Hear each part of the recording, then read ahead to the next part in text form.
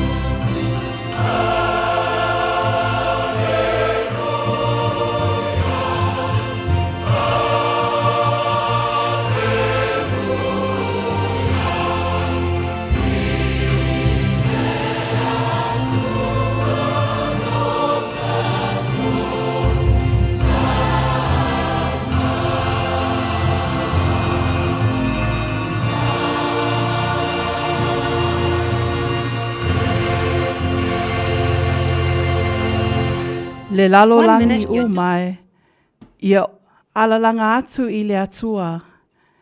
Ia outou pepese atu i lona suafa mamalu. Ia mamalu ia te outou lona vi inga. Tātou tatalo. Le atua pa i ae, o lawa fio lava o le atua o le ola ma le malosi umalava. O lawa fio lava o la mātou fesosoani sili. Ma e sili atu lava na iso mātou mā navaola. O lawa fio foi, e te pito i lata lata ia i mātou.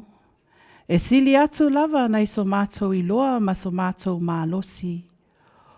O le nei tai au fou, ua mātou whaalongo ina le tausangi o manu i lunga o la au. Ua whaapena ina o na mātou ala whai mai, ma pe pese atu i le atua, i le pese fou. Whaafta i le atua, i le nei tai au manino ma le totoa. Ina ua e momoli mai ai le soifua alo atu nuu ma o mātou tangata. Ua whaafou ina ai foi la mātou mālosi. Whaafta i tele i le ngaluenga lilo alo nganga pa ia. Tauto alua ina i mātou i le mō le ala. Whaafetai, o loo manuia o mātou mātua, o tua āsina sina, malo lātou tapo inga.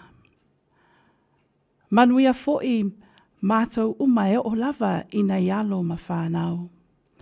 Lea li ie, mātou te tautino atu ma le whaamauni lava.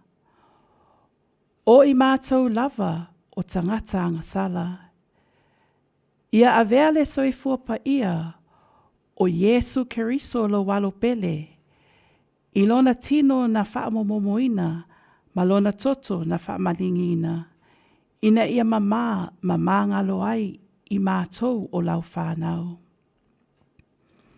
Le atu wae, se i e whaamanuia mai ina i o mātou tamā matina mātutua. Anga le lei i lau au whaingaluenga ngā lulue, i whata whaitaulanga e tele aloa tunuu. O le nei fo i tai au fou, sa uni lau whanau e ala usu, i tiu te mawhaiva mā sani. Tai mai oe le leo mā moe le lei. Ina ia a matai le nei aso i le atua, ia tuupo foi le nei aso i le atua. Se i e whamanuia mai foi i le Radio Samoa. Malana tautua, ina ia momoli atu ai le wheaua le tala le lei i tulu inga uma o le lalolangi. O ai o mo o mia lo fesosoani, o ai foi wa ala whai mai whaanoa noanga, wha maise ma wha mawhanawhana lo wanganga. O la mātou te talo lea, e ala atu ia Yesu Keriso, lo mātou walii, ma lo mātou whaola. Āmene.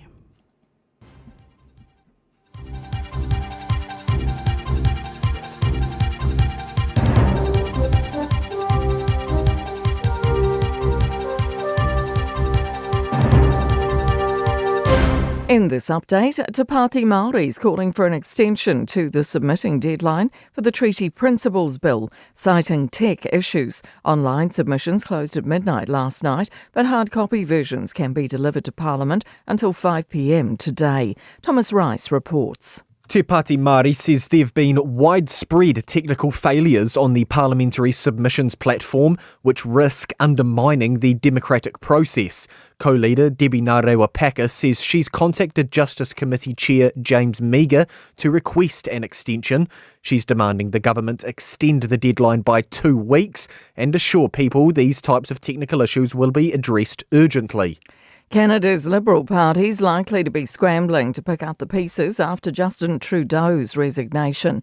The Canadian Prime Minister is stepping down after 9 years in the job once his party elects a new leader. The next general election must take place before October. The BBC's John Sudworth says that puts the Liberal Party in a tough spot. There will be criticism within Mr Trudeau's own party about just how long he took to see the writing on the wall, leaving his colleagues very little room in the run-up to that election to get their house in order. Concern over cases of a cold-like virus spiking in China, but one expert warns another pandemic is unlikely. Chinese health authorities are warning over the human metapneumovirus, or HMPV, urging people to take hygiene precautions. Infectious disease expert Sanjaya Senanyake says that this has been around for years and restrictions won't be needed. Like any bad winter season, we sometimes have bad flu seasons. You can have a bad human metapneumovirus season as well. And we just get over it and get on with it. Recent economic challenges are likely to blame for declining vehicle sales. Motor Industry Association figures show new registrations fell 13.5% last year compared with 2023. It equates to more than 20,000 fewer new cars on our roads. That's news. In sport, no signs of slowing down from tennis veteran Gael Monfils after his first-round victory at the ASB Classic in Auckland. The 38-year-old stormed back from a set and 2-5 down to beat Pedro Martinez. Locals Marcus Daniels and James Watt have been ousted from the doubles in 3 sets. Otago have beaten Canterbury by 15 runs in their women's T20 Super Smash cricket match at Christchurch's Hagley Oval. The Sparks posted 150 for 5. The Magicians responded with 135 for 8. Annie Jensen returned figures of 2 for 22 for the visitors. Otago moved to the top of the table with 12 points from 4 matches. Tottenham have triggered an option to extend footballer Son Heung-min's contract by a year until the summer of 2026. The 32-year-old South Korean joined Spurs in 2015 and has scored 169 goals in 431 appearances. That's sport. I'm Jodie Gill. 24 hours a day, 7 days a week. Radio Samoa streaming live on www.radiosamoa.co.nz. Ua mawhai ona awina atu le pōkala me ale mālua le tae au ona o le langolango malosi ale Eveni Carruthers Limited i le Shop B5 i lona tuatusi Numeratasi John Coulter Drive, Auckland Airport, Mangele.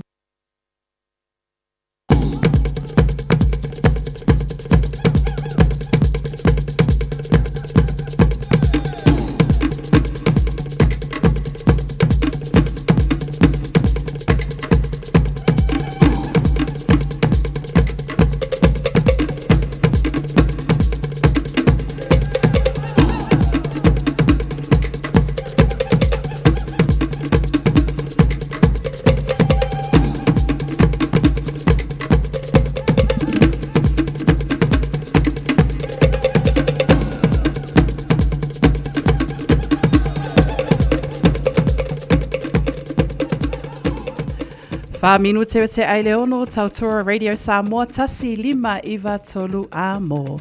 Ia fatalofa mawhawhiloa i atu i sofa manu malo Yesu Keriso i le nei a sofo i le paia mawalunga Samoa ai meise le awhainga ulenga paia le atua i so se tovine whapea foi i atua a sina o tau o malava ia ua maua mai so ta inga i lunga tato ala leo ale Radio Samoa tasi 5 amo. Fia foi whaftai le alofa maleanga leo le atua, leo tato tu vai ma tu a au mai, i le lona valu nei o aso, o savalinga tato savalinga o le lua o lua 5. Foi atu livi inga le atua e le au noa. Ai si mai alo whaafunga Samoa, la o tau polo kalame le maalua le tae au, ia le insinia tato polo kalame le afionga ia pesta LJ lo le sio whapea fo i le afionga whaletua ia Natasha Vaelua ia mala o tau au auna niwa whalau tuli le tufunga taitua taloto ia tautua atu se ia pā ia le iwa i le tae au nei. Whatalo whātu i lawa afionga le whaletua Natasha malo lava le whamalosi malo le usu i le nei aso fo. Good morning. Malo le soifua lau a fionga le tau sala le nei fo tai au vi ia le tua le fo I wa o tato e maua le nei aso fo ia wa fo tau o nanga se tato atu no fa talo fo I le pa ia malama malo sa mo le nei tai au malo lava le soifua manuia tau malei fo mai fo I le nei tai au fa nunga le levi ia le tua tato ia le unga tonu o le nei fo I va yaso Sao le vi ele atua le watatu tu vai matu au mai. Ia sao le ia o le o ngata tono nei vai aso. Ia telefoi wo fa pe wa lata foi I e o lo ngā lulu e mai le aso ngafua. E o I le aso farele pe o ta ua lata le aso. Ia vi ia le ali. Ia fa talo fa atu ie o lo ilunga tatu apia fo linga ma lo lava soifo manuia fa pe foi la to lunga tatu YouTube channel fa ftai te le lava ilunga o lo lango ina polo kalame o le malu le taiao. Nisi o tau ia tunu mamau to telefo inisi mai le tatu atunu pele I Samoa ma lo lava le soifua manuia. Mo le tatu I tu la mua nai minute fa fonga le malu le atunu I le lipoti lunga le awala fa pia fo I pole ale tala le tau mo le nei aso fo ia so ai ma le tatu lu I tau ia fa pena fo I ona mafai le polo kalame fa lau tele ina nisi fo ia tatu tala to tonu lava o New Zealand ia male lalo langi atoa. Ai usi melo whaafunga Samoa I le tātou li poti I lunga o le au wala.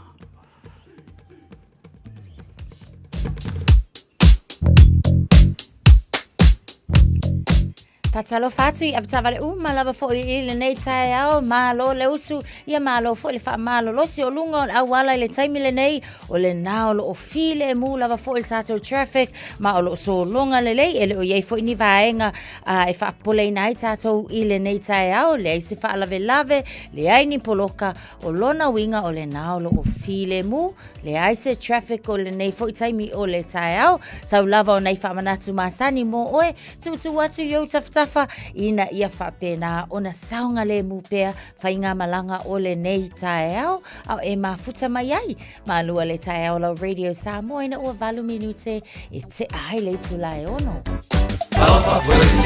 Talofa, this is Pat Lam. Talofa lava o a lapi marina mau pelo li tio I le Radio Samoa tasi lima iwa tolu amo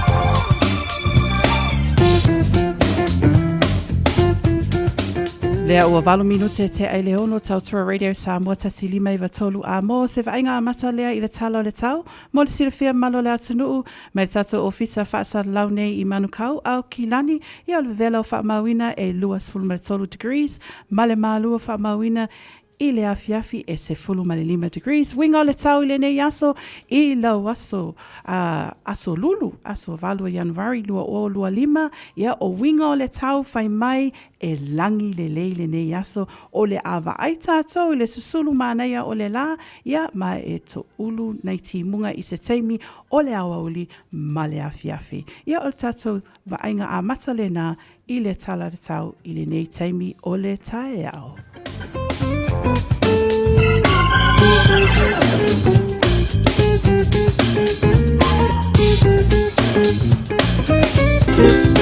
Talofa Samoa wa ule nei o kasputi alu awal suia ngila wa ule kio aeva eva mai ina se fudu lima iva kolu amo Radio Samoa vevela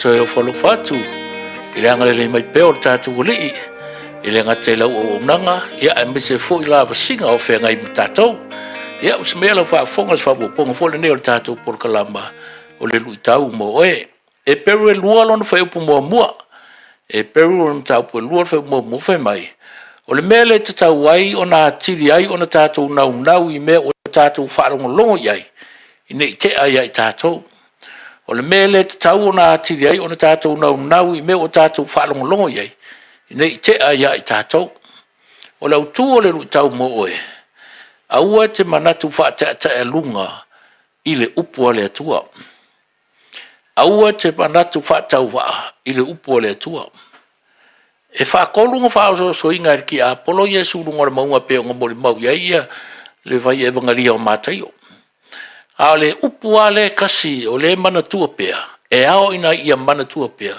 o le upu le Yesu ua tūsia i lea i le upu a le atua o mea umai ana tali atu ai a Yesu i ki a polo ma whaatosonga o mea nga kusia i kongo le upu kusika ai wangale ang kusi mai e mose ma pelofeka o whaamasingo i a makangaka nga mua aku lala ane whaitau masu e ai Yesu o nga malama ila ia e iei le maro si anga le upu lea mea wala le awane e tia ia whaitau ma mana tunati ai mana tua tala al whaisalamo read and meditate upon the word of God daily whaitau ma mana tunatu iai e mawhainga e mankua kusia isikanga kan kusia me o aka kifanga o kala le vavau ma kala wasola ai awange ingalo ia ke oele upole tua awale whainga e whakongu inga le anga alu ese ile whamaunga a kangaka po muaku ya kako po kala anga or ko ngu umar ko ainga mar ko ngafa le ai na ole upu ale atua e mawhai ai o na manu malo ina se whaafitauri whaato i lalo ti apolo malo lo se mai e le ngata uole upoleri au o whaatasi molo whaato tua aua e te manatu whaatau waile upole tua iai fia whaitau a mana tu natu iai o na le swafo Yesu amene Nalo pa Samoa Waule ne yo kasu tialu Awal suia ngila waule kio Aeva eva mai ina se fudu lima iva kolu Amo Radio Samoa Vevela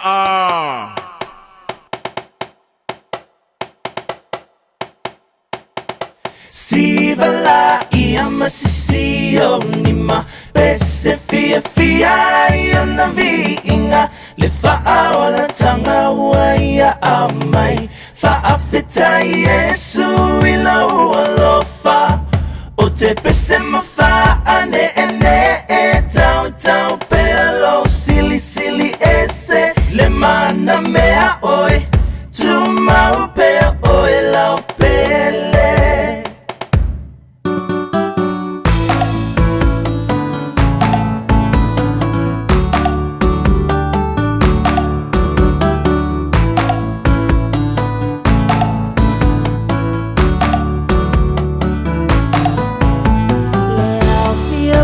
Poto mai Tato si ilefa afetai mua mule vinga Ya Yesu lo tato matai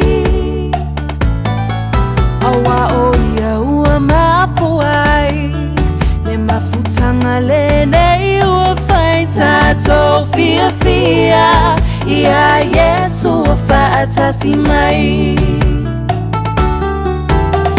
Ia pati lima ma ese e mai lau siva E matungo fiela to fa'aola ina Ua suia nei ole olanga Ua siva nei fa'aleanga Ua fia Yesu ilau fa'aola tanga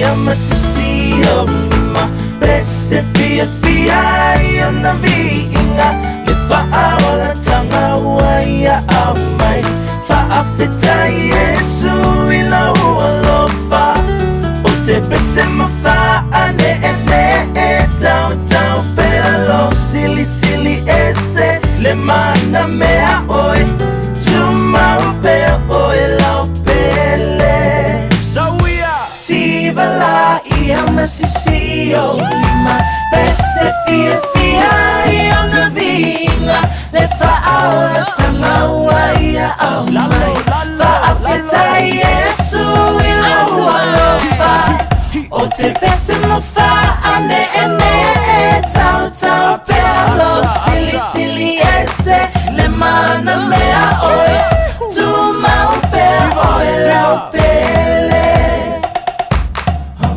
o te pese mofa ane ene e tau pelo sili ese le mana mea oe tu mau pe oe lau pele. Ua mawhai ona awina atu le pōkala me ale mālua le tae au ona o le langolango malosi ale e Veni Carruthers Limited i le shop B5 i lona tuatusi numero tasi John Coulter Drive, Auckland Airport, Mangele.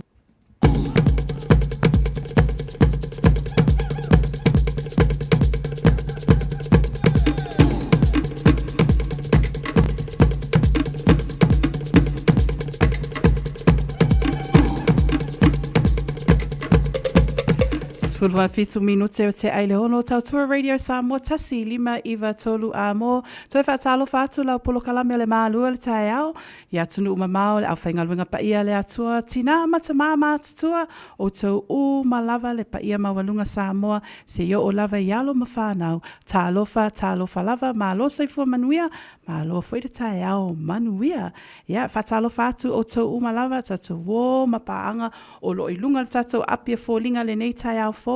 Malo soifua manuia, whaatalo whaatua ia mio a mosa, whaatai tele, mo whaamanuianga, ia meise foi, le alofa mai le polokalame le malua tae au, ia Natasha maniua folau. Ia whaapea foi whaatai a mosa, e se leu supo malo lava, lo whaafonga mai i Australia, Melbourne, Australia, malo lava alofa atu, i a inga mawo uma, tatou uma lava o lo iai Australia. Whaapea foi Rivers Gosh, lo alofa mai, whaapea foi manungi efu, malo lava soifua manuia, fale tali pope, malo soifua manuia, ia o Melbourne foi o lo whaafonga mai iai, o lo iai Sam, tufunga e Sarah, whaatai lava, lo whaatasi lunga tato polokalame, whaapea foi Eterei, tawala whai, David Afamasanga, Uncle, manuianga luenga le nei yaso, ia angale leilau au whainga luenga,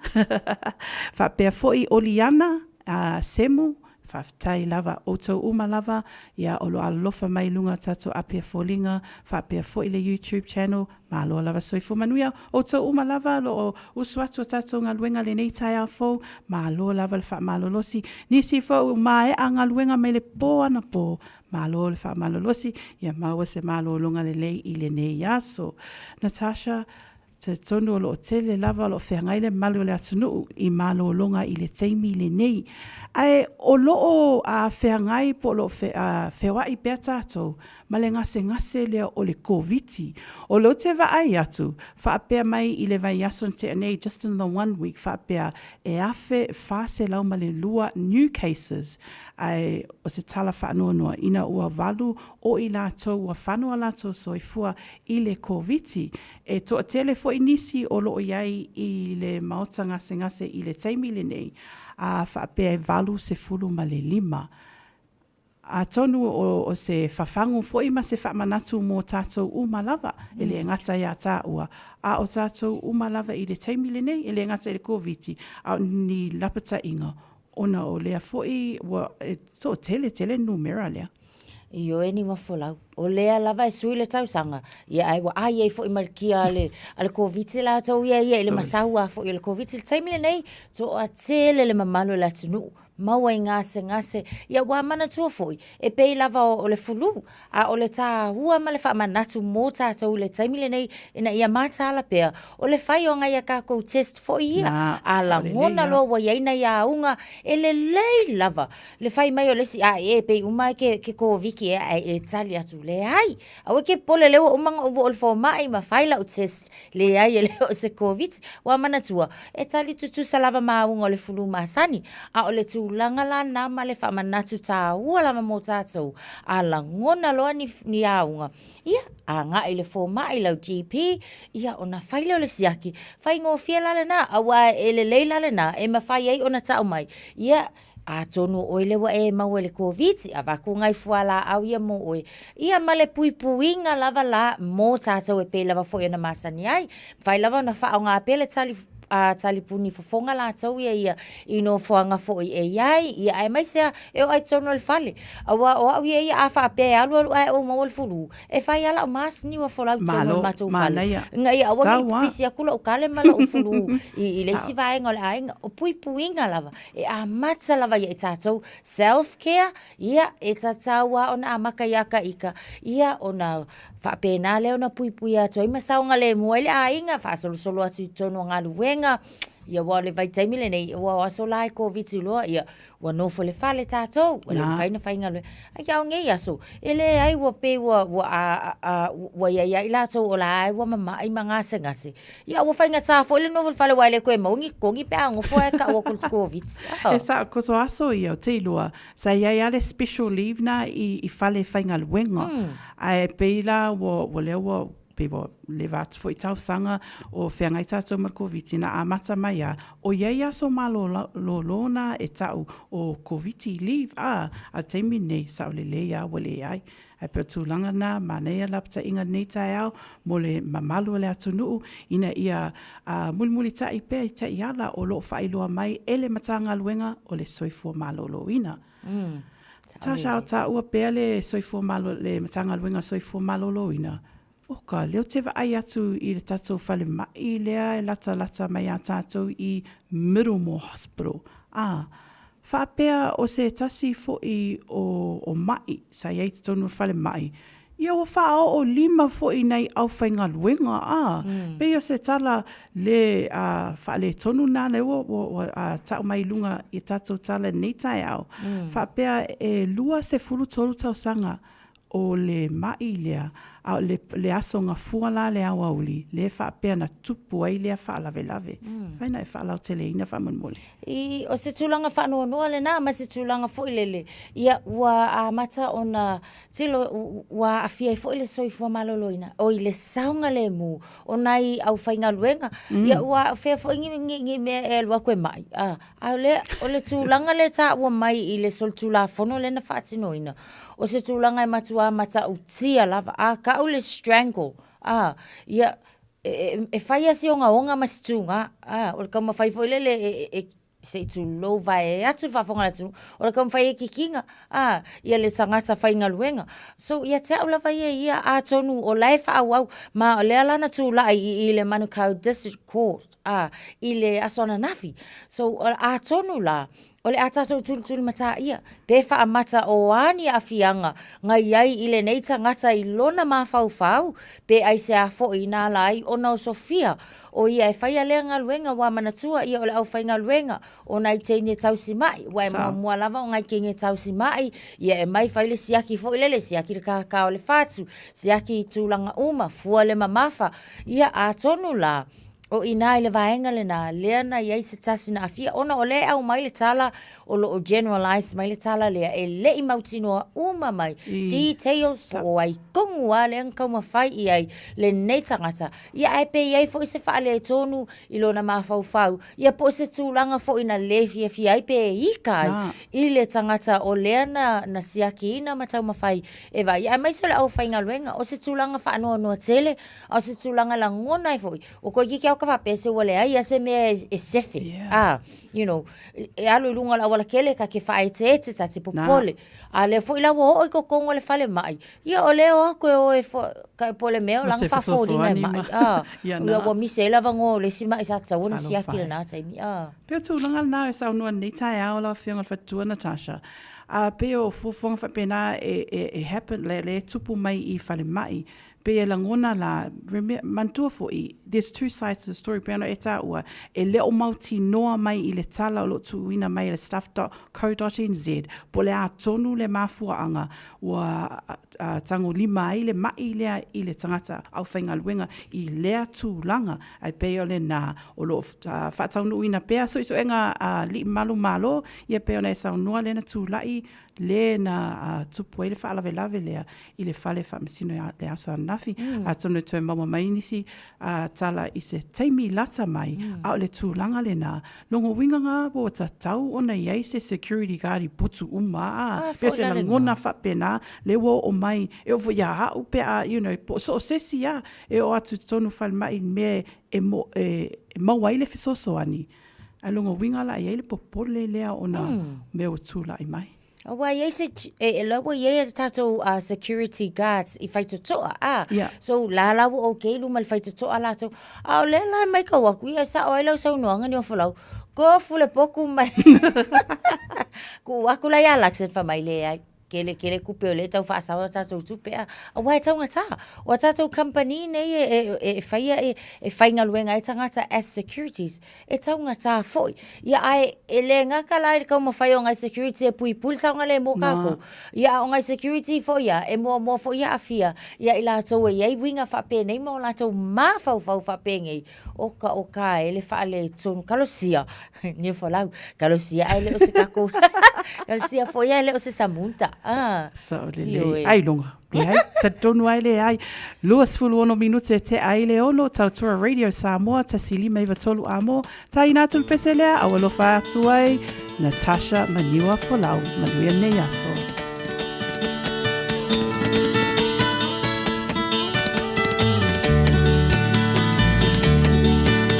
Matala noa manu lenga ngai o le tae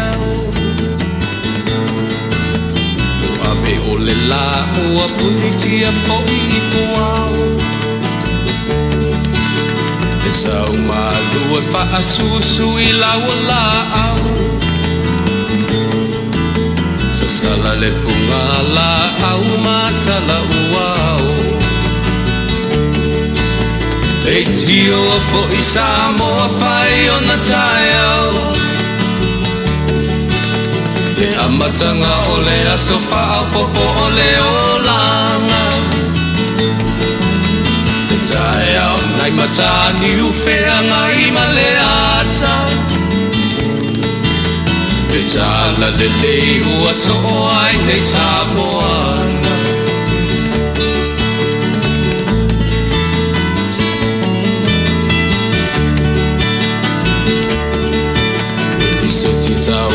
Le sua malie o le vine ula Mapau whaunga o le lupe lunga o le moso oi pula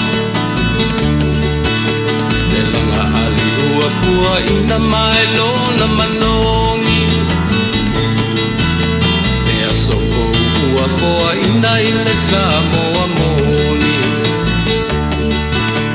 E tio fo I Samoa whai o na tae au Le amatanga o le aso wha popo o le o langa Le tae au nai matani uwhea ngai ma le ata Le tala le lei ua so o ai nei Samoana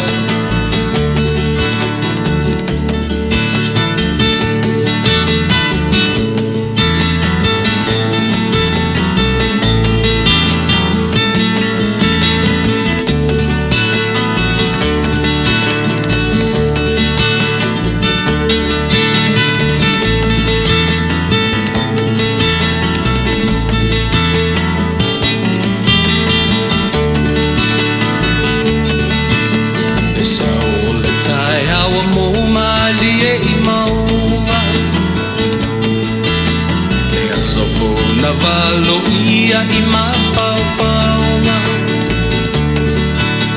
Le vihinga ua whaako ia tui le matai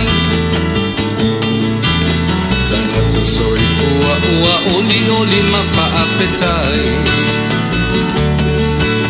Le tio fo I Samoa whai o na tai au amatanga o le aso whaapopo o le olanga Le tae au nai matani u whea ngai ma le ata Tala le lei o aso o ai nei Samoana Leiti o fo i Samoa whai o na tae au Le amatanga o le aso whaapopo o le olanga Le tae au nai matani u whea ngai ma le ata Le tala le lei u aso o ai nei Samoana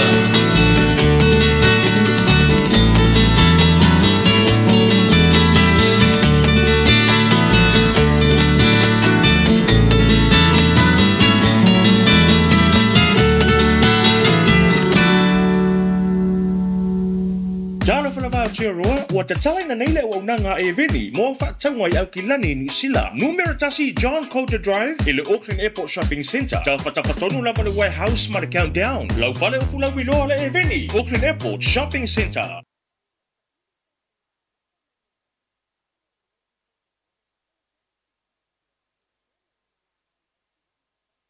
E toa tele whai a o ngā ngawaa, o le a o ina le whānau, e ia inga whapitoa pe a le sitala lo walo, tolus fulu I tū la, free, a vanoa le vēna le a onga mo whemalanga inga le whānau, free, maua mea aia le whānau, free, e ia inga whapitoa, mo nisi whamatalanga, whaafsotai le o lua tasi, o valu tolu, lua fitu, lua iwa fitu. Talofa, we're the Katinas, and you're listening to Radio Samoa on 1593 AM.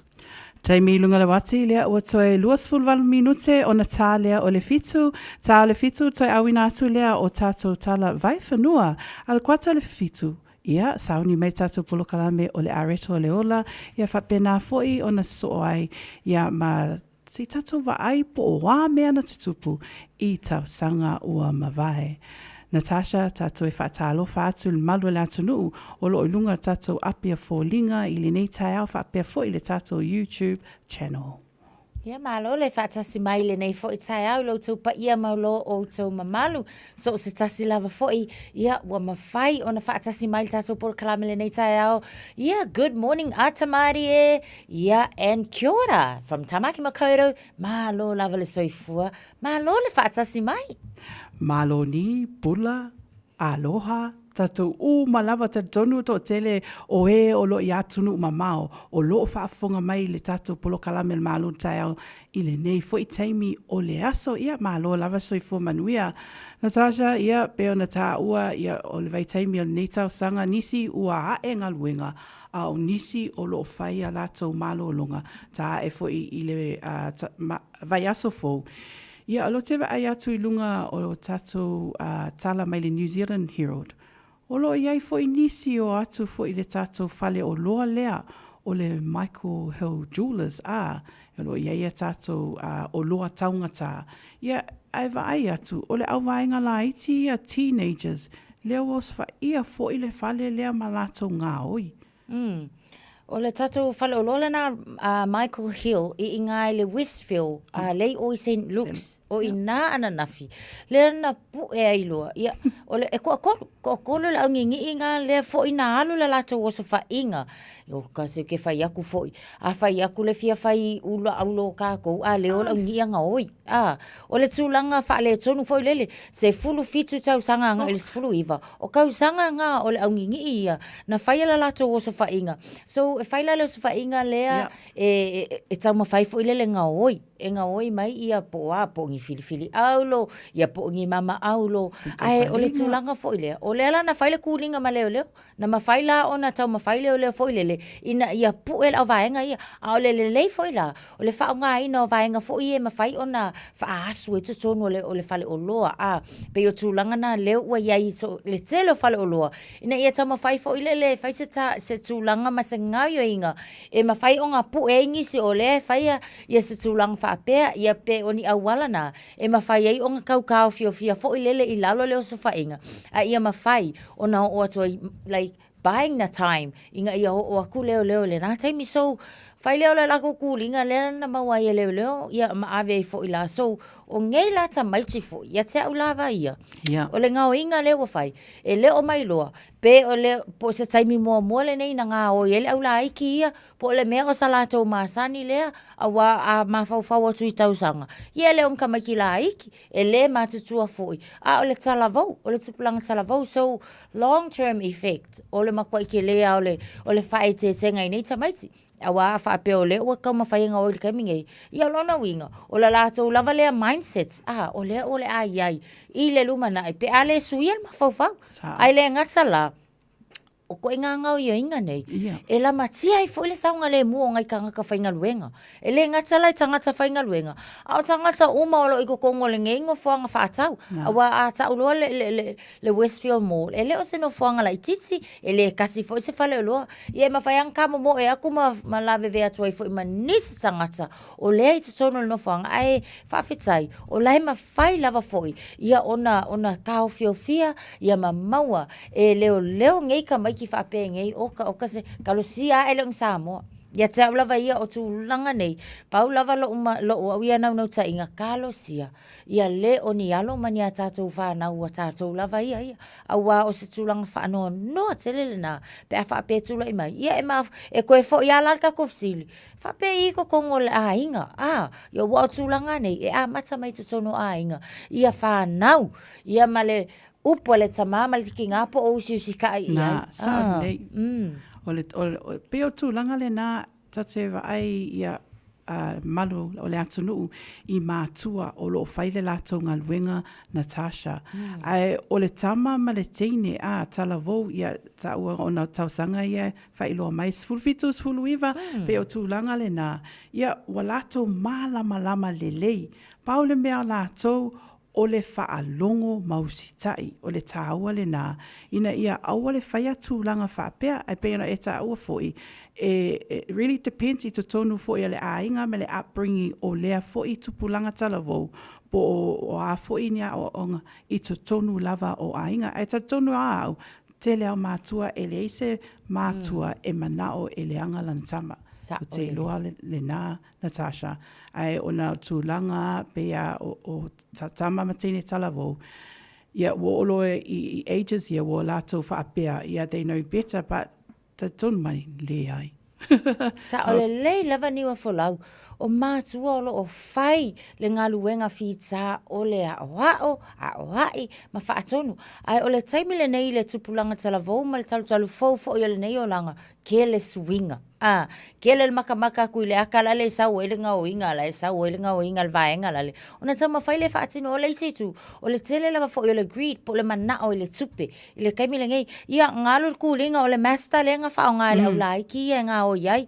Ia ai maua mai o I Morningside Drive I St. Luke's Road. Le alana maua I leo matao fiel ta avale.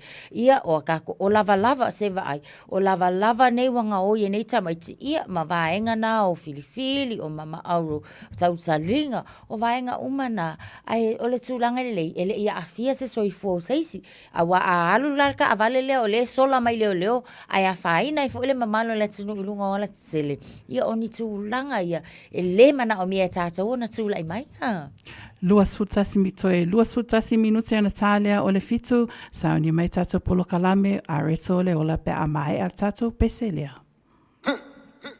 DJ Bravo, DJ Bravo, DJ Bravo, DJ Bravo.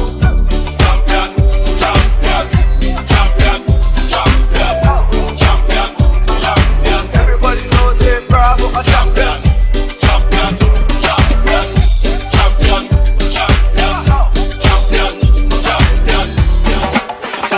Solo, bayo, solo pa, manamo aulele.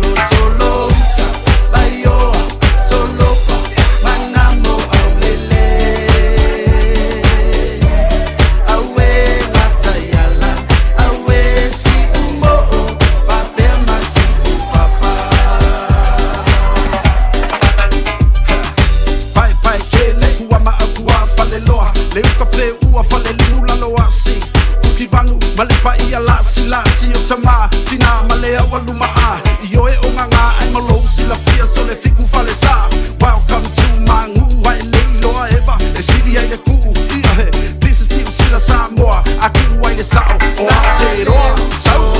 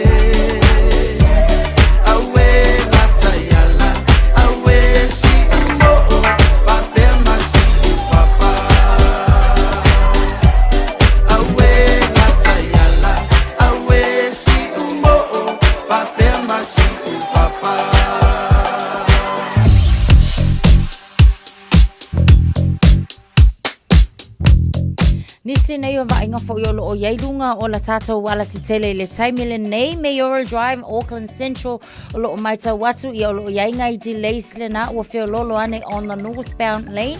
Ia e whapena fo i la i le anga iatu i le southbound, o lo o maita watu i le taimile nei i le anga iatu lawa fo i la lea la tatou le Aotea Centre. Bon Crescent Forest Hill, lo o maita watu le taimile nei, o le na fo i wa amata o na feo lolo i le taimile nei. Queen Street on the north code, o lo maita watu le taimile nei southbound la tatu anga i le Onera road intersection. Ia o le na fo i wa amata na feo lolo le taimile nei. Ia le PC Lake Road north code, o lo maita watu faisi mamafa i le vaenga le na le southbound le taimile nei. Ia e maise lava fo i le anga iatu le na i la tatu Smells Farm. O le na o lo maita watu taimile nei nisi na o Suinga. Ia ma vaenga o na o lo o iai ia nai vaenga i o feo lolo le PC le taimile nei o le taiao mo tatou avata avale tau tuana le saunga le mulunga o le ala tele o tu esfolo fitu minuta na tale o li tulai fitu. Bread of life sent down from glory. Many things you were on earth, a holy king, a carpenter, but you are the living word. Say it now. Come on.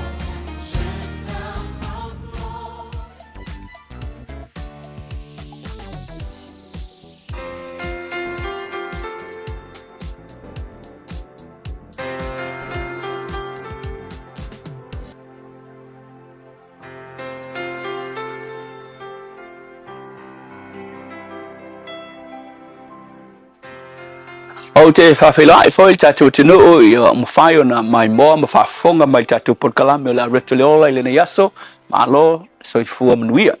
O le tusi e salamu e tolu whai upo e whapea na o wala au i a iova i lo uleo wa whafonga mai foi o ia te au mai lona maunga pa ia upu ia ta vita.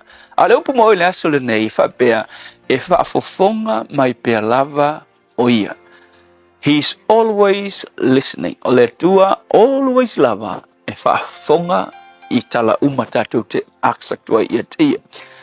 O iei se, hoi e masanina e mawhauwhau e share i au whawhitau lipe a iei se me tupu i te oe. Nau o ina le mea le nei pe a ele whaitete i le mea share i au whawhitau li o ngiskai. Ka ke ngā lala i se tangata e share ku iei moko trusting a share ku iei whapeo le ango mai. Ewe kunga, ia pi kau le ango mai. Ele o ango mai lo whawhitau le ngata i le o ngista ngata te whatutua ina. A share ku iei au whawhitau li ma e aksa ku se vesosoani. Ai umai fonga, wo ka la i solo me e ke a whai ngai mau whawhitau. Ia e umai whala le aso. Kwa e mawhakia i lau. But you know whai mai tala ta vita. So se kaimi o te, o le uwhapeta nia whai mai when I cry.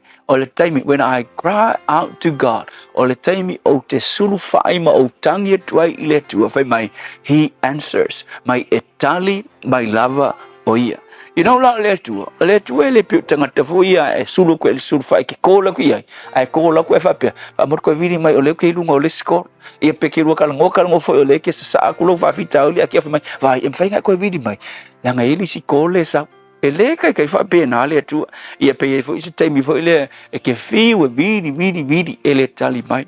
O le atua e fet e tali mai lava o ia te o e il tala ile president el malole o Indonesia a o lo mal fai nga palo te tele el malole ili si vai tau le si president o fai singa le vaku sa fai ia na fato singa ma fai ia na folanga i tangata fai mai na folanga a fai o ke ku mai ko file president o ke ka kingo aku o ke promise aku o ke tango Italia message e ilalanga message afa mai o ke tali aku message malava so se tangata fia message mai ke auro mana onga mau fa fita o ke fesosoangi o ke lem fai onga o kali kwali mai ngala message o ke kali aku lava afa mai la ina ua tool president leo malo palok nga le kasi alva yaso nga open ilanga message amalanga Facebook wa fiu e kau fai kari tanga te uma afa wa fi kasi ale asa mo ke kia o le video nga ka wa message mai la le message wa sau tanga so poloka lo mal kapungi le message so ole tuala ele fa pena pe miliona pe bilionga tangata e aksa kuile tua ile kaimi lava e kasi kelo e available lava le tua e avanoa le tua e fia fa fofonga ia mafesosoani ia tio so le sona la mo o ile sol nei o le tua o ia o le mafai o natali ia fa fitauli e fa fofonga ia te oe i so se taimi lava e ke mafati ai paula me fai o lo vala au fai mai a le ai se poto i so auto mai ole mai ask ole mai ngan meta au te le lo fa nga ya kopo so mo oi foi le nei aso a fai wa stack i me le nei o langa wa le mautonu pe ke alu kua pe ke alu luma o fe ke anga iai fesili ma e ole ile tua ile poto ta ia lo volanga le tua so soani matu i loa na e fetala i te le tali tuali maina i matou pe a matou tangi atu ia te oe e ala i lo walo o Yesu fa manuia i so se tasi ona lo swafa Yesu amen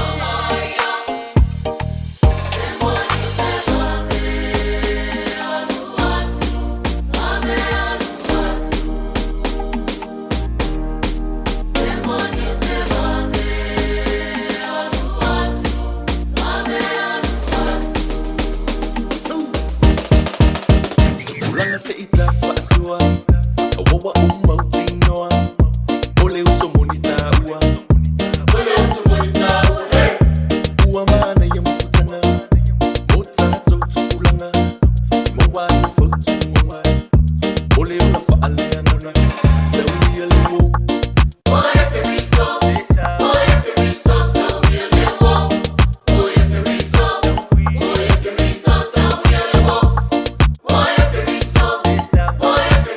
sawi alemo oya periso matala usoleama Yesu oletala uleama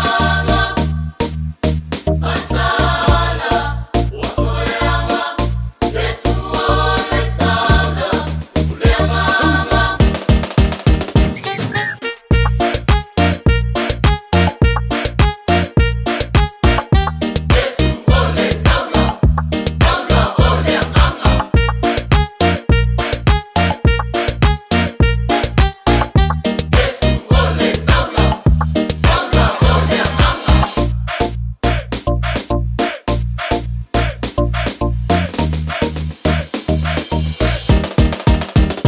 Ulanga se ita wa'asua awawa umautinoa ole uso monita ua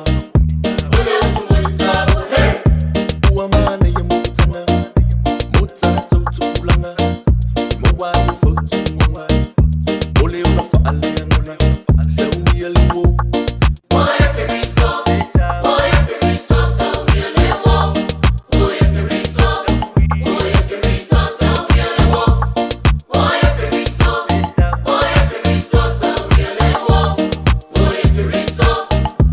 periso matala usoleama Yesu oletala uleama matala usoleama Yesu oletala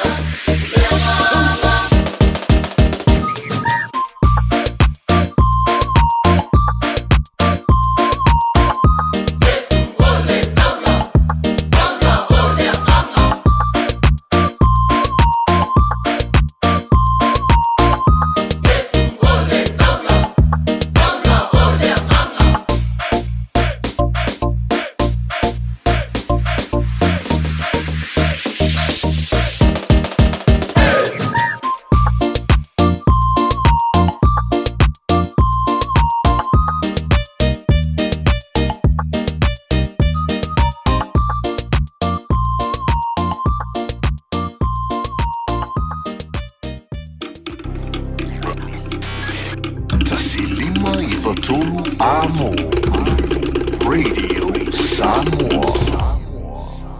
Jana whanawha Aotearoa, ua te talaina nei leo au nanga e veni, mo whaatangwa i au ki lani New Zealand. Numera tasi John Coulter Drive, i le Auckland Airport Shopping Centre. Tau whatawhatonu lava le warehouse ma le countdown. Lau pale o fulau iloa le e veni, Auckland Airport Shopping Centre. A whai lo sa ili se a o ngā a mata molo walu. Au aloe te toi popole o le Galaxy Childcare e tele o na la lai au ki lani I saute. E toa tele whai a o ngā ngawaa o le a o ina le whanau e ia inga whapitoa pe a le sitala lo walo. Tolus fulu I tū la, free. A vanoa le vena le a onga mo whemalanga inga le whanau, free. Maua mea ai le whanau, free. E ia inga whapitoa. Mo nisi whamatalanga, whafso tai le o lua tasi, o valu tolu, lua fitu, lua iwa fitu. Matau te whaia ni fo aroi le aso lava e te whio mai ai I le Shine Dental, ai e ia inga whaapitoa. Matau te salia le Afterpay, Zip, Q-Cards, whaapea Wins Quotes I le Shine Dental. E whaia fua whaatalanoanga mai le ACC I le Shine Dental. Le aise tongi mo whanau I le bao le se fululua I le se fuluwalu tusanga I le Shine Dental. Talanoa mai le tongi ino le whainga o nifo I whaunga ai le Zip, Smile Now, Pay Later. Le aise tului I le Shine Dental. A whio mai le 575 Great South Road, Manukau pe bala au le lua fitu ono fafa. Lua fitu ono fafa mo le Shine Dental.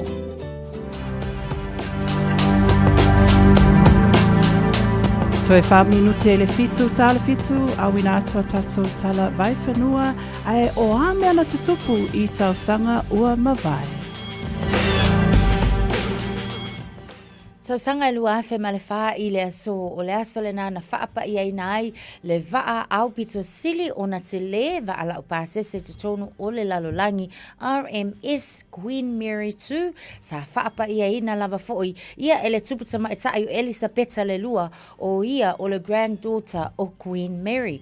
I le tau sanga lua afe ma le lua tau mawhainga a le Palestine o George W. Bush ina ia faa le leia le tūlanga tawa wa onga I tutonu o le United States na whapenao na whaao fia ai tutonu o le tūla fono sata ua No Child Left Behind Act. O le nā tūla fono ina ia whaamautino ina ai le sao uma o tamaiti ma lata wa iata tau e ta tau o na le leia o onga mo alo ma whanau. I le aso le tau sanga tasi iwa tolu lima ia o le aso soifua le nei o se tasi lawi loa foi I le musika I did it my way. Le susunga ia Elvis Presley. E pei foi ona whaelonga ina I le nei masina manisi o vai aso ia lo na aso soifua I lunga o le social media ia ma upenga ta whaelangi I so se vaenga o le lalolangi o nisi na vaenga I mena tutupu I le nei aso I tau sanga o mawai.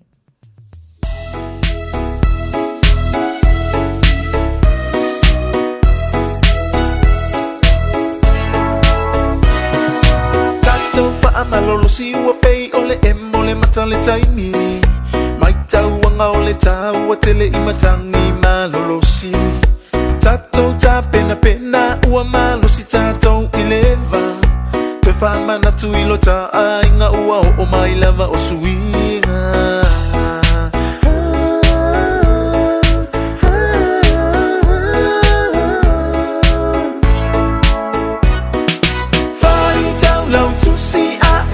ta so la puni fai la leo o fu celulo lo ma e na poni I went to fa falling I love you solo bully la pata ina la ile musica ai le useita pai tu fo ila utala ata yuta ole fa'alata pei o sei ala vea mamalo mai o tato uma eleanga lele ua fai fina unga I fa'a fine ma fa'a tama te tau ona fa'a ipo o italo fau tupu ole mala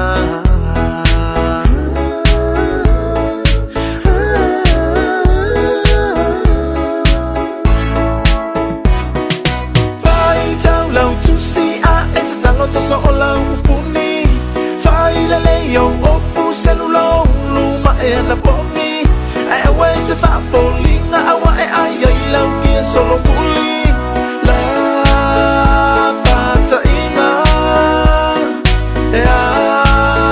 la ile musica ai le useita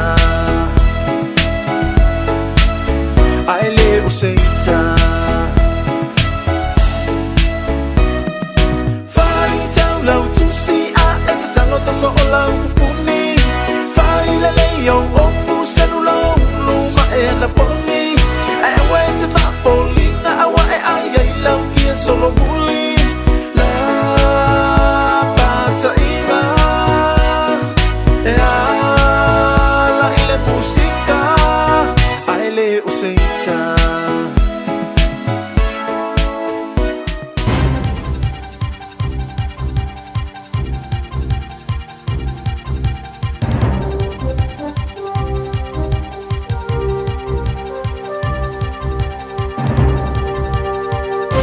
In this update, two political parties are calling for an extension to the deadline for submissions on the Treaty Principles Bill. Submissions closed at midnight, but reports have surfaced of submitters being hit with error messages on the government website. Te Pāti Māori and Labour are asking for more time to make entries to make up for the error. Te Pāti Māori co-leader Debbie Ngarewa Packer says the failures risk undermining the democratic process. State Highway 1 is closed at Pierere in South Waikato after a serious two-vehicle crash about 5:30 a.m. that seriously injured 5 people. The highway is blocked between Hora Hora and Paparamu roads. An arrest warrant's out for a Taupo man who didn't turn up to court yesterday over making death threats against Jacinda Ardern. Richard Civil was convicted in October of threatening to hang Ardern when she was Prime Minister. The 43-year-old went on the run for more than a year while on bail for the charges in 2022. He was due in Tauranga District Court for sentencing yesterday, but didn't show. A big change for people visiting the UK. From today, foreign travellers to and through the UK will need to apply for permission using its electronic travel authorisation scheme. Thomas Rice reports. All visitors not born in the UK or Ireland will need an ETA, which can be applied for online or using an app and takes about 10 to 20 minutes. It costs around $22 and is good for multiple visits over a 2-year period. Everyone entering UK soil, even just for an onward connecting flight, must get an ETA. Concern over cases of a cold-like virus spiking in China, but one expert warns another pandemic is unlikely. Chinese health authorities are warning over the human metapneumovirus, or HMPV, urging people to take hygiene precautions. An infectious disease expert says this has been around for years and restrictions won't be needed. That's news. In sport, Black Caps all-rounder Nathan Smith has endorsed the credentials of new white ball cricket captain Mitchell Santner. He returned figures of 2 for 43 as New Zealand crushed Sri Lanka by 9 wickets in the opening one-day international at Wellington. Santner took over the leadership on a permanent basis in the shorter formats last month. Smith says he's been given the confidence to thrive due to his skipper's calmness. The second match starts in Hamilton from 2 p.m. England rugby wing Emmanuel Faye-Waboso will miss the Six Nations after opting to have shoulder surgery. The news means coach Steve Borthwick will be without 2 of his starting back 3 after fullback George Furbank broke his arm. Papua New Guinea League international Kevin Apo has fled Britain for home after being charged with rape and a number of other offences against a woman. The 25-year-old has spent the past 2 seasons playing with the Bradford Bulls. An extradition process is underway. That's sport. I'm Jodie Gill.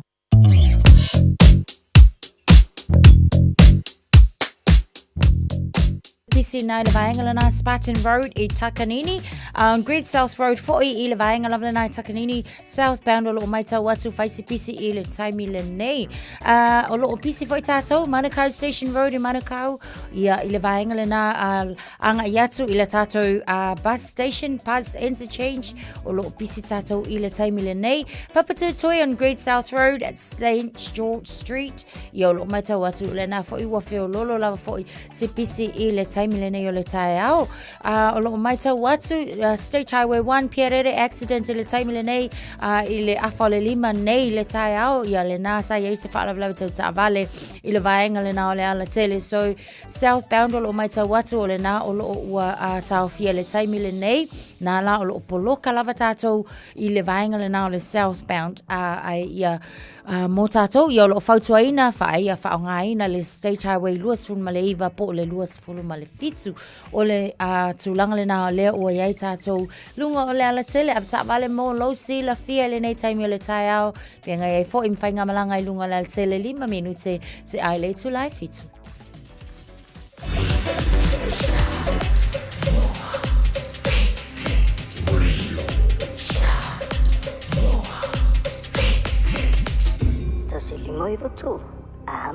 Wina atu le tala o le tau i aso taitasi ona o le lango mai a le Pacific Finance Limited. Telefoni o Varselau fitu whawha lua fitu.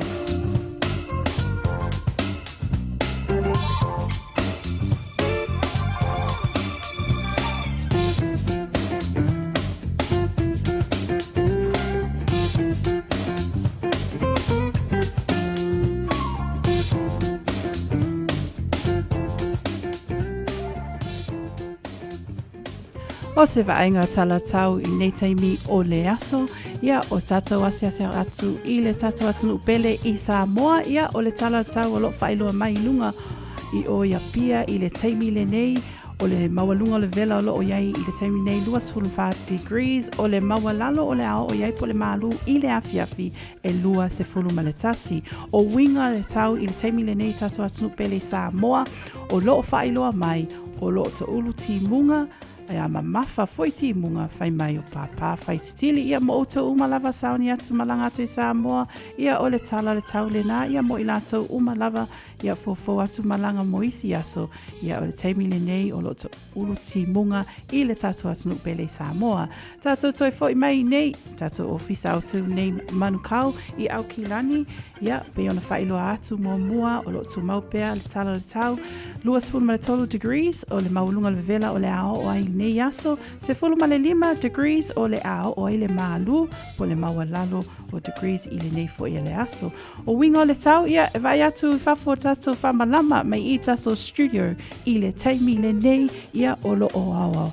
Au al taimi le nei ai ui lea o lo whailoa mai lunga tātou tala o tau lunga le upenga ta whailangi Met Services o lo whailoa mai taimi nei o le a langi le nei o le a wa aia le susuru mānaia o le la iei fo inisi o taimi o le a to ulu ti munga i le awauli ma le afiafi o le tātou tala le tau le na ia e fisoswani ai mau polo kalame fo i o le nei aso. Ua le tautua le Pacific Finance in no ngā tupe mo so se wha moe moe. Ma liu, whai puiponga, aso whanau, sa whai whai ngā malolonga, ba so se wha lawe lawe. Apa lai nei lo le Pacific Finance.co.nz. Pe bala au le oval se lau fitu whawha, lua fitu. E talo sanga sauna no ngā tupe i le bao le 5 se lau tala, ma le lua se furu hawhe tala. E lua minute whai lau talo sanga online, www.pacificfinance.co.nz. Ai tasi le tulai whatali e se tali. E iai, ai inga whabitoa. Bala au lo le Pacific Finance Limited ile oval se lau fitu fafa lua fitu oval se lau fitu fafa lua fitu.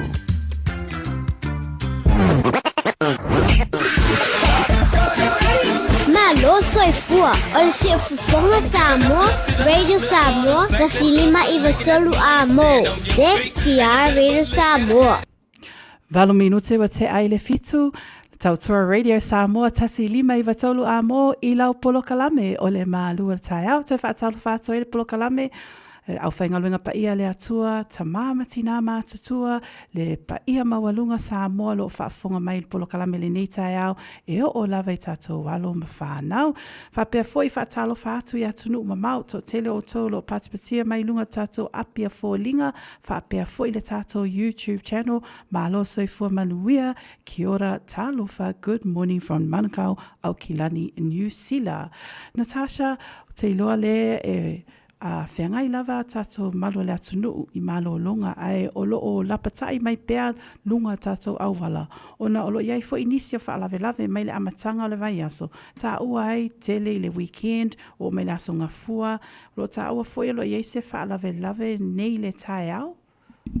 Yes, ia, o le tūlanga le nani o whalau, mō tātou umai, mai se lava fo i lātou o e o lo whai malanga i lunga o le ala tele on State Highway 1 in South Waikato this morning o I pole ama le awha le 5 i le taia o nei ia le nā sa i ese whaalawalawa tau ta avale so to a 5 i lātou o lo manunua I le taimi le nei, so o le nala o lo tau fia, ia le whaonga aina o awalana mai le wā o Hora Hora Road and Paparamu Road, I le taimi le nei ona o lo o tau mawhaifo I ina ia ki lia nā vaenga o le ala tele as tūlanga fo I mō tātou uma.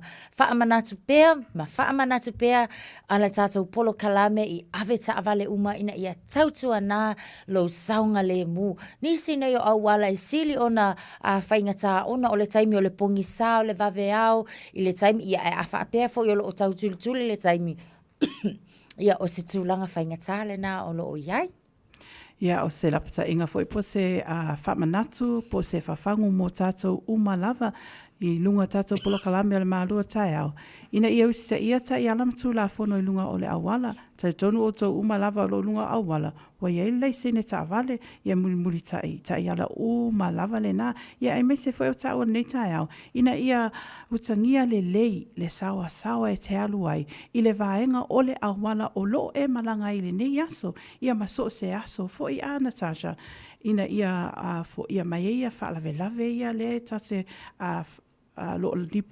li poti mai I le taimi le nei I lunga tātou li poti mai e le waka kotahi pe o tūlanga le nā whamanatu atu e tātou polo kalame ia al taimi fwene nei e masa ni anta fesili a Natasha o le ase tā mālu tai au mātango fie e mawhai o na tau mawhai le tā malu le atunu.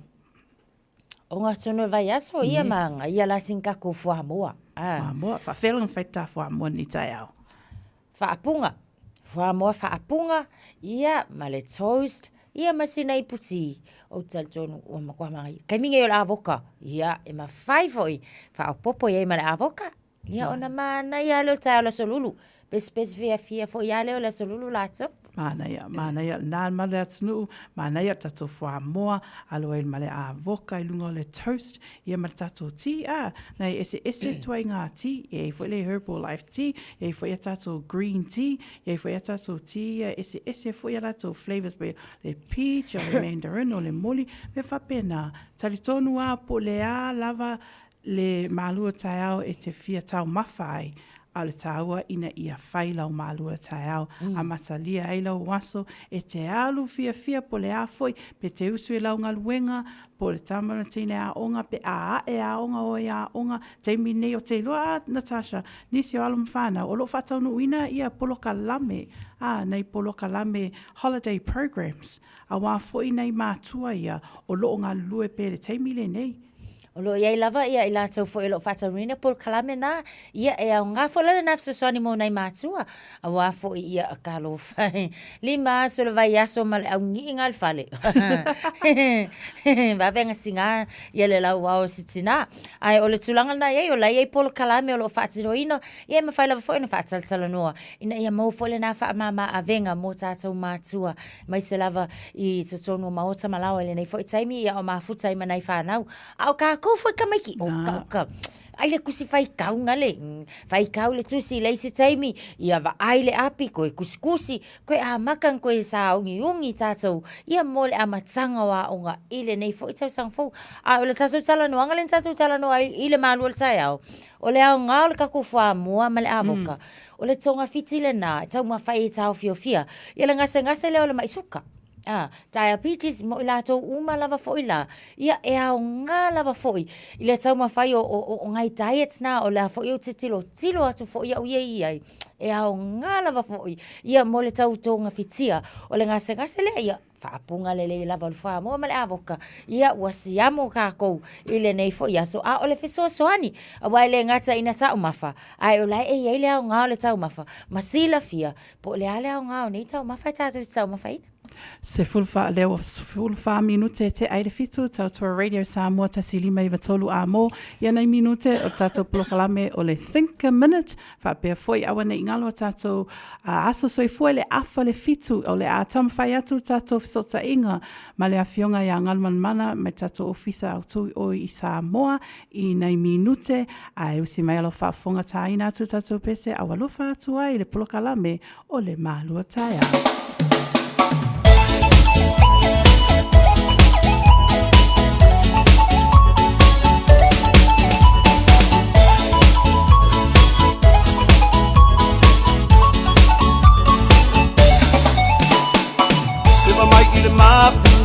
Le mapu i tinga Papia inai oe i ana musika Musika mali Musika i leva Pate ailo vai mai au maluenga Pai ai au fika Nei soita Esa wia wa upia wa ai atu wa siva Eva mai la ia Le au whaki mai o tara Wait to see o malae Chick Helena wa okay Eva mai la ia Pule lava o i lau fika A vea lava o le musika Le mapu ai au tinga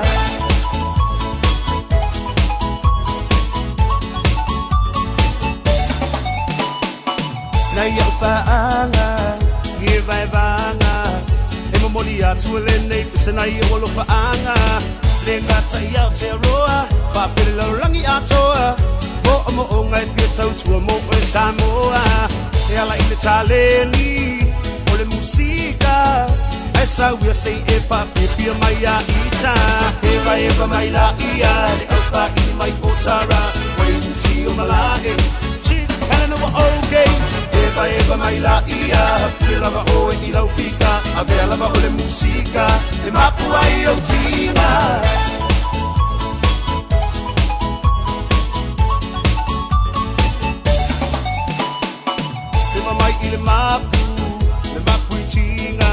Papipia inai oe iana musika. Musika mali e, musika ileva. Pate ailo vai vai mai au aluela. Vai ai au figa, nei soita. Esa wia wa upia va ayato wa sila. Eva mai la ia, le ofa i mai kotara. Wait to see you malae. Chick kana wa okay. Eva mai la ia, pula va o i la fika. Avela va ole musika. E mapua i o tina. Se fai mai ole nei party, e pa ole nei party. Ai asu foi ole musika, e pisa le na party. Paski mai lo i le maku. Oka ua afu. So my love, my mix low, so a singer, but low wafu. Set by my on a night party, if I on a night party. I ask you for your music, I pistol in a party. Paski my love, in a maku, oka ua afu. So my love, my mix low, so a singer, but low wafu. Eva my la ia, the alpha in my kotara. When you see you malae, chief, can I know okay? Eva mai la ia, pula va o i la fika, avela va ole musika, e mapua i o tina. Eva mai la ia, le alfa i mai kotara, wait to see you malae. Chief, can I know okay?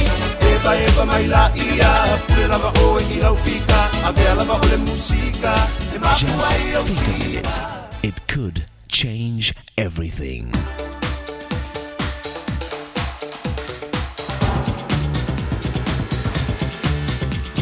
Think a minute. A little boy named John was watching his mother bake a cake. She put all the ingredients on the table: flour, butter, sugar, baking powder, eggs, and vanilla. Then, when his mother wasn't looking, little John sneaked a taste of each ingredient. But they all tasted bad by themselves. Then he watched his mother mix all the ingredients together and finally put it into the oven to bake. That night, after John had enjoyed 2 big pieces of the cake, he said, "Wow!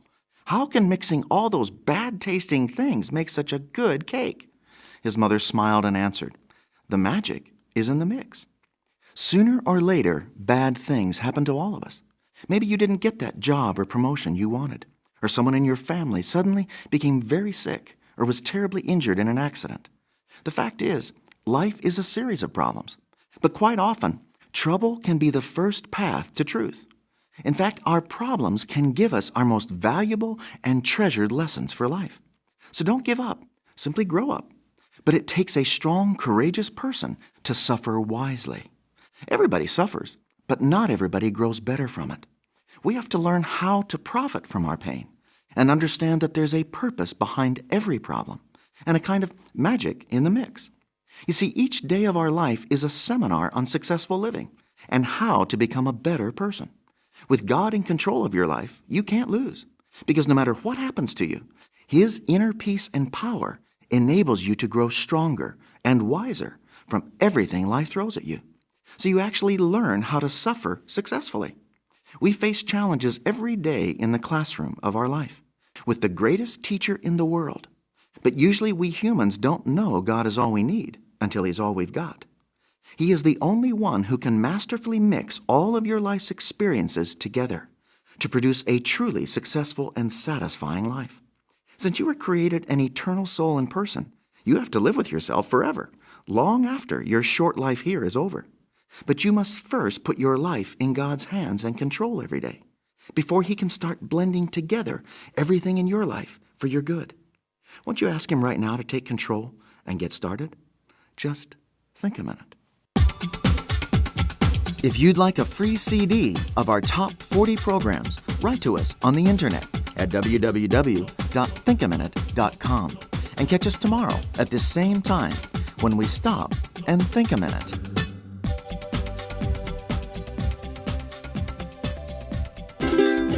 Talofa Samoa, waule ne yokas putialu, awal suia ngila waule kio.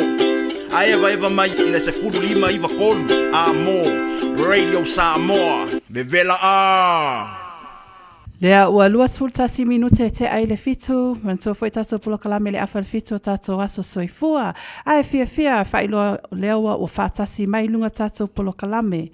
o le afionga ia ngalmanmana au tanga vai a tipi ia mai le tātou ofisa au tū mai Samoa o loo whaatasi mai lunga i le tātou polokalame i le nei taimi o le tae au. Fatalo fatu i le anganga whaaloalo fo i le nei tae au lau afionga ngalmanmana malo le soifua manuia. Ia, malo soifua ia te uloa tau sala, malo le usu te lola vai le whaingo fiho i le taulanga i le wake au e wānga koe ngā le tae au pō, ia au te loa lo o malo losi pe o lua e tau tua ino le tātu o te rū le tau sanga fōk. Ia, malo whaftai, o le tūlanga lava le nā o lo o iai. Ai, o te tali tonu o lo o solonga le lei lava foi le nei a tae au i lau a fionga. Ia, ai mai se foi o le ase tūlanga o iai foi le tau i o tātou atu nuu. Ioe, o le tau a ia whapena a suisu ia wingo le tau le atu nuu. Whapena foi ni kira la tau. O lea na timunga ma tau le amatano le meiva yaso. O mai lava foi ana pō, nei tae au, le babe au, palasi ati munga, ia ua au mai le tana fua le tau, o leu whape mai e whaamano sia pēr la pita ingo ti munga mamafo e tātu o tino. E whaamano sia la tu langa ia mō lau whanua umo Samoa. O lo whaamano sia fo i la pita ingo lo longa, mō vai tape uma, mano whanga ia whiango fie, ia whaape fo i whaantuanga o sabili mano no sia lo whaamano sia pēr mō Samoa atoa. O wingo le tō se vaenga whaatupula ia o peteia ingo sabili matimunga, o lo ta oto pēr lungo le tino umaya, fia ai Samoa i timunga mamafa, whape ai wila mawhai i tiri inisi o teimi. O le vainga mō le asoluru nei le tātu o tino e tāpe solo timu mai mamafa inisi o teimi, o nā i wila fo i mawhai tiri whapea sa vidi e tō whaatau tau i teimi e timu mai. Ia o le talana na tamai o le tau mō Samoa e nei o ngā tonu le vai aso. Malo, whaaftai lau a whionga ia. Tātou tau whai te talo pēle atua i anga le lei foi. Isi o tātou atinu i le nei foi vai tau. Asi o tātou tala noa lau a whionga ngalmalmano. O whaise o whaangoa lau whaalongolongo aku. Awa le skanga kai ese le fia i malanga fo ia mai Samoa i le vaenga la lea kau i chips ia o le koko Samoa. Aolo o mai tau watu ia isi na whaale tonu i nisi o pepper chips ia pe ua whaonga ina le ka amu ia ai o ia ina i tūlanga whaale tonu fo i la lea i le fonga tau mawha. E mawhai a ona whaalau tele mai lea vaenga lau a whionga. Ia, moni leia le finangalo fo i le tai au e tūsai o le fo i vaenga. Ia e peisa sa ili lava fo i finangalo si tamali i sa malanga mai i tātu o tunu i malo longa fo i maso pia kuisi mas. Se i wha matala mai po le atonu wa o ia fo i sa tu ua i lungo le apio fo ringa i ata o chips nei. Ia ma le alfa matala mai fo i el tamali. Ia o le sa anuatu i tātu maketi le punga le ia. Whatau mai e. Ia, o lo nama natu wala tu sia mo meo o talo chips. Ia, eva tu i o i stadi ai prespede melo o fa mo tu ai. Ia, e wo fatangi si mai ia na yo nalo. Wa ia tu mo meo o chips nei e feu. Mangeso. Ia le ia se si me wa le mangeso se talo pe a. Pa ia le chips. Marka muar kama e mangeso mo feu. Pe a le na fish. Ia, o lea, o te loa o se talavo nei e to e wha manatu ai o tātou o tunu ulea e tāpena ina ia tua inga o tā mapa. E tauna tāpena le lei mawhai i wha maoni le whaingo le lātou ngā ruenga o loo sa ile ko e lātou se lemi. Awa a whai o le tūlanga ia le lei o lea na mau atu i o ia tātou atangat. E wa anu ni kapala ni le na ave ia ia mo ka ukia la le alu kamanga e pa le anga tatu ta mapa ia nga o si nei te lo ko sta si le ba nga te ulu ti lo e ko ia le au foi pisi ni si lai i pa i le ia la to fu lo ta pena ina ia ta ma ina ia fa ia le ia wala le tau le tanga tipsi le o ia wa lu wa skulu lima tala wa o le talo chips le fa i le talo palangi o se asa ta vai se talo palangi wa talo na au e na tele ia to talo palangi fa tau market tele la ia o na le ia o tu langa na em foi bona nga o si me ai nei tātou talo hui nei ne, whaonga e tātou tala ia sa uma. Ai ia le tu inga talo e le tele mo le tips, ia au le tūlanga hui le ue le tau o tātou talo, ma le au wha inga o talo i le duas furutala, ia. Te loa e au matata ngata whai tips e whaata wai wai. Ai longa e whitau I malana se le nia maua, pe a pua e tau le ili tau talo. Au le tūlanga na, te hulana mātala tātou le anga I e o e whaatau ia tūlanga I tā mawhanei mō nai whaoso ko I awi wha. Ia. Ia matua sa ili le siwala tūlanga. Tuna I se tips kore te ratu tofo e sidi ale whai e me la sau pe panga sei kofo pe le fe ua o tips talo. E le ala le tau sabi atu I nāma wa I le ore tani o lau whatauma. Ma lo whaftai a o te tali tonu lava ia o se tūlanga tā hua tele lea. Ia o le whaamanatu fo I mō tātou uma ia ai whaftai. O wā o te lea mai loa la iai. Pe o se chips mua lea o iei so nā awhianga I o loa nei e whai ma whaao so ma whaamamolio nei a inga. Ia wā o leo whatu a whaai loa mai ia ai tālo sia. Ia o ngā fo ile nei vaenga o tūla I mai. Ia e whai fo I ma whaamanatu ia I tātou uma lava le au whaatau ia ma le au ngaosi. Au wā lava fo ile ingoa tau le leo si tātou atu nuu. Ai o lo mai tau atu le taimile nei o la se tūlanga ua o iai ia le tau mawhainga le nao le ave eseina o le sua u mai le tātou mai le vaa leo le manawa nui lea na maa ngoto I o tātou o ngā sami lawa fionga ngan mana. Ke leo po nei vai aso le mau atu le tau nu mai le langisi le pāts le ave pai ngā ruanga le lau vai le hoisi sila tu iata ia na o mai o le langi. Ia la ia I nunga mo me o tāne pe tolu ia tāne pe o rolo na ia I nunga. Ia le la sa a matai ngā ruanga pe o le pai tau pai unga le aso le te nei. Le na matai na pamu e se maisua umai le manuao.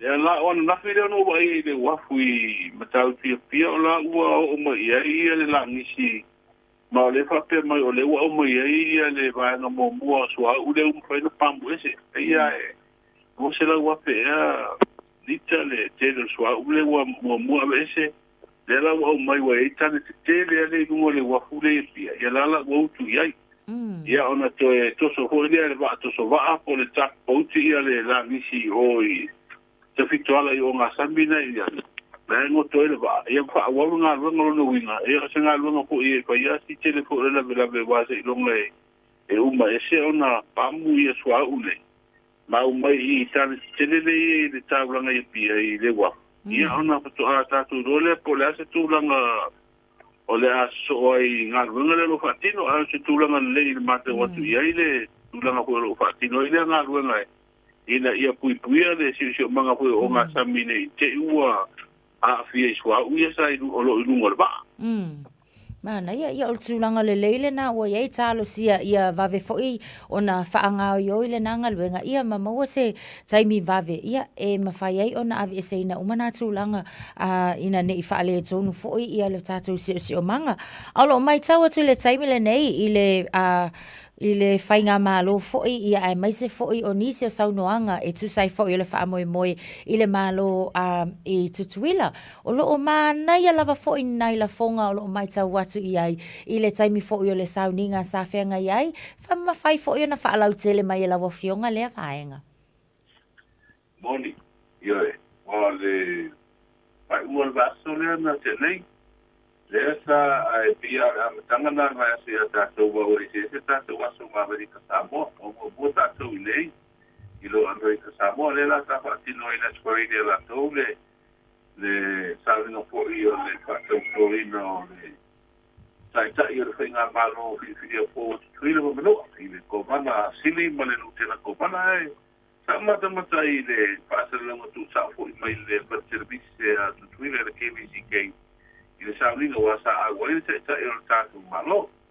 Ia moni mawina po I le sauranga po I le fionga le komana sili.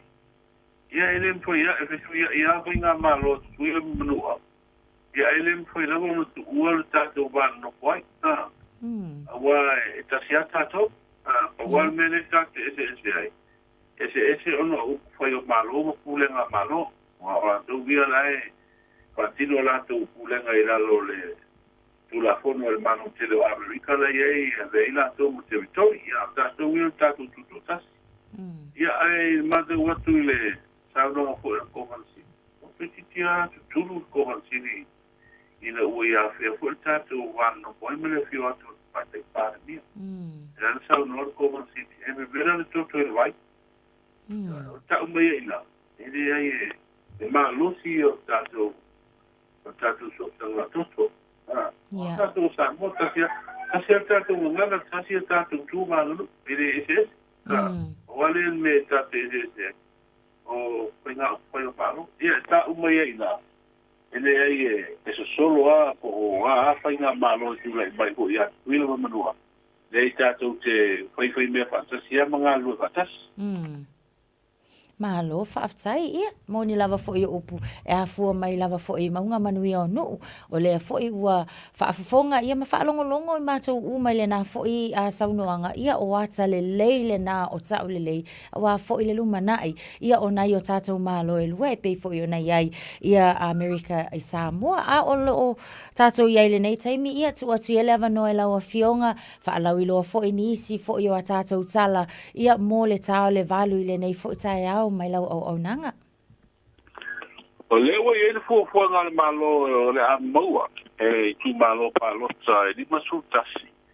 I le fu ngā tau tupe o le tau sanga whaane tupe fou. Le tasi tesi ma le valu miliona tala. I le atina e fu nei o le poloketi o le tasi miliona. Ma tau li fu ila wa e miliona le maua le tau sanga. E lima la tau sanga o le poloketi wa le poloketi mua le.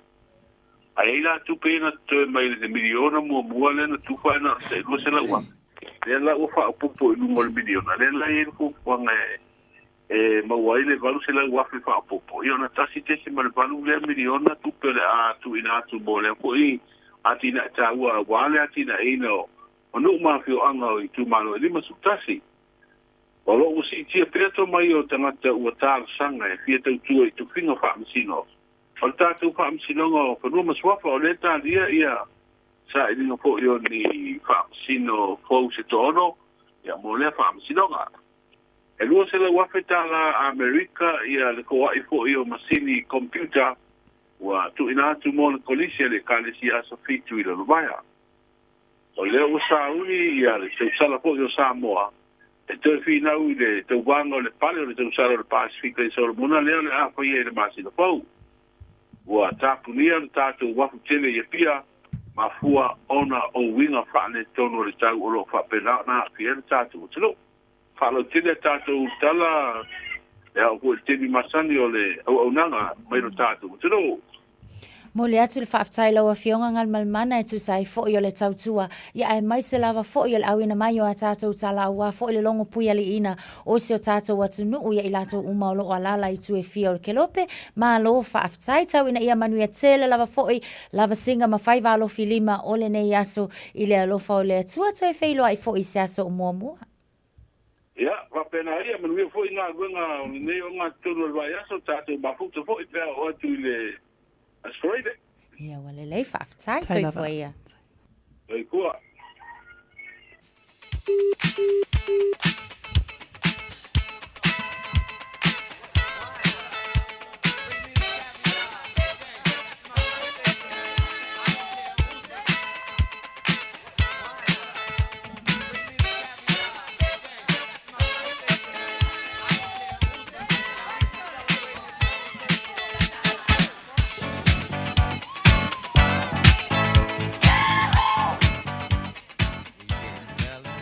Si mai la whaafonga tātou pulo kalame o aso soifua. Mawalo awa noa i lunga tātou apia fōlinga. Whaapea fo i le YouTube channel, lunga le tātou e-maili. On air at radiosamoa.co.nz. Whaapea fo i lunga tātou telefoni o le tolu fitu tasi lima iwa tolu. Le numera e te wala au mai ai.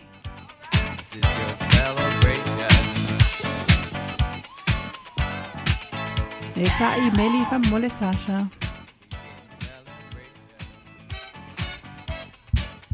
Whaamanuianga o le aso whanau po le aso soifua mai a utu nai o loanga Johnny Finau. Whaamanuianga o aso soifua o le whetalainga i a La pa I tangata ta I finau whaapea le whetalainga ia ulu ngalo loanga pa te sepa finau o whasi tō tai vi ia le anga le lei ma le alofa o le atua ua mawhai ona lua au lia mai lua asu soifua I le aso alofa le atua tau I whaau pōpo ni si tau sanga se tele mo o lua au wā le tau sia ina o ainga nuu ai maise le e kālesia. Once again, happy birthday to you both o alofa anga mai lua ainga umai ni usila ma au se talia ai whaasilisili ai alofa anga o utu ngā lolonga Johnny Finau to alua male whanau o Papa Toe Toe. Leisi o tatu whaamanuianga mai lunga le apia fōlinga. Whaamanu atu le aso soifua o le tamā ia mai tō whanga o le aso ua ato iai lo na ono se fulu valu tau sanga. Whaamanu atu lo aso soifua toi whailo ai I se aso. Soifua ma o alo whaanga nā mai I manukau I atuli ia matua I le vau. O le whaamanuianga le nā mai atuli taliulu. Tasha lo iei tā wala au. Fatalo fatu I le ua maua mai le wanoa. Fatalo fatu I le wailunga le laina? Fatalo fatu e pe ia o le ua iai le wanoa a. Ia o lea saunoa ia. Oka. Ia whaafitai. E mua na o fatalo fatu. Alo fatele atu ia lua fionga falitua Natasha. Ai mai se fo iniwa fo lau nei tai au. Ma alore soifua ma alore tautu atu no. A o alo whaanga o le lo matua. E le lo matua tele, le whatua atau a matana lo matua. Ia, o si o uso, o lo o whainga luenga, o le whainga luenga ma losi ia. O le nei tai au, ia lea e mua na ia o nei a Januari. Leo wa ato ailo na ono, fulu ma le ono tau sanga. Me kala, tapula sa tele mafuolo. Po tongia ai Kiribati. Mai le ala fanga o sale sa tele. Ia o le tau sala o maa ua o tau sala la le lei e peio o dua. O tau sala la le lei. O le malai o le talu. I nai sale sa tele I fale a lili. Ia le tuma aloe whaiele upu amekala. O le nei tai au se wa leva na o wala na o vili e whamanuia a leo tumana o watu I nunga le telefoni. Ia me kala lo uso le whapupu atu ta ua nei tai au vi ia leli. Praise God. O le vi inga o le atua. O le mea sili lea. O le tusi leo tu fia vatu nei tai au e whamalosi ai lo uso. Ma o whamanuia ai o lo whaanga. O lo whaanga mai a te au. Ai mai se si o lua alo. E toa tasi si o la alo. O tina. Tapur sa tele. Ia, tatonu. Ele iso ta malosi me kala e aulia mai nei tau sanga. Lea ua e mua I luma lea Januari. A wa o Iulai. Fatu a ato a ilo ono. Ia. O le tau sanga le nei. Tu atu I le atua lo soifua uso. Whaamanuia le atua. Paua le nei o le aso te whaamanuia atua ilo was whanau a wana. Pauni o le aso valu. O Januari. I ele li. Whawhetai le nei awa noa mo le tio Samoa. Whawhetai le atua o le tusi lea o Yeremia mua oka wa peifo le se tau loto tau loto tamaiti whamai na wala awina Yeremia na o mai le fionga le ali ia Yeremia whamai na o mai a te au le fionga le ali o whape mai na o I loa oe a o le whaia oe e a ui le manawa na o whapaia ina oe a o le whanau mai oe na o Sofia oe e whai ma perfeta inu o na o whai atua I lea au ele atli ele atua whauta o te le I loa na tau tala a wao hao le tamai titi ai whai mai a I le spetalai le atua o na spetalai mai ele o le ali I a te au a e te whapea me kala awa te whapea o le tamai titi. Awa o I lato uma o te awina atu ia te wei. E te alu lava iai. O mea uma foi o te whai atu ai ia te wei. Oka, e matau tia fionga le ali. O le whamalo si le mosi o uso. Awa te fefe. Awa te fefe se mea tasi. o lo fa'atasi le ali ia te oe. O le whetalainga nā le atua leo te avatu. Lea na whetala ia le ali ia ia whamalosi uso. Ngā luenga le yaso ia whamanui atu le atua. O le whaanga nā se ta wheloa i se aso. Ia na ta o le ata te tina a o le aso le nei. Angi ale fu o le alofa tu noa o le atua. Ia tātou te oli ma fia iai. Lea fo ila walu te tawhao e pass right le teine wa. Le walu fuad pass. Malo tina, malo lava whaftai. Ua masia uso. Alofa tele atu, o le lau pepe, ta wa e wha, mai sale sa tele, a lea I henden app. Alofa atu mo o lua tau sala tai au. Wha manuia lea li I se uso, wha popo nisi tau sanga. Ia manuia fo yaso toi fua o ila tau wha manatuina le ne yaso. Fa manuia tele le tua manuia faiva lo filima wa o lua fionga ne ya. Malo fa afsaitina ia manuia tele fo ile ne yaso ia mai se le soifua o siuso. Le o toi fa sa o mai e Johnny Finau le suafa o la tata wasa fa nau leana lawina atu mua utu ngai o lo anga ia o le sa o le na o le suafa. O lo yaini si tata fa manuianga fo ilunga o le tata YouTube channel fa manuianga mai a alosina a ati fa manuianga mala sa Nau se tasio whanau teine, tui Constantina Martenga ua tolus fuluiva tau sanga ile ne yaso, o alo whaangana ma whaamanuianga ele uma mai lautina o Alosina. Alosina ati happy 39th birthday Constantina Martenga, endless love and blessing. God bless you from your mum. Lunga tatou apio fōlinga o lo iai le whaamanianga mai a leanga upu tamuli. Whaamani atu le aso soifua o se pela tamuli. Happy birthday, my dear daughter se pela tamuli. O le tatalo ia toi whaopopo e le atua nisi aso tele o lo soifua.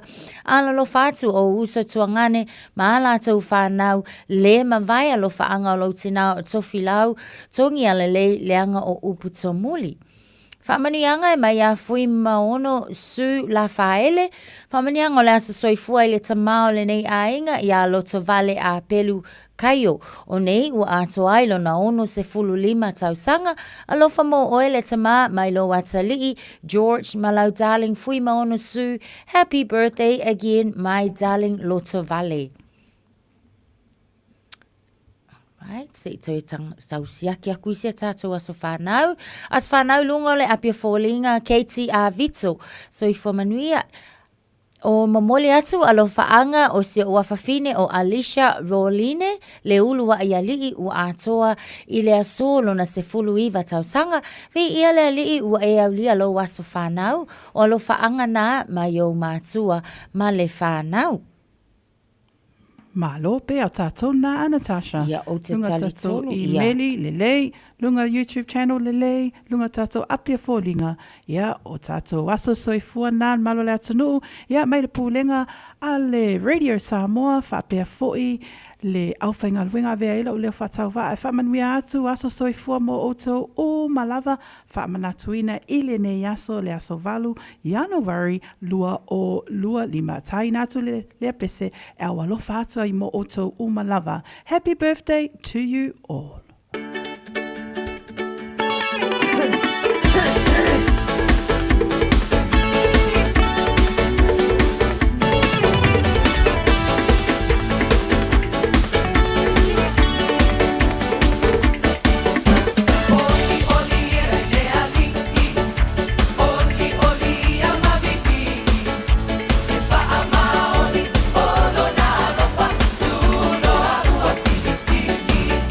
Only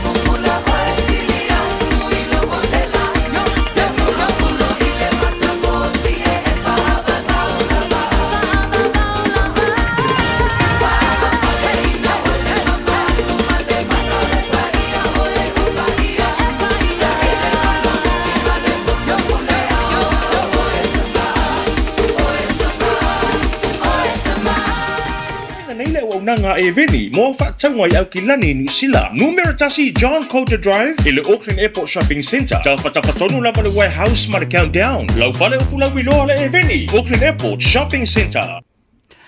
Lea ua toe se fululua minute ona tālea o le valu na awina atu lea tātou tāla fōu mai Samoa. Ai fia whailoa atu i lunga tātou polokalame i le nei tae ao lea ua whaatasi mai lea fionga ia ngalu malimana tai ngalu malimana mai tātou whale tā vale o le G mana.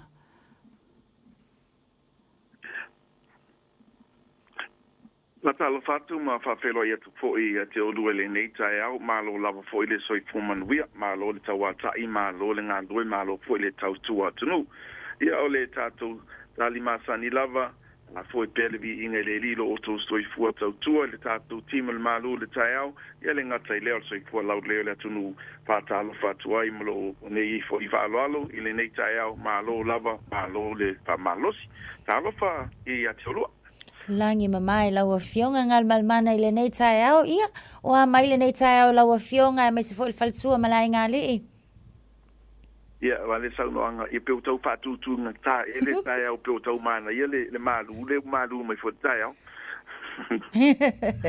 Ma lo lava ia e fa pena lava unga waso ele sususa uma aso uma ia lava foi le tae au ia wa va vele tula I lunga ia nis foi tae au ia ole anga le ia na ole tu tatou te tali sapa ia e pule lava tatou ia pe tatou te tula I lunga pele ai foi ia ai malo fa tai ma tu lava no lava fionga tu sai foi ia ole tatou polo kalame mal au tu ole fa lawi lo foi a wa foi le fa fonga anga se tatou atunu Moni le tau noanga ia tātou a tali masani po ale tai au a minoilo fo ia au tai au le me 25 tai ia Yesu mo le spo ia au tātou o dirni spo ia olivi inga lava fa fo ia te ia.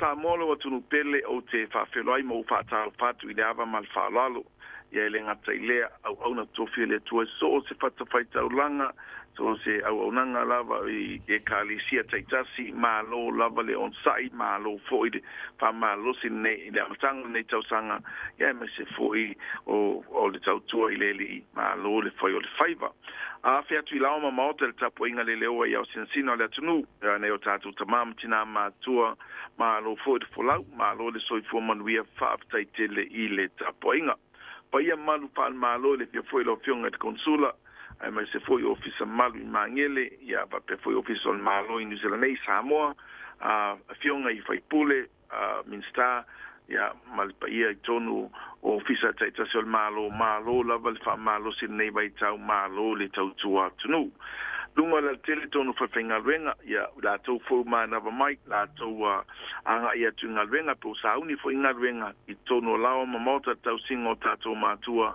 malo fa malo si malo fo ile tau si ainga vaina pena ile tato tau tua ana fi foi panga solo nisio tato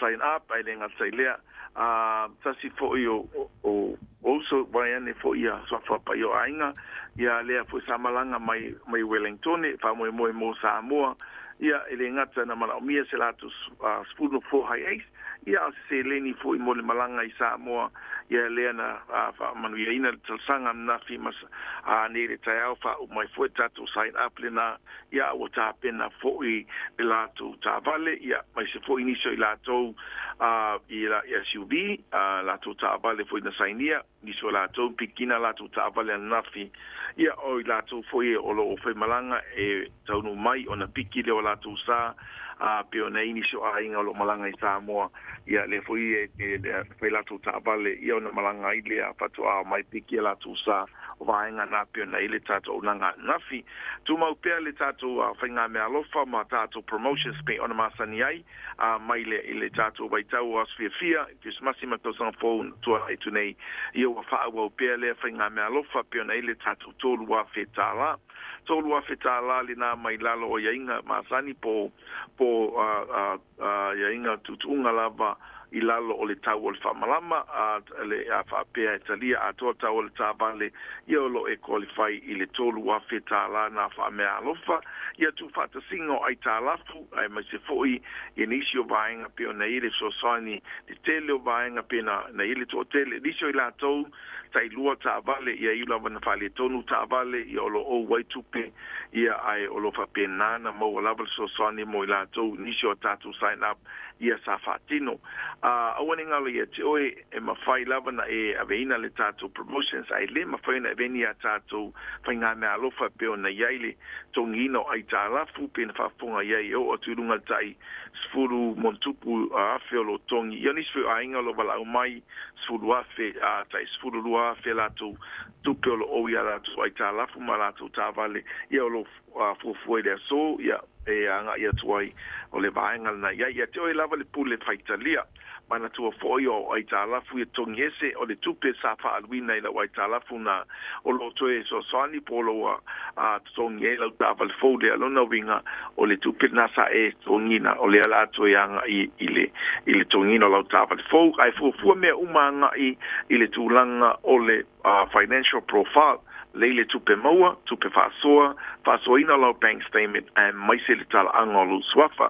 Te le ta avale te whiwhine mai ia tatu brand new Castle Mahindra, peo na tatu XUV 700, o tatu Scorpio, ta avale i o te fatu saina ile peo size o le Prado, ia po le Land Cruiser foi, ia o lo tele ia tatu ta avale fōna, ai le ngata le tau o le ta avale mo le taiminei, au le lumana I fōle whaasau ino lau tupe, e te lele tupe toi mawaina pe trade in lau ta avale wa o ta avale fō, ai lelo su maliu mai pete maliu mai fo ile tatu tuatusi lua valu Atkinson Avenue dusul valu Atkinson Avenue ne o tau o lo o yele tatu tau tua whatau wa ali chimana balau mai la aufenga venga ile lua fitu o fa o lua fitu o fa o lua fitu ia pole o val selau chimana meritasi o val selau fa ono lua tasi mo tatu nu utua oi fa so ta I mai tatu nu merana pete suma maliu mai fo de tatu ofisa ta felo ia pole ase fofuanga o lo o emana o mia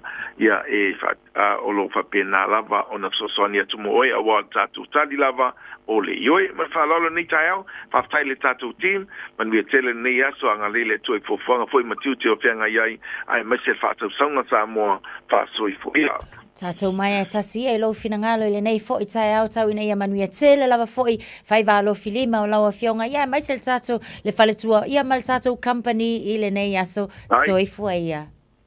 Soifua, Ia le nasa mo sa whaafonga mai fo I le tātou polo kalame whaalau I loa mai le G mana I le nei fo I tai au mo le atu whaftai I lana fionga e mai se fo I ole au nanga tula I mai taimi le tātou wati le ua toe 5 minute ia ona tale o le tula e valu toe whaamalo atu matua malava fo I le nei taimi whianga iai fo I mana yalo manai whanau I tutono maota malawa ia a o tali ai fo I le toe amataina o a onga I le nei fo I tausanga fo malo le ono sai malo fo le fa malo losi taine matama ia tautua na fai malu fafu fai singa fa malo sking o savali lumal pesameli ia ma savali lumal fale ai aua le halu na o no foanga fo I e te mautinoa ele saunga le mumo oi usi tai fo ia tamamtina ia ma fai singa fe au so swangi ia tama matina ile nei fo I vai tau ele to ia ele aonga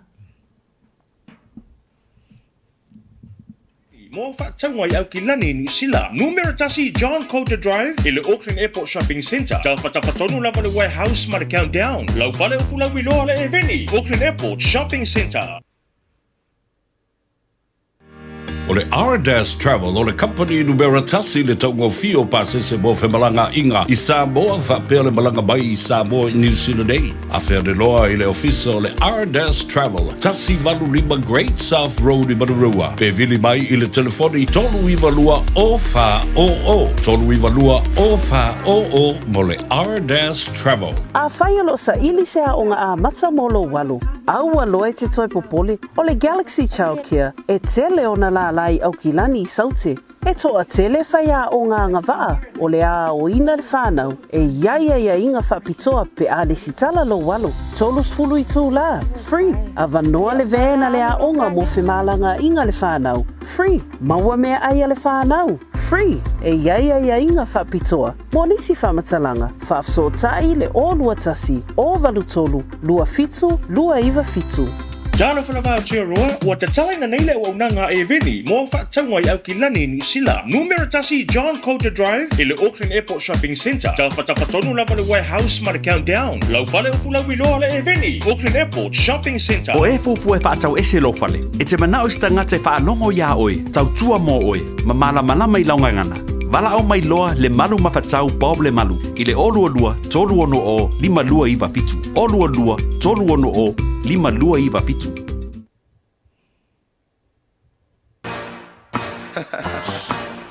So isi. Yeah, the whaamei. So isi. What do you want? Huh? Whaamei. Yeah, man. Nei kene ku perguntão, ela disse me coi manga oi. O fai pula inga mea. O le coia yo se anu pumo. Le coi fai a o pulo o whaamei ai makako.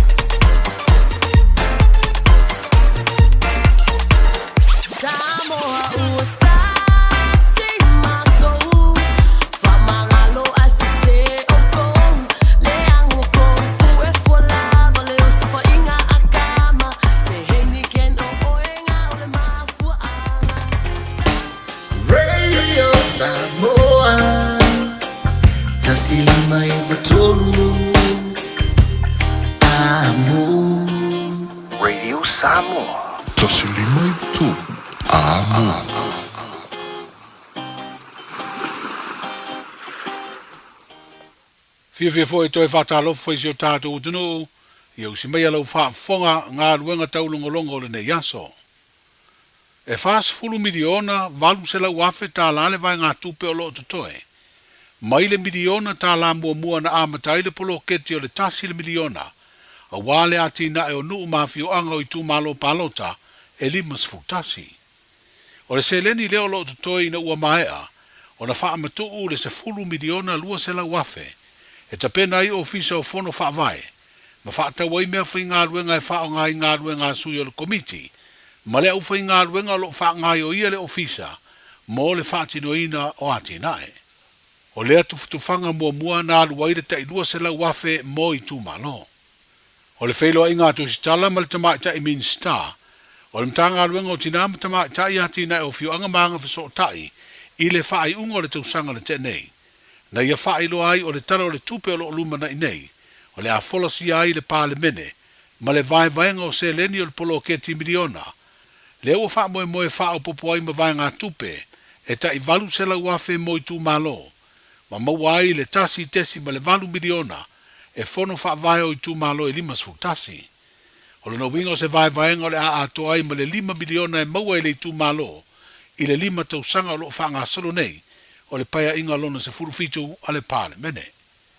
O le whaiunga le masino me o le tausanga nei, e whata ati ai le tala utu o le tupe muri le whainga malo o iei nei, a o le whaia le isi palo ta tele.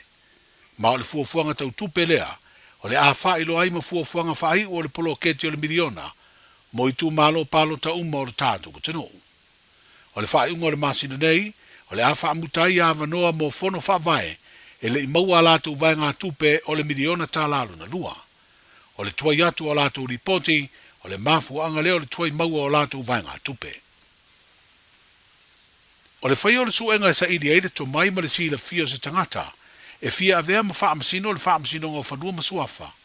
E leo mafua no se tau mwhainga e whaafainga tāle sa iringa, ai o se la asanga e whaatau ai le tangata o le a whiriwhiria, lona vala awina, ona o mata upu tāua i whanua whaaleanga nuu masuafa matai o mea sina alea tunu, o le alatou tangofia masuesueina.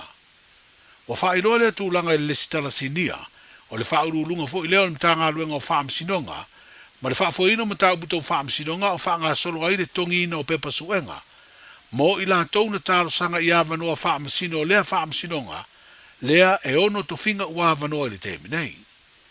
Wa whaailoa i le whaurulunga po le ofisa siro le mtanga luenga, le sunga papali i John Taimrelangi Afele. O le whaatau ina tere o le tuwhinga whaamasino o le whaamasinonga o whanua masuafa i le nei vai tau. O le ngata ua whaia suenga mo i la tau e au sianga wa amo o mia, ai ua si i mau wadunga i fo i whaamanuianga o te tongi. E peona sinifia, o awanoa i e saili, o whaamasino. O le whaamasinonga o whanua masuafa.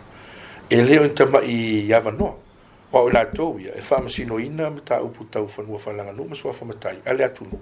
E whaato ai mai lumo le whaamasinonga, e te tau lava la, o na fili i la tau, ua matua i latou ausia agavaa mo mia mo nei avanoa lea la e saʻolele le saunaga i lea o le faiga lea sa fai ai le faiga o le auala o le fiifiliga i aso o mavae e fou tulaga lea i le fai o le suʻega ua e matua foʻi autaga vaia a fai mai lau talesaga e ono fesiligia po o oe na faia le talesaga po o se isi na faia le talesaga on your behalf a o le faiga la o le suʻega o lea ka ke vaaia o lea sa o fai ma le tagata lena apalai e tali fesili o le suʻega i le taimi e faatulagaina pei lo le tasi lanai tu e lea ua faaofi ai tonu le auala fou lea i le saʻilia o tatou faamasino e le gata ina fai le suʻega o i latou la e pasi ma le suʻega ona faatoʻao lo leo i le interview o i latou foʻi la e faamaniaina le interview ia faatoʻā tumai lona le fautuaga le komisi e lo isi agaga foʻi le faafaigatā le faiga o le filifiliga a o le agaga ma le naunautaʻiga ina ia mafai ona fai le filifiliga i se tulaga maeaea lelei ina ia maua ni a tatou faamasino ua ausia lei agavaa mo omia i le gata o le tulafono a o le malamalamaʻaga i le tu ma le aganuu le faatinoina tonu o le faamasinoga fanua masuafa e pia tau ese la titi la o le tulaga le ua si e tutu le ua maualuga ia le tulaga foʻi lea amana ia ma le aloa ia o le galuega a le faamasino i le faamasinoga fanua masuafa ae o le filifiliga le pe ua tau ese ai e afua i le filifiliga o faamasino o le faamasinoga o soliga tulafono o le agaga foʻi na tagavaia ua le temi nei ua maualuga le siitia o totogi o faamasino o le ua nei o te faafetaia e foʻi i le kapeneta ma le malo i lenei siitaga ua e faia si te lea o le siitaga lea o le tulaga tonu lava na e tauna iai le tatou faamasinoga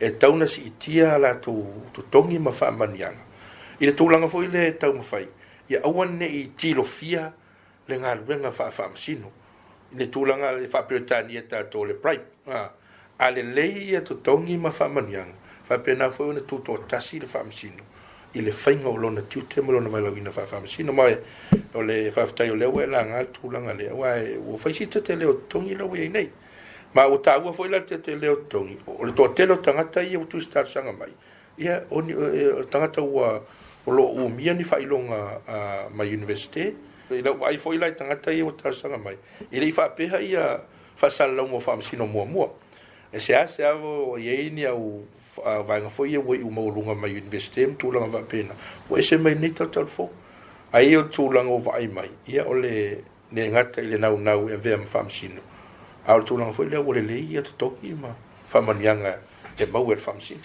le sunga papali i John Taimrelangi Afele o le lesi talasini o faamasinoga ma le ofisa sili o pulega o le tagaluega o faamasinoga ma le faafoeina o mataupu tau faamasinoga O lo wha au na malo lo whanau o le atunua o le tuuanga umi ma le wha moe moe. O le wha unga le nei masina e a mata o na toe hae umai mo le nei tausanga fau. O le kolisi mawalunga le kale si aso fitu o le toe fio mai le lumaya. O le a whero a i whanau i le wha ua wina o awa onga le lua wherua lima. Ma masini siri o na mana o mia o computer laptop se se furu wadu. Wa fōa i se Samaria anga le lei mai Seattle i Amerika. Stasi o whaiwhi au o lea kale si e wha mautu le United States. Na wha au wala i eile tālu sanga le Palestine o au le kale si aso fitu o le toe fio mai. Mo se fesoa soani e pe o na maua ia masini tāua e wha o ngā e whanau o le kolisi. Le sadua le vai soneina tau au ai le Palestine. Wha pea sui o le kale sia ma le kolisi mawalunga i le lawaya. Lea fōa i e siria le lua se lau wafi tāla Amerika lona tau atoa. O lo umia sa moa le pale o le tausala o le Pasifika ma le tausanga ua mawai na manu malo ai. Le tama itai o moe moana sa wha atoa swenki. Lea na ia umia fo i le manu malo o le pale o le tausala o le tino. O le tausala o sa moa le lua olu o wha le lua olu o lima. Le tama itai o li tara Jeremia Allen. O le aia toi fina wina le tau vanga sa idi eise isi tausala o le Pasifika. Pe tu mau peo na umia e sa moa lea tu langa. Wa wha iloa le komiti o le tau vanga le nei. O le awhia i le atunu o Solomona i le vai aso mua mua le masina fo o February. O le ua amata wha atutu lau papa wha ilo. E wha lau ilo ai lea tau vanga. Ma o le anta o le tausala o le Pasifika o iei nei. Le tama ita i a moe moana sa wha atoa swanki. Ua mua mua wha lau iloa.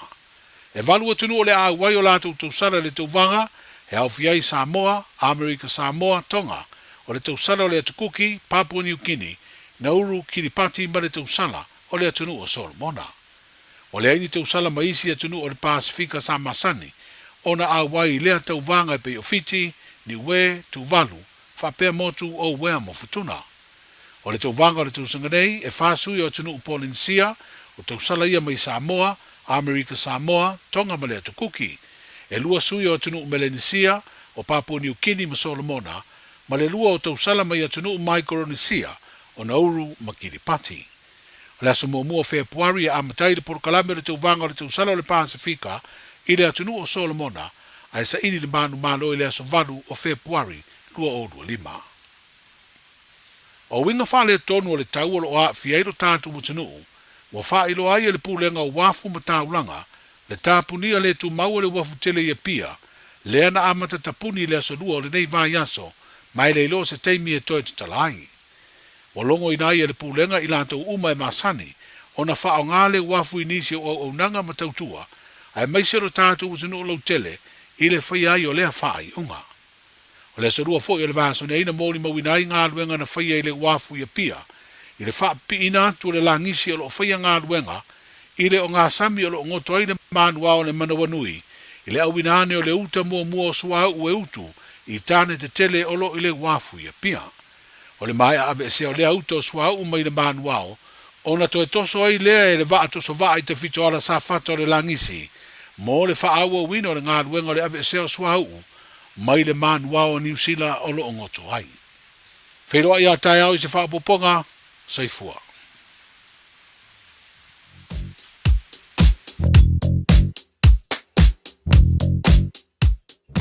Lava lunga wa tātou wala te tele i le taimile nei o le tae au, e le o iaini wa ainga fo i ono whaapolei nai tātou, o le nā lava o lo o mā le traffic i le nei fo i taimi, mai ta watu i lunga wa tātou motorways, o lo o whaapena ona ki lia lava i le taimile nei, se ia vanga nā nei vaenga pe o Redoubt Road and Hollyford Drive, mai ta watu o le nā ua feo lolo lava fo i le pisi, eastbound o lo o mai ta watu ia o lo o whailasi feo lolo fo o le pisi o le nā fo i vaenga Wamsley Road i Mangele o lo o iaina i vaenga le nā delays on a southbound lata atu i le intersection le nā ia Mamangere Road o lo o maita watu fo i Hand Street o Tahuhu o lo o maita watu le taimile nei whaisi pisi o tātou Galton Road in Newmarket o lo o maita watu on the southbound ia o lo o whailawa fo i sife o lolo o le pisi le taimile nei mata ai maisa lava fo i ia i le anga i atu le nā anga i atu i Newmarket o nisi na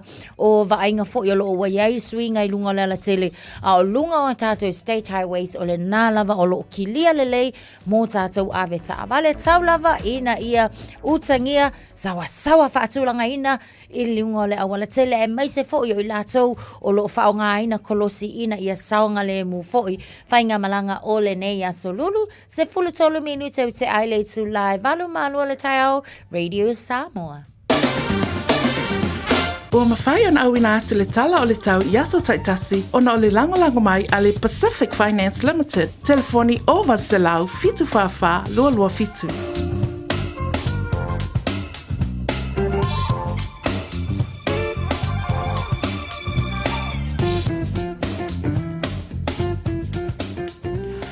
Se vainga lata mai tala tau nei teimi o le tae au ia lo whailo atu nei tato ofisa au tu in manukau ia o le mawalunga o le vevela o le aoi I le nei aso luas fuma total degrees mawalalo po le malu I le afiafi e se fulu ma le 5 degrees le aso a tae au fa pena foi luas fuma le 5 degrees le mawalunga o le vevela o le ao o iai a o le malu le afiafi e se fulu ma le 1 degrees winga le tau le nei aso lo whailoa mai o le a langi le leile nei tae au a iei nisi o teimi I le afiafi fa apea foi le ao uli o le to ulu ai ti munga fa pena winga le tau le aso a tae au ia fōlinga mai o se tala fia o a tae au o le a langi le lei susulu mānaia le la I le aso a toa le aso tofi le na le aso iwa Januari ia o le tatou tala lata mai le na va ainga le tau le nei taimi o le tae au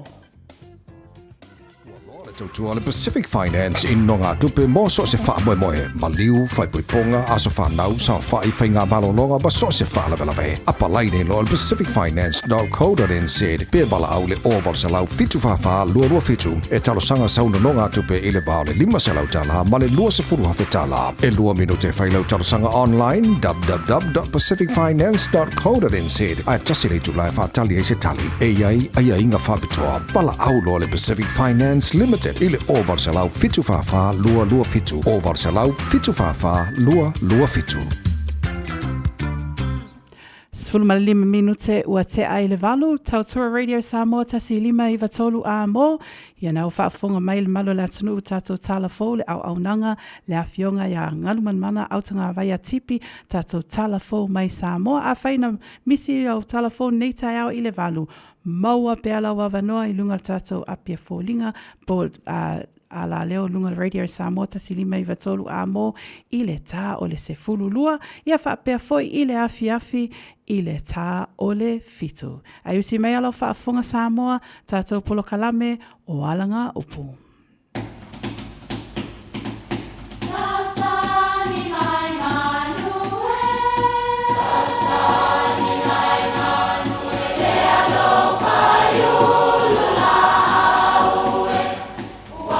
E o whanga manu I ululu o la au, awa e whawhanga I funga o la au. A o le tangata, e whawhanga I upu matala. O le mawhileo o alanga upu mamuanga ngana Samoa maona whaapongai, e a fua I lona sio mianga. O lona lea sao I le whaatufunganga o le iloa whaale aso, mai le tautua se ia o ina pule. O alanga upu mamuanga ngana, ua lanto mamanuina le tō whamanino a Samoa, mana tua foi, e tāo fitau muli le atunu. E motu le ula, motu le whau, a o le te tāu e alu ma le tangata I le tuunga mau. E whapea o upu e whaatusa ai le tāu o le te tau. O le ula ma le whau, o mea masani o na motusi, ai whai mai le mau o Samoa. O le tangata e tālana te tau e alu lava maia I le tuunga mau. E whao ngā e tau mai ai, e iai mea e tū mau I le o langa. E pei lava o le te tau, a waele o se mea e matafi. E whamaunia lea I le tele o nisi e liu tō whanga. Ai olo o ola I pea le te tau I iwi aso. Awane I ngalo e motu le ula, motu le whau. A o le te tau, e alu ma le songa I miti le tuunga mau. Manuia lau whasau sau. Radio Samoa. Taslima Ivatolu Amo.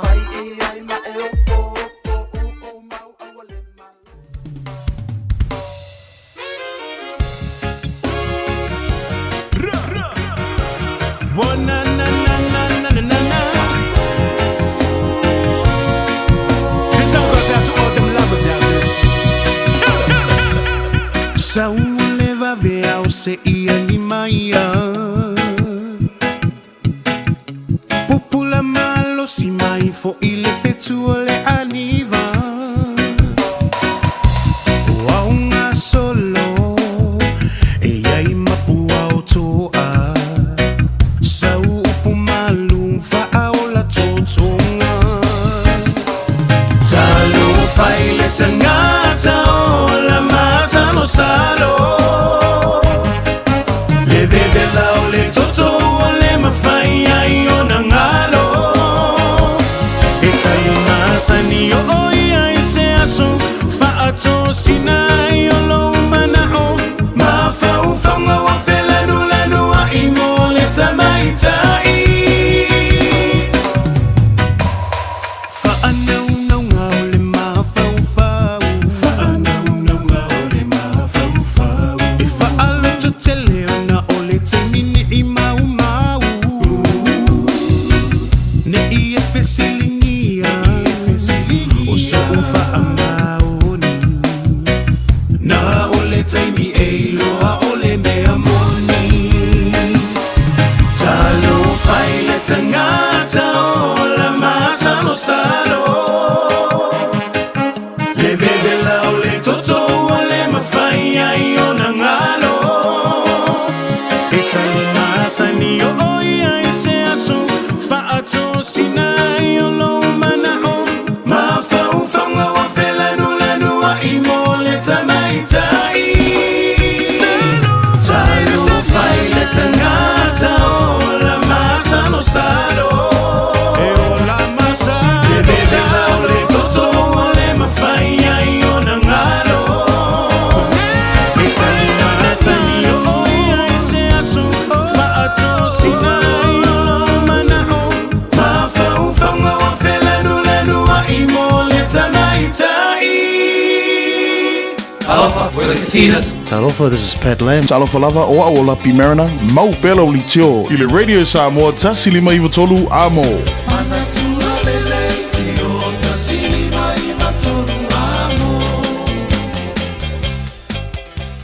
Luas ful minute wa te aile valu tautua Radio Samoa tasilima Ivatolu amo.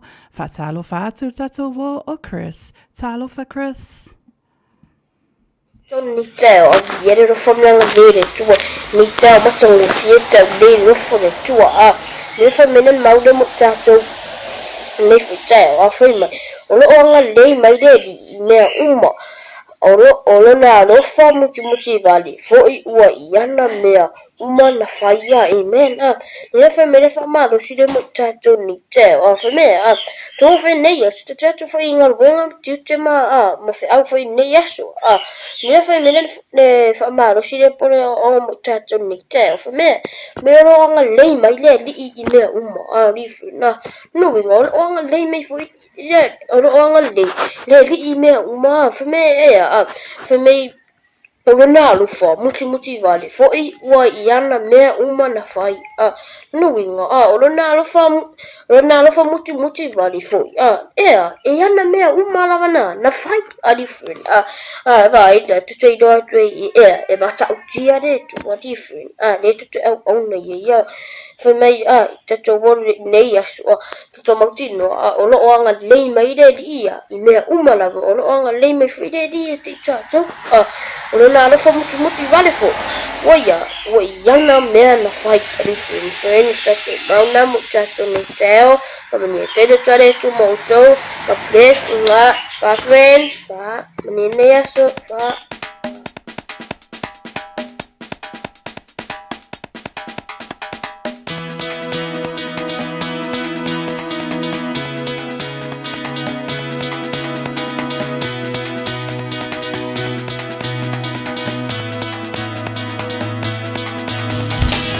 la la la la, ooh la la, ooh la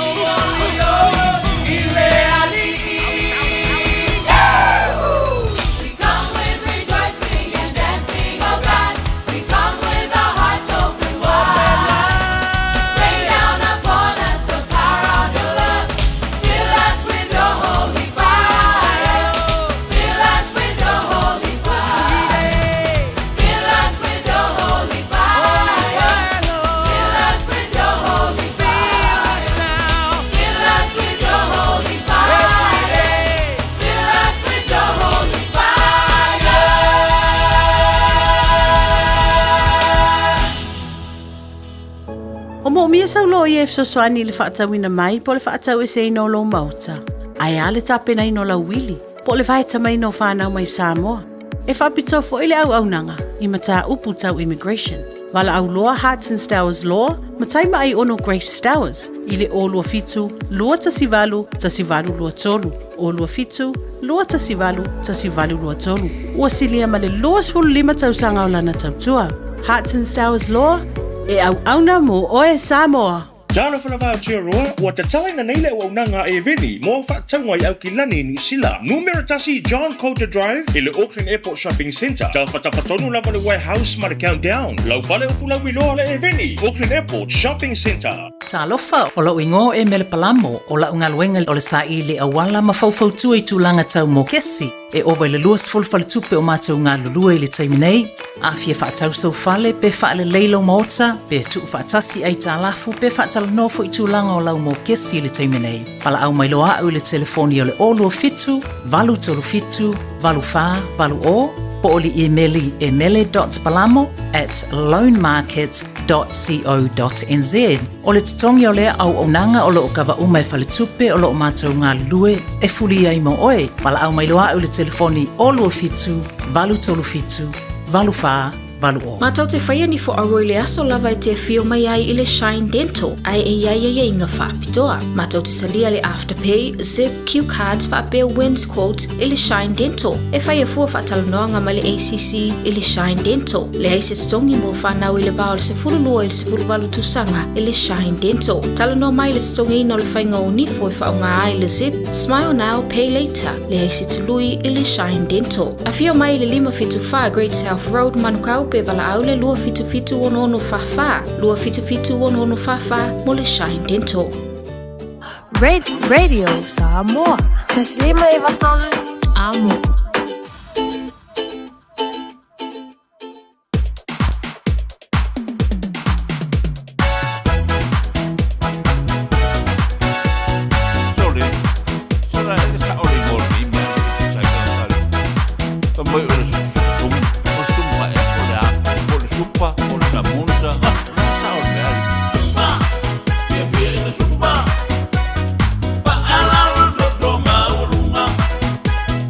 Ah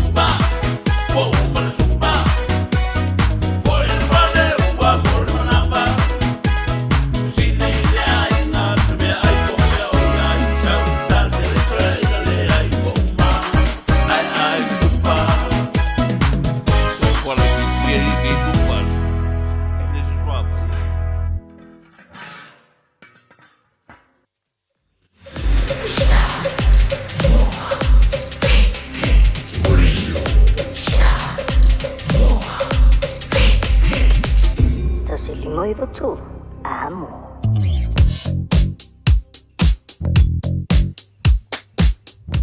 Wallace Street, i te tono au kilani au tua o mai tawatu ua a mata o na pisi le taimi le nei. Whaapena fo i Simon Street i le nei fo taimi o le tai au. Nisi o vaenga o ala tele o le nā lava o lo solonga le lei. Ma le traffic i le taimi le nei. Se i vanga nā lava fo i nei vaenga i o lo whaelo atu pea i a wā lava lo si la fia.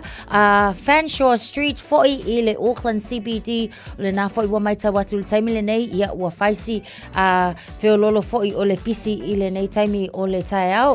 Nisi o vaenga Birkenhead o le nā foi ia ua amata na pisi tātou le nai Onera Road i le taimi le nei o le tai au. O le anga iatu i le North Shore o lo so longa le lei pēr tātou i le taimi le nei whaapena foi le anga iatu Takapuna ia o le nā lava o lo tu mau tātou i winga nā o le māma o le traffic i le nei taimi o le tai au. Whaamanatu pēr foi lau polo kalame ia o wālawa foi le saunga le mua tātou i lunga o wala te tele le nei taimi o le tai au. Mafuta mai ai fo i le mālua le tai au la Radio Samoa ina ua toe 25 minute o na tā leo le itu la iwa. Ua na o le Radio Samoa se furulima iwa toru a mo e tautuaina o e ilaungangana fitu aso le vai aso. Tautua Radio Samoa tasilima iwa tolu a mo la auto poloka lame ina ua tula i meire taimi lea ua toe 25 minute o na tā lea o le iwa. Tā le iwa o na suia lea o le tātou no foa, tā la au mai ma su mai le whetalainga ia tia a wā fwoi le tātou fia show i le tā o le iwa lea tā le iwa foi o tātou tala vai whanua i le tātou ngangana Samoa i le tā o le iwa.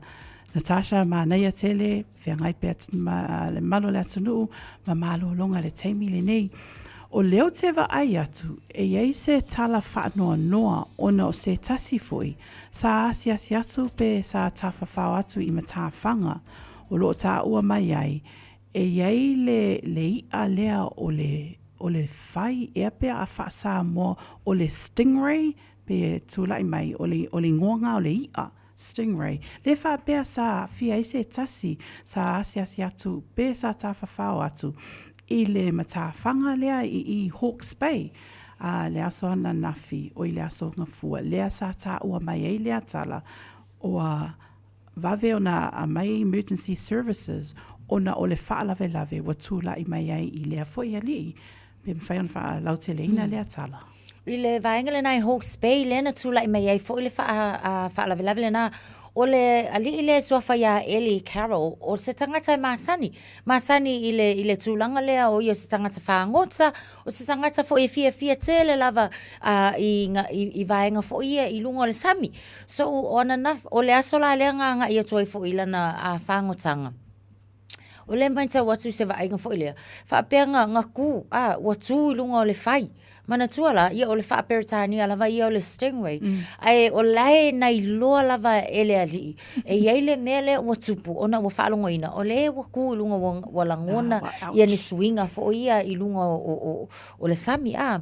A o le tūlanga la iei na o sofa ia lea ele ia lea a. Ia mana tuala o kamala lea le umi ilunga si fo ilea se i vai atu fo il whaafonga mai a le tulung a. Ia a iei la maonga kala fo ie tala. O inala le na afia isi tau lea. So ngā sofa ia le si ona vai mua ia peita iane. Ngā koe alu leo le ia koe li liu mai. O sofa ia le si ona vai. Whaafitai le tua. O lasa iei na soa ngā la o e o fo ile la whangotanga. Lea lana whaafso ta iei fo i le sosoani mua. Ia ma whapena fo i. Onia ona o atua tātou helicopters ia e mō le lave ai. Ia ma mwhai leo na ave atua ia le tau le ale na i le whale mai. Ia matonga whiti ai i nai Palmerston North. O le tūlanga foilele, ia o manga kua ia le upu foilele tātou Samoa. E sola le whai e tu le foto.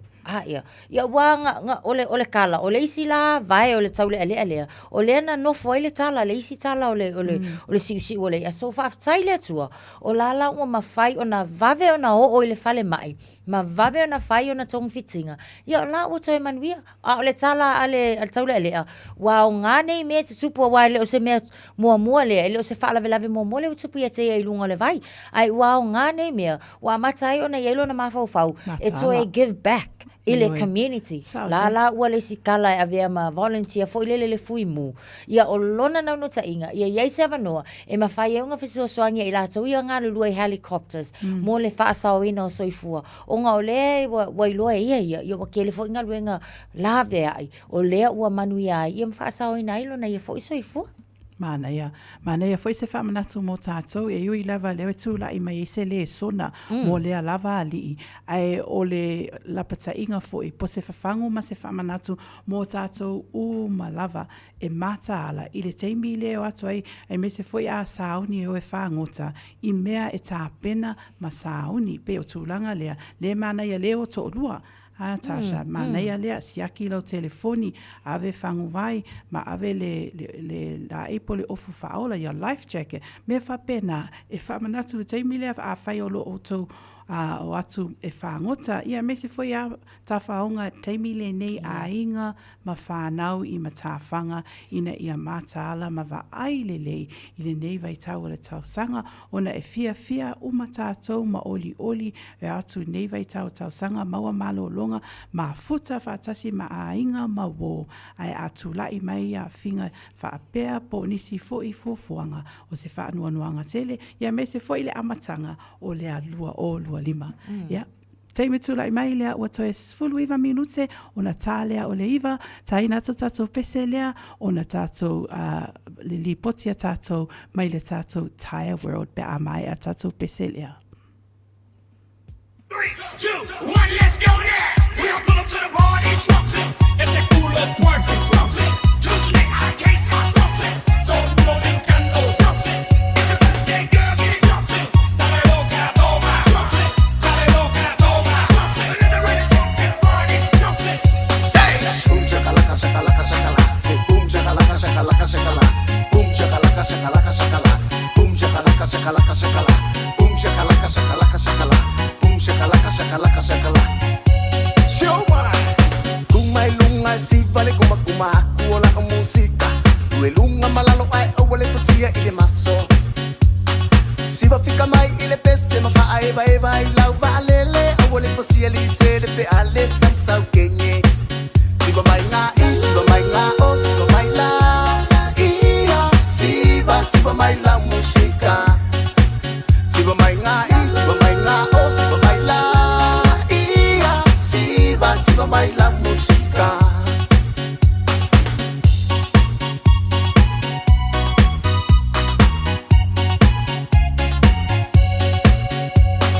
De umalo fi aka ini si valia ore pum shakalaka. Mai leo aka ngaka fa kengi si lapa. Si va mai ma e makala ko akele fole au kaula malama ma fi ai kele la ka ko le ai o ngale lava. Si va mai nga i, si va mai nga o, si va mai la. Ia, si va mai la musica. Si va mai nga i, si va mai nga o, si va mai la. Ia, si va mai la musica. Boom shakalaka, shakalaka, shakalaka. Boom shakalaka, shakalaka, shakalaka. Boom shakalaka, shakalaka, shakalaka. Showman. Si va pea oi lau kenge ma fika o wai le pito le pese. Wali o akangaka wale koe ango ini panga. Fai fale le iau tanga e pasa fo ile si vale anga e oi o kenge ai loka ai oi kangu malala. Si va mai nga i, si va mai nga o, si va mai la. Ia, si va mai la musica. Si va mai nga i, si va mai nga o, si va mai la. Ia, si va mai la musica. Se coisa ucasia la señelica. Si va mai la i, si va mai i o. Se lue mai la lo oh oh. Lue ma le fu señelica le si vai le fesi ko lue ko le fanga u fesi ma ko. Fai lo i ai e kusa o lue se. Si va kope ma si va ke le va be a umolo le po fa ai u le fa. Lue la lo lue fa alo. Si va ma showman. Si va mai nga i, si va mai nga o, si va mai la. Ia, si va mai la musica. Si va mai nga i, si va mai nga o, si va mai la. Ia, si va mai la musica. Ha ha. E vai de si wala simerse pe la bale fuerse si mai aka mai ka mai ki mesa paka kai kama mau kwa esi lo wa aka wa pe la we si mai lungo lo pia mai ku mai la ia tears umar ka ko bosa pisa sound oh mai no se ka ko pa pale ye yo si ba mai nga si ba mai nga oh si ba mai la ia si ba mai la música si ba mai nga si ba mai nga oh si ba mai la ia si ba mai la música.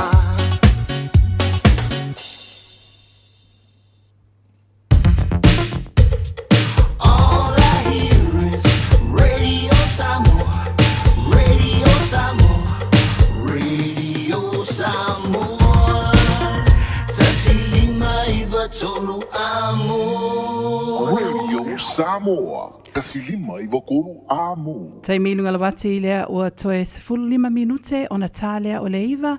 Ia, fia whailo atu lunga tatou polo kalame lea ua whatasi mai le sunga ia Victor, mai le tatou company o le Tire World, i le nei tai au fo, whatalo whatu ai lau sunga le nei tai au, malo tau tua atu nuu, malo soifua manuia i lau sunga Victor.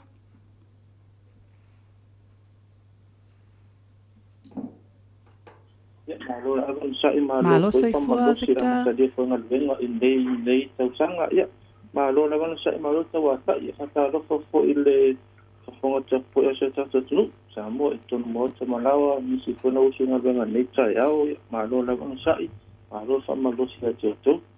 Malo lava foi ia le ono sai le tato ia le onga tonu ole nei foi vai aso ia le o te mau foi ia mal vai aso mo tato le usul tai au ia ai tonu ole na lo man via lava foi le amtanga le nei tau sang fo I lo sunga mai for company mangal ring ya sa le ya lo sunga o me masani lava pie o lo wa ko amaka yang ngal le tau sang pero vos sabés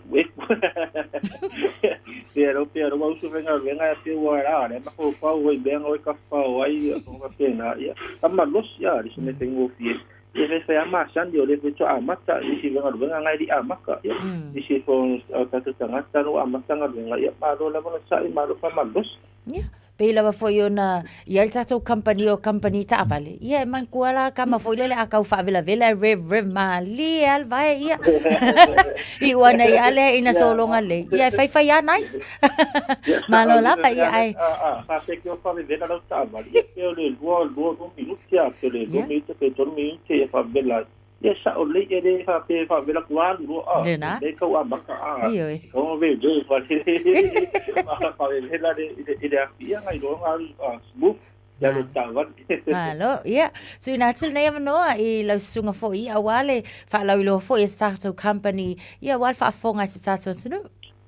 Ia fa tsaga mo le maso lo fa alu ia amata tele tato pampesini ia ole pesini makasi de wo tala fa ivo. Mantu es full sene le tsene pe otro tsavali ia mantu ole ka ko tisero wo tala fitu va sene manaturo airport fa takes ia po airport ia scan to no tato fa lo aka pea do labro fa songa iso ta pe fa ngai ko ta ta pe o tselo tsavali ia tato pampesini ole fa kesi outreach iva ke palama thanks with you e waso fitu tala ia se la fa kesi ina maso famu e manturu suafa ngata toda no numero po tono ta tingusa man sa le tanga lenga ia tanga ba ai po sisi ada tu pa tu morosa ile tato popeseni ai me tato parisilia o le tato tratusi o le tasi di matodu istama ki go ava pea no umata usanga do amata poneta usanga ngai fa la bara fu service le fa pola wa chat license service ya la no le la nei e pok mai ai te au mai foi mato ofisa e pok la no fa fu service ko vale di fina foi mato ta vale o le mantua na le lua nisi maltone nisi maudunga di fina ta vale temene just ta vale la valo fa o lo di fina mato fai mato pa le lift o le tato lowing o tato snoko mata fola tato windstar mata tato pa se pa pi il tato politimia le foi tau no mai foi niso ko tato o ka fo tato pu pas e fai ro ki vinga ava tenga e kero mai ko so pu pas e asu mai e tatanga e foi niso tato pu pas o ile tato politimia mata fola le flares que no pi refresh ya fale foi mato no pa pro sa pe ni na fale tonu iswa uliki ya me vere pa o sa vale ya ole ya vana tato politimia book mai la appointment ia te polo warren e lua suta la te tongia i le tato a Peninsula. Mantua whatauna koe mātou tāware lo mau mata tāware fōu, lo mau koe mata tāware tuai, a whakei fōu tāware tuai, na te mau tue i tona ratu su tāware fōu, kei mātou whaina tūlanga, a te SUV cars, te small car, minivan, te hyper cars, piki afu a fōu ranger, ai laksa manini i sēn umate te whamanai au na tō pau fōu, pau ka koseki mea kua fōu, pau duas fōlu, o maras noko me whakpii, uma koe ngā rifi whamani e tato piki afu whairofi whiringa. Ia mau te wholau cashback, ta peti whataune, tāware mea mātou, tāware tuai, anga tāware fōu, e maula walau cashback. A whapete o whia palai, ia matua na leisene a tāwale, ia maratou mātinga penstene a parai so sa, ta ile matou whataware me te whoni, o le o iwa rufi tu wha, to lua o. A ngai me tato wharepau, mana tua matou tātusi, o le tasi fitu suru pe tu o tara, o mauta to se ki mea teo, a whapete whatauna sau se ki mea, e mo te lau lauta ia mātou utoro ta avale i tato pamu. Se ki mea ka makama se sulima, se pa i rua suranga i dunga, sa te matontongi be aso, la le rua suta la le te tongi be aso e a wapete fia palai, o le laisena ta avale to masinga la penstemen, a palai sa se ki mea kama i le mātou patau.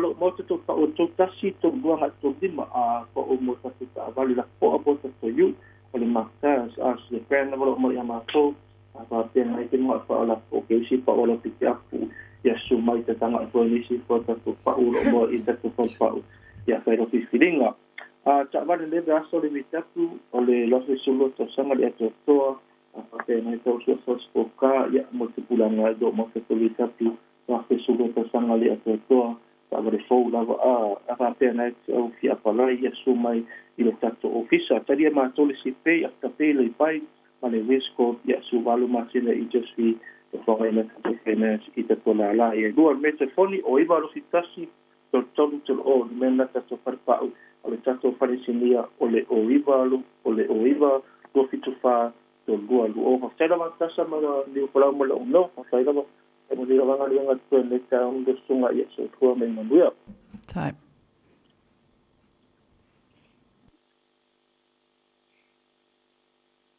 Lava foi lava singa uma ole nei aso e mai so le tatou company sa mo le sunga lena ia Victor mai le tatou Tire World ia mo le whaalawi lo mo tatou e mai se foi ia o naif so soani mo se tatou tunu e tatau lava o na mauti noa le saunga le mo lo sa ia mai se foi o na ia mata avale ma wili paelo maniwa folau a wale saunga le mo tatou uma i lunga o ala tele.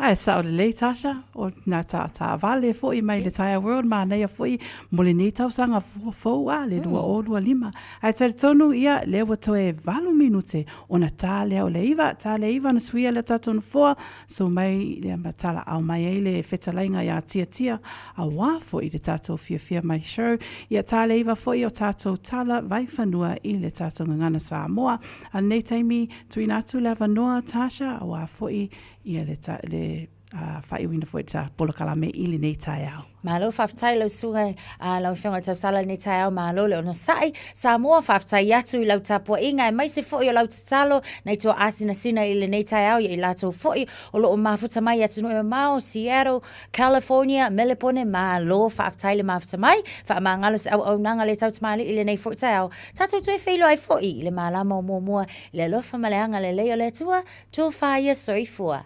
Soifua i lawa whionga whatua tasha manuia nei aso o en malai a inga ia Samoa la atunu pele o lewa taunu mai foi i le si ui o le polokalame la ma lua taiao mo le nei foi aso toi whelo ai le aso a taiao i le ono i le taiao wha malo whaftai Samoa langolango ina polokalame o a foi se sala ua a sengangana ua sala i le nei taiao ia matua atu ina o tau finangalo kerisiano o le a ngalo ai le au auna ia whapea foi manuia lava singa o le nei aso lulu e toi alofa atu o tau o malava to tele o tau lunga tato apia fōlinga o loo lango ina le polokalame to tele lawina to suafa silafia ele atua mea uma whaftai lunga le YouTube channel whapea foi tono to ta vale masalo to whafunga mai ai ia whamanuia le atua i le nei aso alofa tele atu soifua ma ia manuia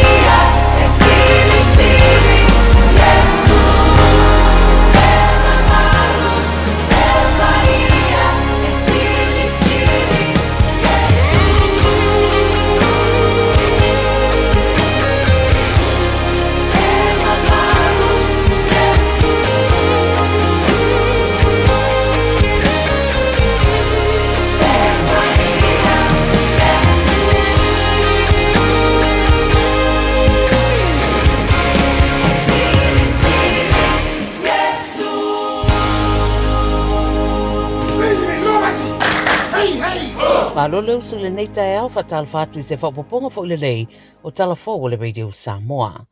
Mo moatu se tato li poti le mafui e malosi o alulu I se vaenga mawalunga I le tu I se sifo saina ma isi vaenga na ofia tuai o Nepal.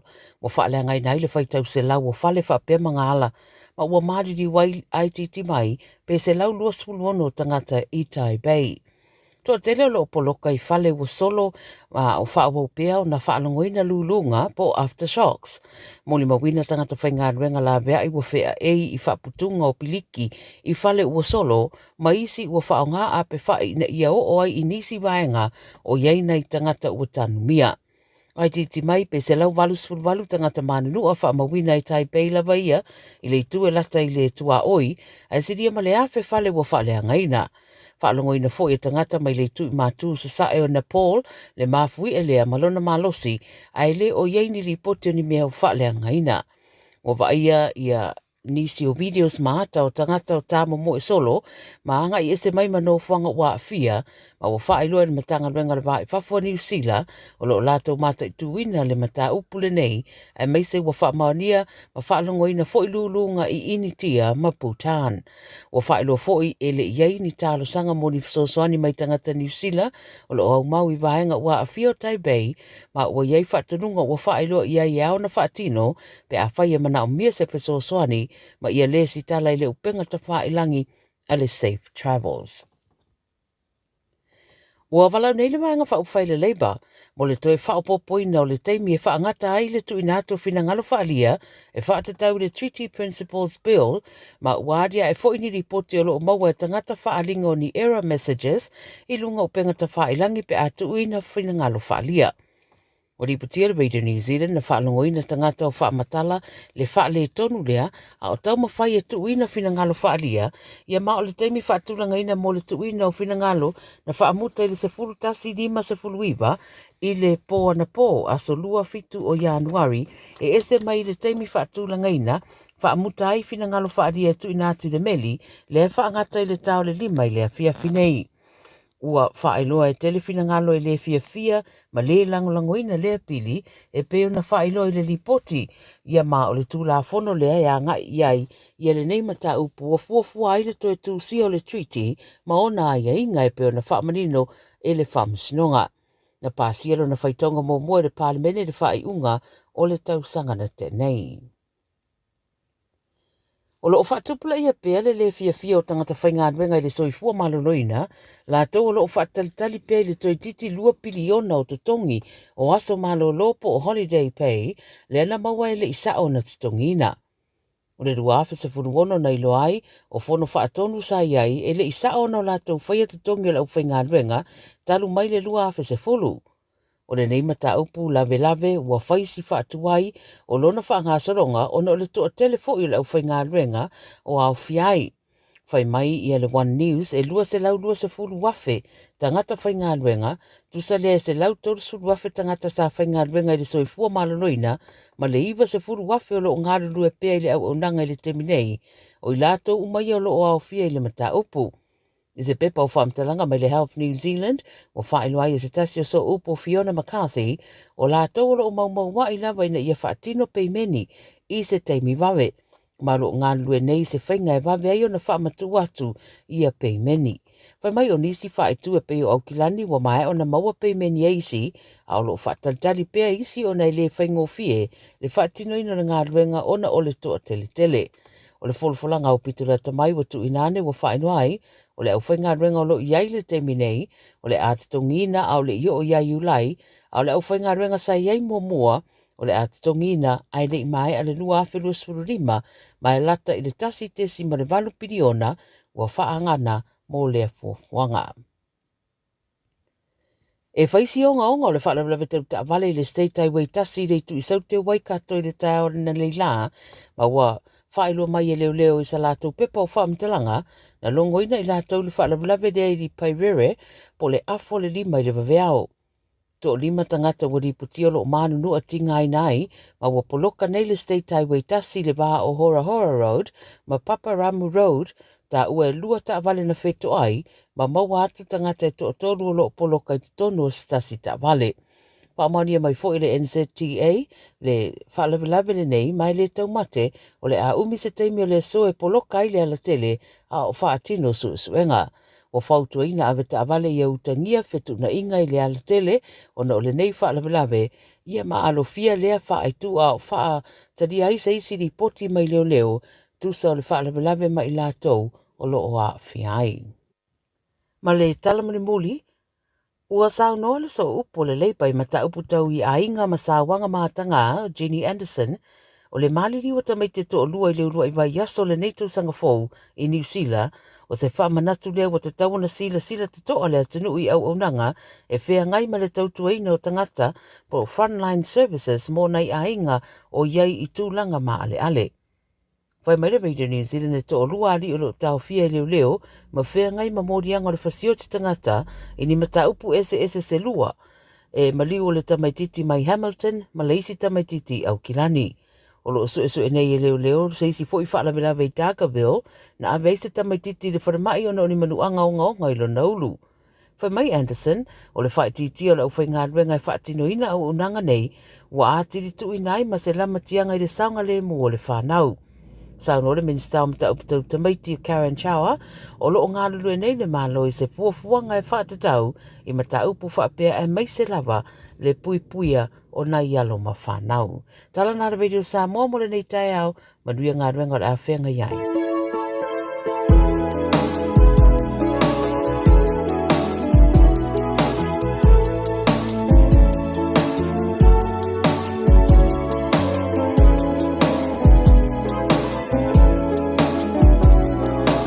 Y'all know the name. DJ.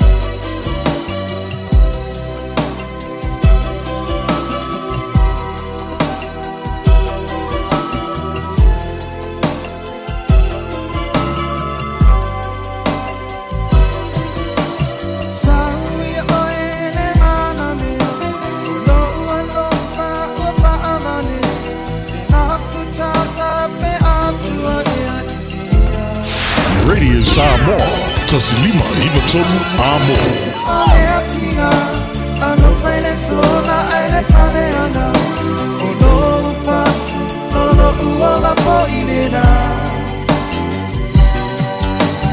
Jepata simaya ile masani Tani uai Nemai osi Ono fanei Ono fana Tani maya Ua na ole Radio Samoa se furulima iwa tolu amo e tautuaina oe i laungangana fitu aso le vai aso.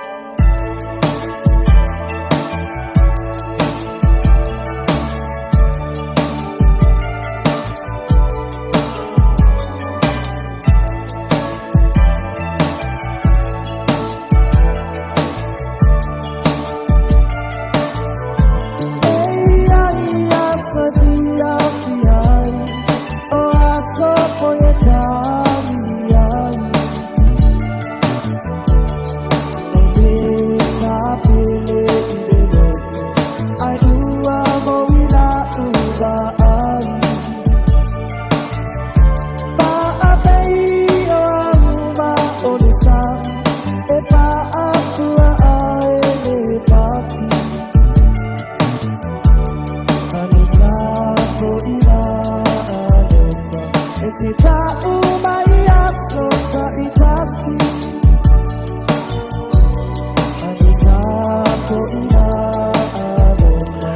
tai mele wati le nei vaenga le tai au le ua le walua sub tolu minito te nei le tūlai vai lunga le tau tūma la udanga si funga le Samoa. Suma lima i tolu amo mana pokala me whanga solo mo tātou le nifo ia se fōma li tai au mātango fie. Le aso valu le nei le fo i masina pe on tātou iai, tātou whafte pele lofa moleanga le o le tātou atua, ina mwhai o le tātou au lia mai ma tātou toi mafuta mai le nei asa fau. Ya le tai au a mai le tua e whapopo ia solo tosu e fuma so mātou wola, whapenana toi whauina fo le tau tūma la udanga a le si ufonga le wede Samoa mana pokalame pe ona ye fo le tau tūma masani le fia mai le nei tai au fau. Ya vi ele li, whatalo whaatu ma le nganga fia ma le nganga whaaloalo, le tai au le mafutomele whenga luenga tofe le tua i sunga whawhenga mo tau whatua, a fionga i patele, tamata i sā, o i la tō wala a wina le ngā luenga le li i tono so se whata whaitaulanga, whatalo whaatu le nei tai au, ma alore se whamaria ma lo fo le langi matafi. Ia le gata fo i lea whatalo whaatu le tapo inga na e tātu tamam tina matu e mauta malawa, ma alore se whamaria nei tai au fau, whaaftai ma vi ia le li o leo mwhai o le tātu toi whelua i ma tātu toi mafute lunga le pokarame le fifia mai pi ona iei fo le tautua i le aso ma le aso ma le leita iau ia whaatalo whaatu ia te utou umalawa wompa anga le tātu pokarame le leita iau ma alor se fo manuia ma alo fo le mafuta mai le leita iau fau ta tono lo manuia le leita iau le lofo le tua whaaftai le li ili malosi whaaftai le tua leola whaaftai le tua lana wha malolonga ia umwhai ona toi whauina ai o tātu whaiva mo tātu tiute pe ona iei le nei yaso teimele wati le o lua suman whamilito te nei ia le tu laiva i lungo le tautua mana unanga le si ufunga rwede sa mo mana pokalame e le nei fo i tai au ma tangofie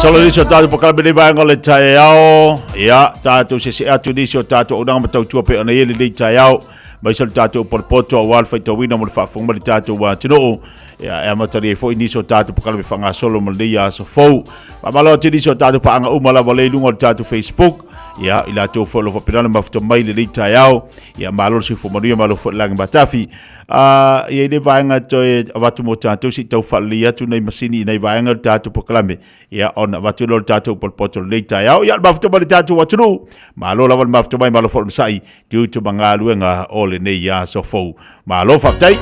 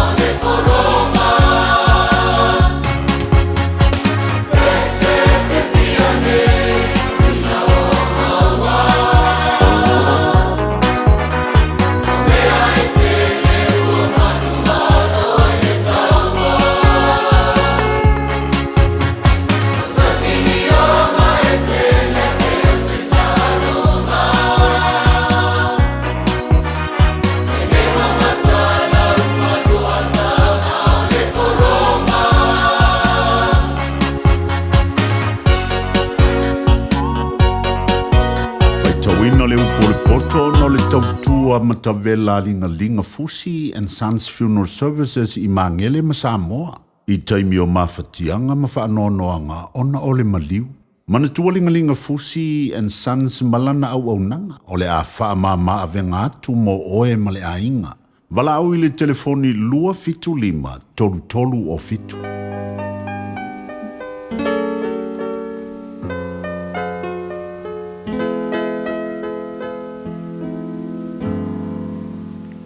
Whaita wina lau pole poto le neita e au. Ma mwele le tusel whaata oto lona mta upo e valu.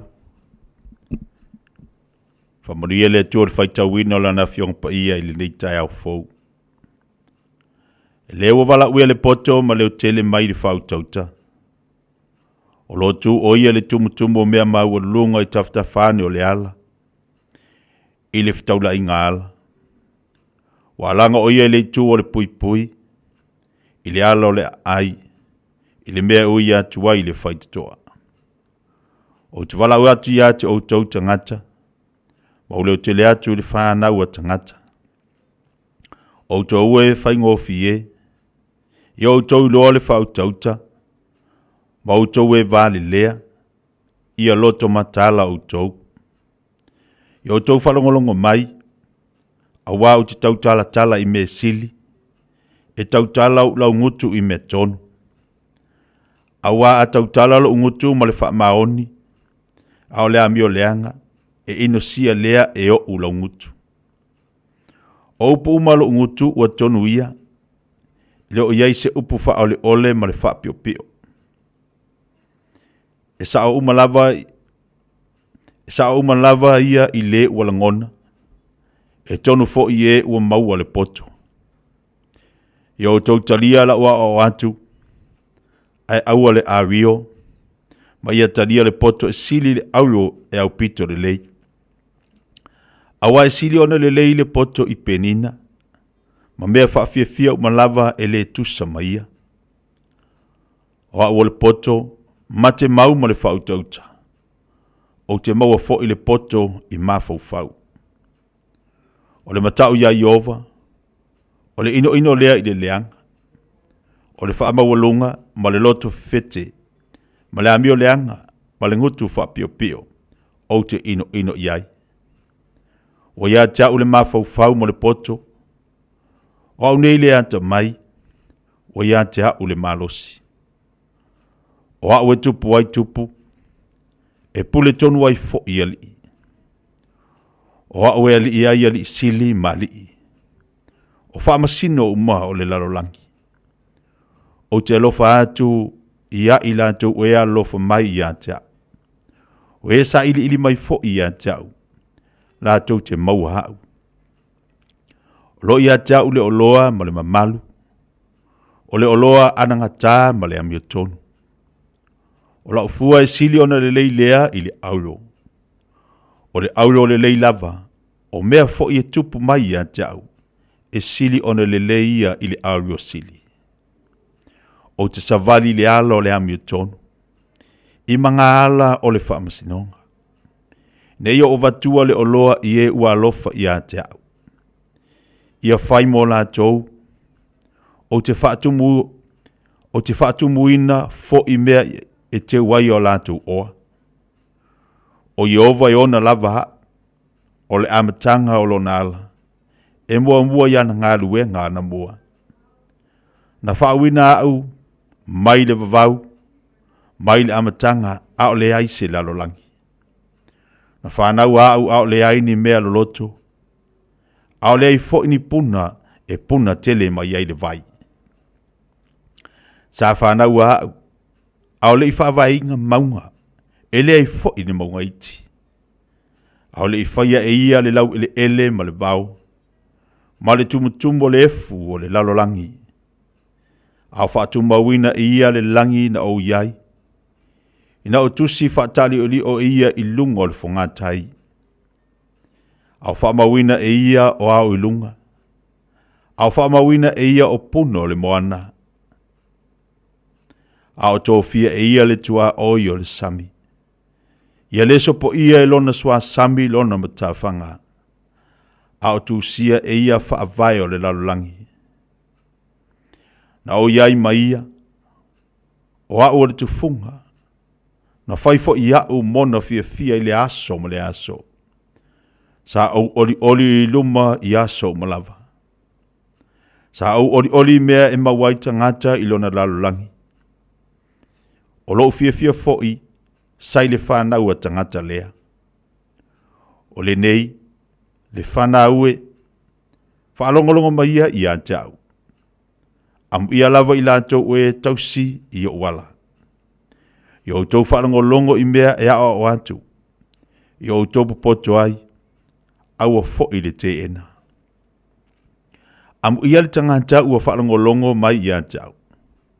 O lo mātala i o pui le aso ma le aso.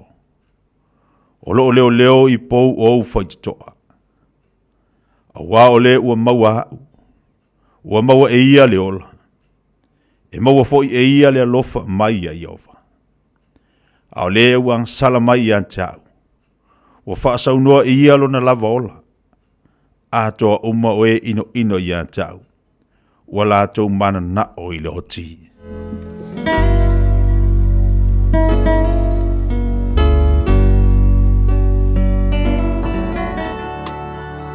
Ua awina atu le upu o le poto i le nei aso o no le langolango mai a linga Fusi and Sons Funeral Services. Ua mawhai o na tu whātasia ua unanga tala whea ngai i ni tau ngofia tele. E fsosoni atu ai a o whea ngai oe ma le popole ma le whememea. E mori whātasia atu ai ma wha mai senga, ma wha mawhana whananga mai a linga Fusi and Sons mo a inga uma o Samoa ua whea le maliu ma le oti. Walau mai loa ia lingalinga Philip Fusi lingalinga. To ia whaapō lingalinga, to ngia si ulavea, pesusu mai i le luas fulwalu Canning Crescent i Mangele.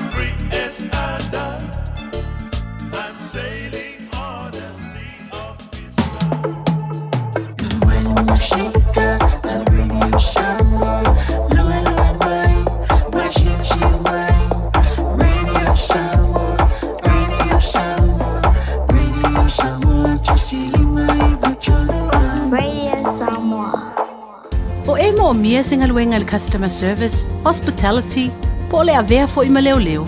E te leo mautinoa, po fe a matai. I le MSL training, mātou te whesoa soani atu. Mātou te malama lama, o le amataina po le toi fo i atu i aonga. E mawhai ona whaafai ta. Ai olo o iai le mātou au soani wha maoni. E taita ia malangolango ina oe i lau malanga. O le MSL training, o se ainga. O se nofuanga i langolango ina oe, e wha malo si au, ma wha manatu atu lau sini wha atu. Asi i le msltraining.co.nz. Pevala au loa, le o valu se lau, lua, fa, tolu valu. O lolu manai, e a mata atu, I inei. Jana whanawha tia roa, ua te talaina neile ua unanga e veni, mō whaatangwa I au ki lani New Zealand. Numera tasi John Coulter Drive, I le Auckland Airport Shopping Centre. Tau whatawhatonu lava le warehouse ma le countdown. Lau whale ufu lau iloa le e veni, Auckland Airport Shopping Centre. A whaialo sa ili se a onga a mata molo walu. Aua loe te toi popole, o le Galaxy Childcare, e tele o na la lai au ki lani I saute. E toa tele whai a o ngā ngawaa, o le a o ina le whānau, e ia inga whapitoa pe a le sitala lo walo. Tolus fulu I tū la, free. A vanoa le vēna le a onga mo whemalanga inga le whānau, free. Maua mea aia le whānau, free. E ia inga whapitoa, mo nisi whamatalanga, whafso tai le o lua tasi, o valu tolu, lua fitu, lua iwa fitu. Radio Samoa. Tasilima Ivatolu Amo Radio Samoa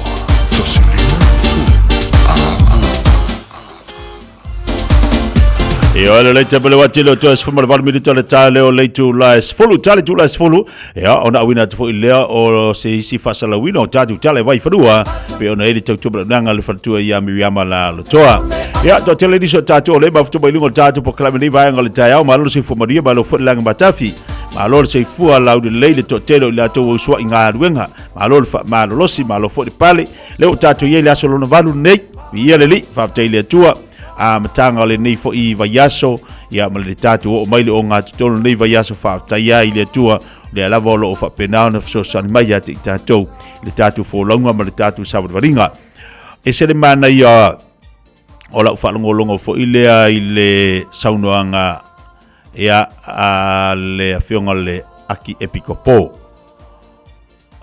I lana saunoanga sa taitai ai ia le mai aso lana pongi ma tatalo I tono le tatu atu no Samoa.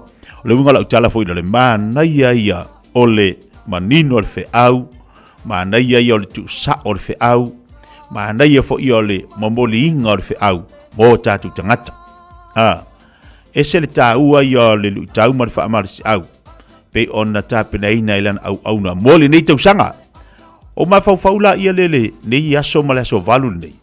Aso valu nei ta o tatu o le amatanga fou o le numero o le valu o le amatanga fou o se swinga fou amatanga fou so le esela le taua I lo toeva va ai mala ufalangolongo I le taua o le saunuanga a le afionga I le tai o le kalisia katoliko na ta pena ai mo le nei tausanga fai se swinga fou fai se amatanga fou fai se pese fou ngana fou mea fou taua I ole au mainga I le afionga I le taitai o le kalisia katoliko o le fe au mo le nei tausanga I le savalinga le anapongi ma le talo tono le tātou watinu o Samoa e le ngatala ia Samoa ai au ngā mo tātou umalava o lea olo au mau isi fo ia tunu e tā pena I o tātou tangata mafsosani mo tātou fai se fainga fou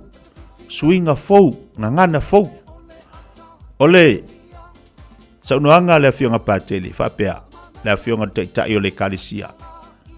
Whaavai le tua Samoa. O no whale mo mata mo whalangolongo tutoa I le saunoanga tai. Whaavai le tua Samoa. Ia tāua le whaatino. E le o tala o le whaatino. Whaavai I le tua Samoa. Nei tausanga. Leo tatu sawa le vali ai le nei tausanga ma le nei swinga o iai, sui whanumera. Ar ngangana le masani tatou. Sui tausanga. Sui ma le amio, sui ma ngangana, sui tatou me whai. Al siri oi suia. o ai suia a mata le tausanga le telo me tupu le o tatu vava ai me tupu tatu vava ai fo i mea o lea lo o vesi ai le lalo langi ele ngau kako Samoa ve vesi le lalo langi atoa e muringa fo le vesi a kako Samoa i ve vesi isi atu nu ia tilo fo ilunga o news ma me leti tupu mai o ila tatu te vava ai ile amatanga le tausanga o i fo ile o tatu lo fatanu wina me umalava pe ona au mai na valo ia mai ana moele upo le tua o mai taimi va tawai malo o mai taimi e va tawai le kalisia o mai taimi e va tawai ainga e vesi lo to ifali lolo winga o vai taimi fainga ta mo tatu awala ne ifa pe tatu te vesi do ma tupu me tatu te ilea mana ia yo le saunuanga le afionga le minister o ai foi fainga faiva afionga la ulia le mali toa awane iai se peaulanga awane iai se mea nga se o le tausa ngala te tala foi lea e te tele yo me tupu le tausanga nei tele fa fita u le mai mana ia yo le temi na vala u Solomon ile tu e mali poto ia te ia o le poto ye le fa utauta o le poto ye le matala ma le poto to ai me fai tatu savaringa male tausanga o wani i se pe aulanga o wani i se me nga se sui se awala sui se ala va sui se ngana ma ifso swani le si uso so swani le si uso pe ana tatu talno alo fa le te tua oi pe malanga alo fa tu idea pe a e hat le ngata le fafanga fa in ia ai fai se ngaluenga le lei tatu vava ai metu tupo le nei o langa ma le vai taimi pau ale me tau na tatu tiro i olu ainga vava ai lo loto i fali ai lo to rua malau whanau focus tatu mo tatu ainga mo le manuia o tatu ainga mo le nei tau sanga aua nei au maia metu tupu ma whaafitau leo lesi tangata e te tau aveina o lau ngaluenga e whai o lau te talo o lau te talo talo a oe, te talo a au. Ia, tatu tau whai talo le atua, e au mai le file e mō. E mawhaira no tatu whaafoefoeina me te tupo le olanga le nei. Awa e le mawhaira kako maalosi. E le mawhaira tatu poto, o na tatu te e atu me te tupo le nei olanga. Kasi ale me mawhaira kako te ena me le olanga ma me te tupo. O le tatu wala au le li. E au ina mailo na nganga e mai le file e mui o tatu loto. Ai a tatu ta ngofi nei e tau i atu. Tatu te fiu e whai o umale o langar ngei. Kako piri rima ma kako whako whako. O ngei a kako ke vevesi. Ai, maana ia i o le whaamalisi au mo tatu. Focus i lo wainga. Focus i mole manui o lo wainga nei tau sanga. Ai lo wainga lo roto i whale lau whanau mo lo to lua puti puti mai. Wai le au ngan tatu oso si ima o me te tupo le o langa lato. Ai, whale tono le tatu loto i whale. O le tatu wa ngaluenga whaifa atasi mo le litau sanga. O le tatu te talo mo le tatu watunu o Samoa. Te talo mo le tatu watunu. Awane i tei. Awane i e popole. Au le mea, au ame tupu i tolo le tatu watunu. Na o lu te taloa. O i nai loa le tangata tau. I loa le tangata waa ai. I loa le tangata i eile file mua lele. So sani mga rue fatasi mo tatou. La uia ngaf so swangi ngi i aso. E se fore ma nga yor ngi ka ngofo ngi mo ko va ile aso valu. O le amatanga fou. Amatanga fou. Swinga fou. Ngofo le mo fo mo anga pongo maka ile. Se ama ile a foi. Ia le saunu anga po le da unga le tai. Ale kalisia katoliko. O kaunga pa kongua. Pa kongua le makanga kausa. Faile mo tatu le nei tau sanga mo tatu folaunga pe ona iai. So as fulu minita talo le tulas fulu.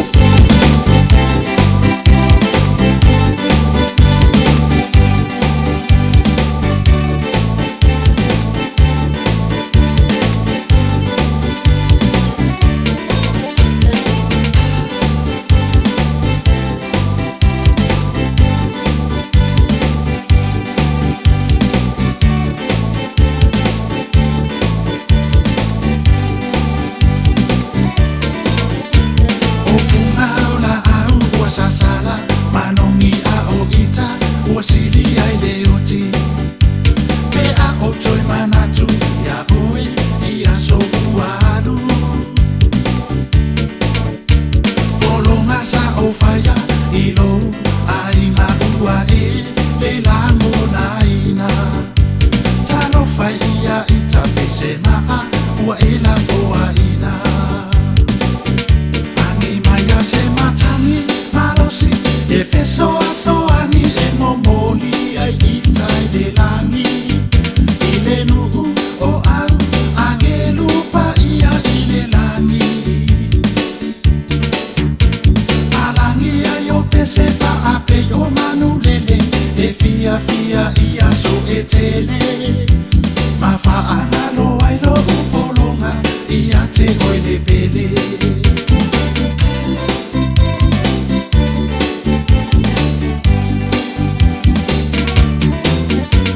Mata ue masani na ua le nalo Ya ita uloi mata ita talano anga Na e fai mai o a ua no fo ma waisi o fatu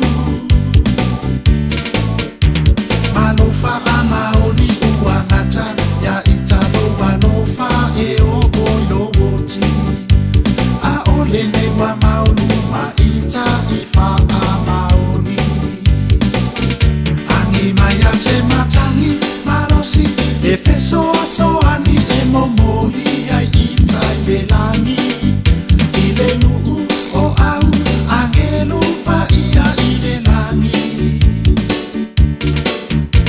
Malangi ai o pese fa ape o manulele E fia fia ia so e tele Ma fa analo ai lo upolonga Ia te oile pele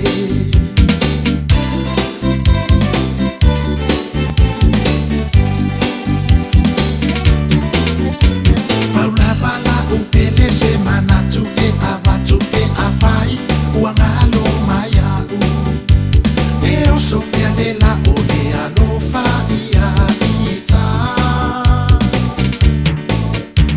Walavani le angate au maya Mo itala upele le afaina Te fa manalo atula upele tofa tofa Ani maya se matangi malosi E feso asoani e momoli ai ita e de lani Ile nuu o au angelu pa ia ile lani Malangi ai o pese fa ape o manulele E fia fia ia so e tele Ma fa analo ai lo upolonga Ia te oile pele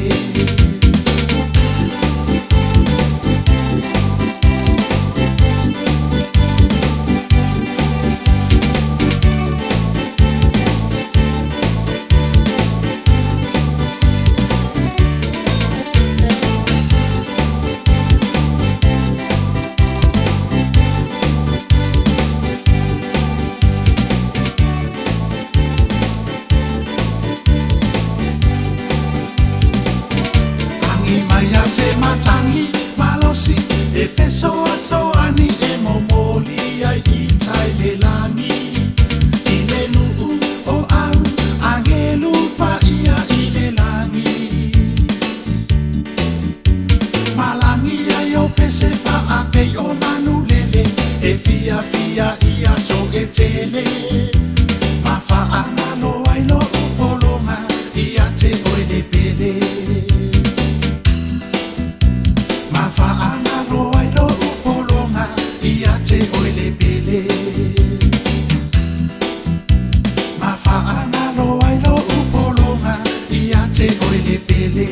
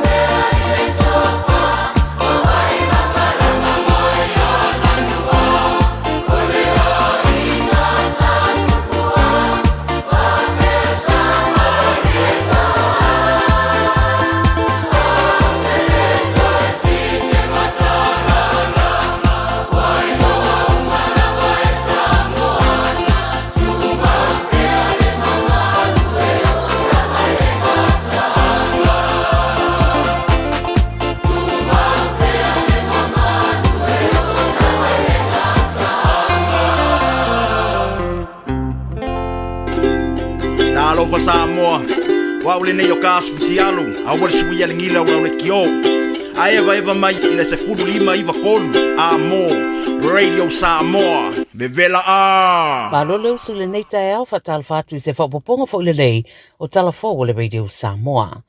Mo moate se tato li poti le mafui e malosi o alulu I se vaenga mawalunga I le tu I se sifo saina ma isi vaenga na ofia tuai o Nepal.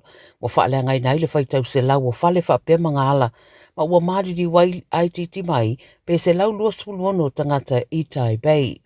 Tua tele lo poloka I whale ua solo o whaawau pea o na whaalongoina lulunga po aftershocks. Moli mawina tangata whainga ruenga la vea I ua whea I whaaputunga o piliki I whale ua solo ma isi ua whaonga a pe whai na ia o ai inisi vaenga o yeina I tangata ua tanumia. Ai titi mai pe se lau walu tangata manunua wha mawina I Taipei lava ia I le tue lata I le tua oi a siria ma le afe whale ua whale angaina.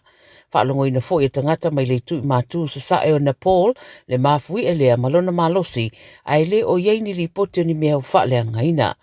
O vaia ia nisi o videos maata o tangata o tāmo mo e solo ma anga I ese mai mano whanga wa awhia ma o whaeloa le matanga renga le vai whafua New Zealand o lo lato mata I tuwina le mata upule nei e meise wa whaamaonia ma whaalongoina fo I lulunga I initia ma Bhutan. O whaeloa fo I ele iei ni talo sanga moni sosoani mai tangata New Zealand o lo au mau I vaenga wa awhia o Taipei ma o iei whatanunga o whaeloa iei au na whaatino pe a whaia mana o mia se pe sosoani ma ia le si tala I le upenga ta whaelangi a le safe travels. Ua walau nei le maanga whaupwhaile leiba, mo le toe whaupopoina o le teimi e whaangata ai le tui nato whina ngalo whaalia e whaatatau le Treaty Principles Bill ma uadia e fōini ripoti o loo maua e tangata whaalinga o ni error messages I lunga upenga ta whaelangi pe atu uina whina ngalo whaalia. O ripotia le Radio New Zealand na whaalongoina tangata o whaamatala le whaale tonu lea a o tau mawhai e tuuina whina ngalo whaalia ia mao le teimi whaatulanga ina mo le tuuina o whina ngalo na whaamuta I le sefulu tasi lima sefulu iwa I le poa na po a so lua fitu o Januari e ese mai le teimi whaatulanga ina whaamuta ai whina ngalo whaalia tuuina atu le meli le whaangata I le tau le lima I le afia finei. Ua whaeloa e telefina ngalo I le fia ma le langolangoina le pili e peo na whaeloa I le lipoti ia ma o le tūla fono lea ia ngai iai ia le nei mata upu o fuafua ai le toe tūsi o le treaty ma ona ia inga e peo na whaamanino e le whaamsinonga. Na pāsielo na whaitonga mō mua le pālimene le whaeunga o le tausanga na tenei. O loo whaatupula ia pea le fia o tangata whaingaruenga I le soifua maloloina, la tau o loo whaatalitali pea le toi titi 2 piliona o tutongi o aso malolopo o holiday pay, le ana maua le isao na tutongina. O le rua awhisa funuono na ilo ai, o fono whaatonu sa iai, e le isao na o la tau whaia tutongi o lau whaingaruenga, talu mai le rua awhisa fulu. O le nei mata upu lave ua whaisi whaatuai o lona whaangasaronga o na o le toa telefo I lau whaingaruenga o au fiai. Whai mai I le One News e lua se lau lua se fulu wafe tangata whaingaruenga, tu sa lea se lau toru sulu wafe tangata sa whaingaruenga I le soifua maloloina, ma le iwa se fulu wafe o lo ngāru lue pea I le au onanga I le teminei, o I lato umai o lo o au fia I le mata upu. I se pepa o whaamtalanga mai le Health New Zealand, o whaeloa I se tasi o so upo Fiona McCarthy, o la taulo o maumau wa I lawa ina ia whaatino peimeni I se teimi wawe. Maro ngālue nei se whainga e wawe ai o na whaamatu atu ia peimeni.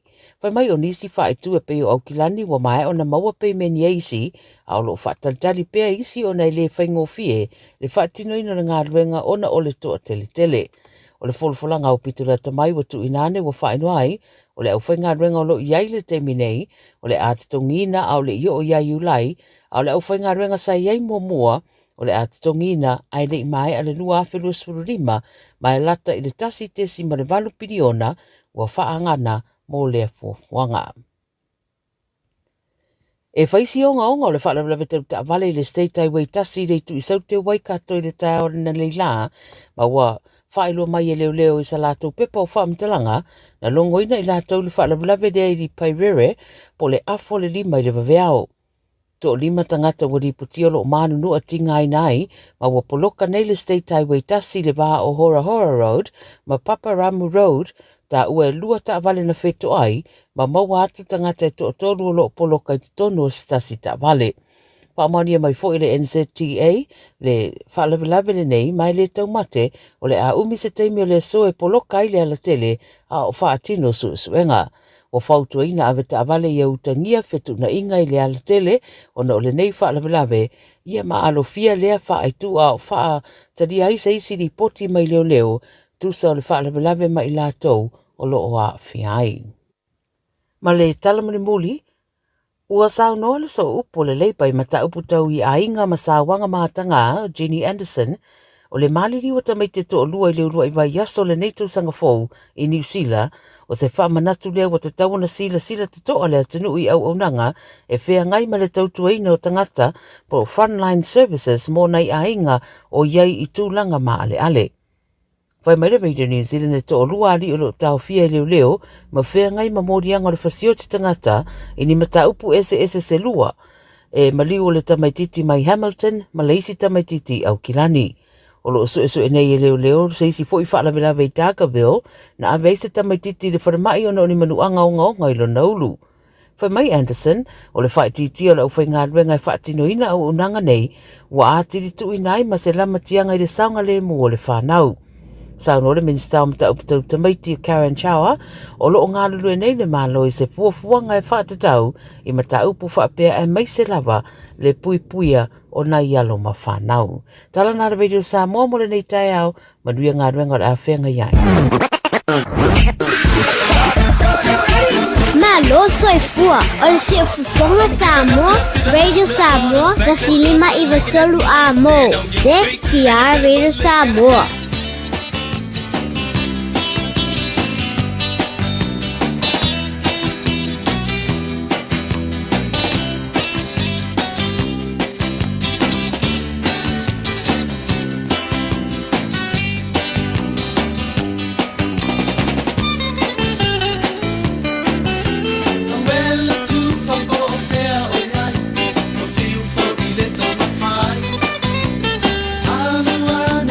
Oil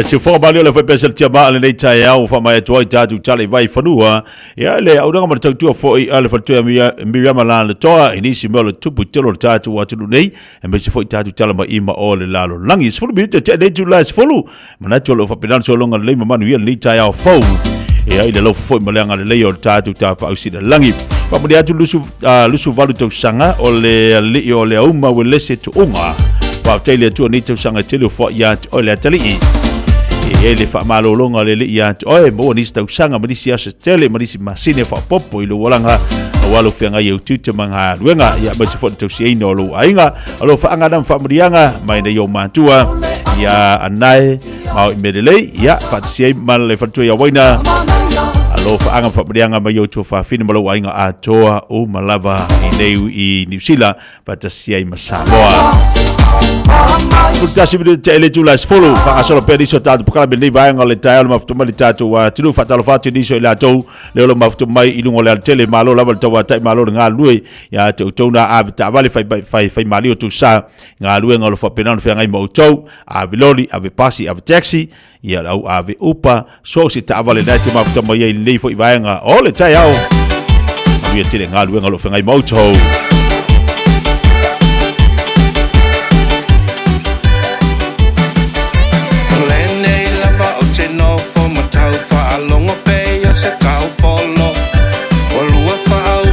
solo manafo linga pe oni te volo wala lau le nei malena au nai tamai tiwa fala lava solo wale tu sai si alua mio male tele ole fana so je wata le lo pitone ole fai rasta ole ulopo o mano fau tu atu ole fai a inga le fai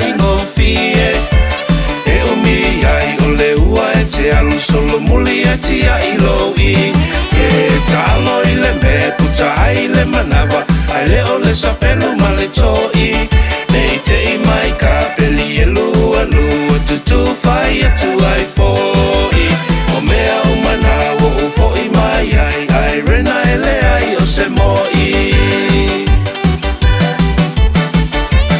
anu sa foi telesia so le fa longo i se fa utuanga maliu lava silo o matua o tau fa tonu sunga logo langa o mea nao ai ale matangi a tau sile lei o si au fa nau awa o lau fa putunga oa e tau sia oe ia so a sau ai ale mau lau a fa e fuki ana oe e fa avavau o manao fa tua tu ole fai inga le fai ngo fie e umi ai ole ua e te alu solo muli e tia iloi e talo ile me puta ile manava ale ole sapelu male toi nei te mai kapeli elu alu tu fai atu ai foi o mea o manawo o foi mai ai rena ele ai o se moi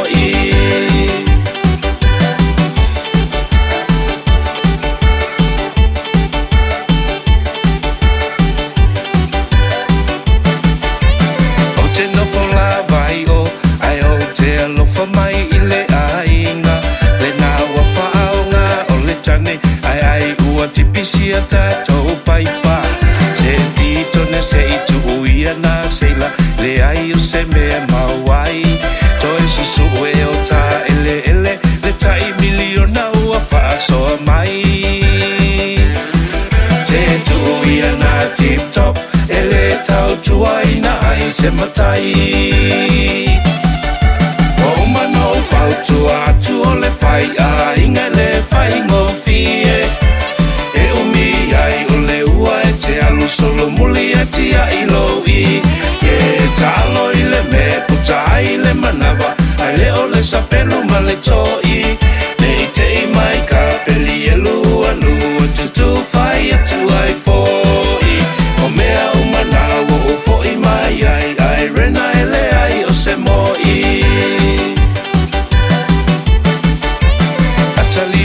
sauia se o te fautua tu fa amatua fulu o a fionga a le tua o mea nana o sawai se na o le o tima le fa a whanonga awalai te talo i le afi e wawe ai o na tali ai o tonga o mai lo si au whanau se toi wha faulau lua tau tonga o mano whautu atu o le whai a inga le whai ngofie e umi ai o le ua e te alu solo muli e tia ilo i ke talo i le me puta ai le manava ai le o le sapelu ma le to e whawhiawhianga leo se fumo le ono minita te ele tūla e se folo leo se imali tātu po kalami nei te mele tai au i la unanga mele tautua fo le Enterprise mo tātou le nei tai au la tātou se atu sunga i a Terry la tātou unanga mele tautua basani mo tātou talo fa Terry malolo se fumonia manuia whatau sanga fo nei tai au Ia, whatalo whatu fo lau sunga nei tūlati tia ia, manuia fo le lau sanga fo lau sunga ma tō fisa ewa pe fona matalo fatu le malu pa io se tato no o lo fa fonga mal nei tula ma lo lava so fa maua ma le manuia fo le tau san fo si o tato no o fa pe fona tato to ia mal nei aso fia nei al tau fa fo o a te tio le to te vidi mai nei o le fai mato la mata vale fa o le mehona like o le o koi back to normal ka ko io so ia le nume muri ia a ole ngaluenga masani ia malu su masani Malo fa tai ela se atu lo sunga tu langa lo yelo to tu blanga mo tatou le nei fa yaso o nga tono le yaso pe on tatou ye mai se la tanga le tu sanga o ani ta vale ton fa ilo ai mes folo to tu mo tatou watunu pa tai lava te tia mo mato no ia ole tu langa lo ye lo fa nga solo pele la ia ole tu langa masani lava e pei lava ole na so no tai min le ole o sui fo le tau sanga mal fa numero al mea vertasia o tu langa lava ole ia lo fio mai pele malu mal pa io so tato no lo fa pe fo na so soni mai fo il mato fo ia o nanga fa tau va ia lo tele fo in malo no i ta vale o mana na samia fo in mole tu langa le o tato fio mai fo il malo tato no lo ia tele fo ila ton fa manuina al mato tulanga le masina ponte at nei ia lo fa wa pele matu promotion le fa terminate tia o le promotion for le up to 3,000 por tol wa le cash bonus o lo fa ia pele terminate lo maua tabale uma le tono le matu lo toalo maua le afeta la o lo ia ta vale wo uman fifilia fo le ta vale fatona o lo maua i le matu promotion le pe lu afe to lu afe le maulunga fa no ia nisi fo io fa manuanga lo maua terminate tele tato SUVs o le mai tau watu o te mine o lo tele ta nisol tato o lo fatau ala tu SUVs o people movers po ta vale ia ta iono na ilunga le sfulu na foa tele tato vans o mo o te mine ma coaches ma tulanga fa pena fo tato piki apu o le ala te ai ato lo ia tato piki apu ta forward drives le ia o Rangers maua fo tato Colorados o isi o Nissan Navaras ta vale fa pena lo maua ma tele na malena no ia tato terminate tele fo tato hybrids po ta vale fo le ia alu le pensinito el tiso lato wafi lo fa nga tele o le malo fo le o ma tato o lo tele nisi o fa ia lato business fa pena tu nga fo le le upa runs po le operate lo fa pena fa nga nei ta vale fa pena o no le tu nga fo le fa mo fie mo le fa penisinina mo tu nga fa pena o le mai tau fo you nisi fo o taxi operators po lato lo fa ia lato taxi lo fa nga pena fa pena lo maua tato Camrys hybrids examine o po ia tato ta vale mo vans tai mo vans ia po mo commercial vans o le fa nga tato ainga mo business tal vans fa penailo e no forma tu lang fa pena tele ma no e tato ta vale o mo terminate tia mo le fa pena lo sa a fa yo lo fa peona ma o lo yen ma tu lava o nanga fo I fa tu penai lo sa terminate fa ngo fi me uma tu lang fa pena paula vale le me na mia o lo su mai lo la sine up ta vale ia ma fa pe o fina filo statements por la bank statements ilung o le internet ia fa ngo fi ale na ia na su le la bank e mai lo statements e tolu ma sina mo lo iai lo swafa ma lo address I lunga whamole o I lātou lo alala mpapa au I whawhatu o Kilani and find that sulunga le mato website www.enterprisecars.co.nz whaile lau application whamole noa na lo iai ma le link e le whaina whaile lau bank statement ia ma send ma mai me umolo mia mo le whainga whangaioina o lau finance o le tulanga lo ia tatou toe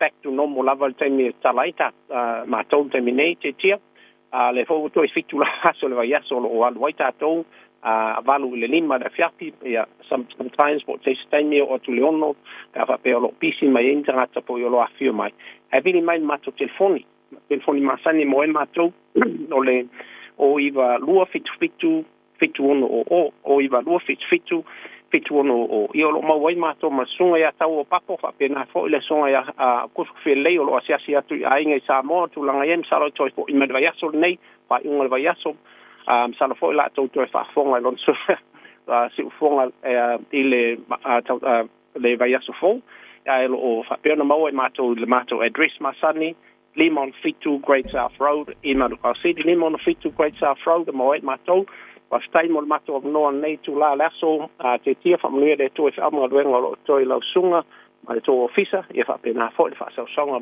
ia ma malo se dat no so if wa ia me nuia so if wa manuia le sunga ya Jerry pe ne fa fonga ba ia le number to tu ali cha to fa vale o le enterprise model group mo cha to le nei cha ya vala wani ile over se la un tasiono fa sivalu telefoni vala fu na over se la un tasiono fa sivalu pole oiva lu fitu ono o telefoni fa va sunga Jerry kun o le all fitu lima to lima o va tasifa o ina te mo ia la una ngam to le fu mali o tato tino Te se bali batebe le wati luas fu 2 minuto te nei le tu las fulu ba edisi de tatu falinga nei fa fifianga mo tatu watu sa ili mai kuin poki e pe ona ye tatu e vanga ele maua ye poki la sonafi arela maua le tatu abono mo le tao nei tatu so ta ye toi tatu e vanga ya bo afu ni lo tupu telo tatu watu o samoa ele toi tali mo le to telefone tatu watu no O le vitu au lele ma le vitu ta iala o ngā amata e mawalunga lana au nanga tau early childhood education po ua o ngā amata Samoa ma le Pasifika I Mangele e iai whaia o ngā le stala ma whaia o ngā lango wa lava tā pena mo le awa o ina o le whanau. E uti avanua o lo o tutoe awa lai te whaatuai ai lesi tala nei loa lo walo kala au mai I le olua tasi tolu lima fitu valu iwa fitu olua tasi tolu lima fitu valu iwa fitu e whaatulanga ai se taimi e te asi mai ai. Jana whanawha tia roa, ua te talaina neile o unanga e veni, mō whaatangwa I Aukilani New Zealand. Numera tasi John Coulter Drive, I le Auckland Airport Shopping Centre. Tau whatawhatonu lava le warehouse ma le countdown. Lau whale o kula wiloa le e veni, Auckland Airport Shopping Centre. Ta lofa o lau ingo e mele palamo o la unga luenga o le sa I le awala ma faufautu I tūlanga tau mō kesi. E owa le luas fulfal tupe o mātou ngā lulua I le taiminei.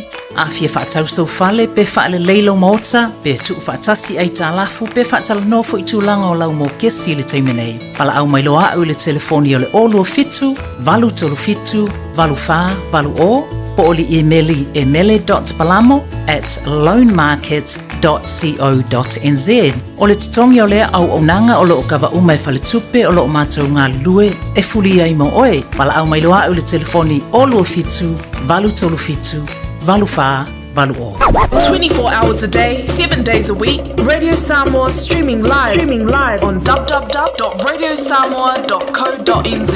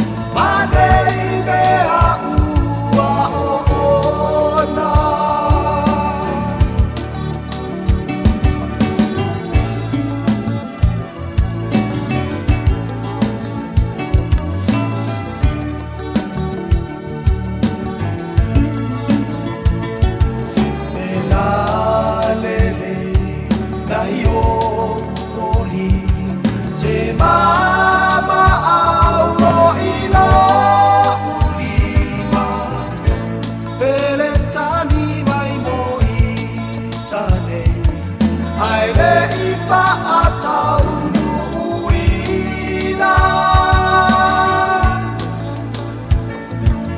E mafuta pa o e leo. Pe ana tutu sa malou ainga. Ua polo mai mawhai ngata. Ele manana o ia ita.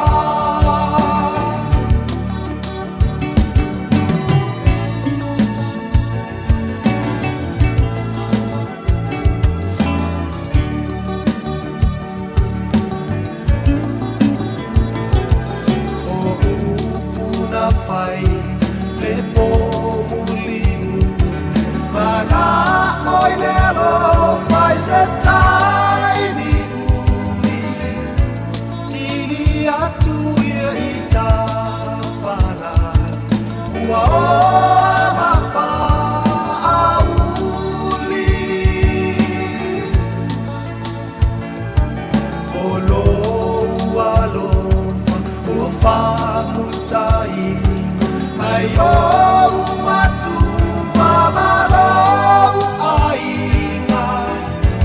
Pe ai ona ora wafio. A pele vano umativa.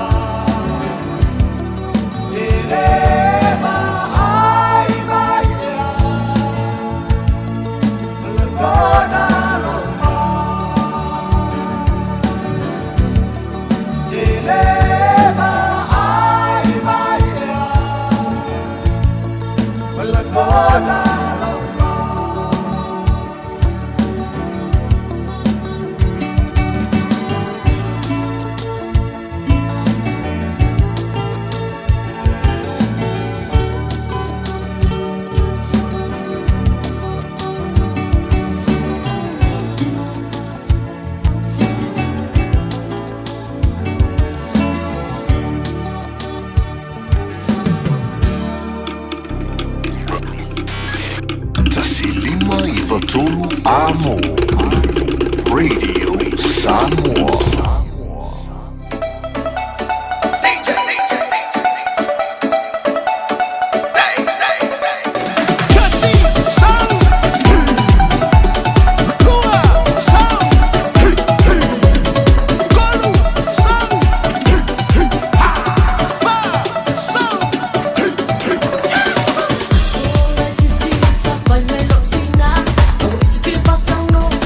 Vai o seu sama,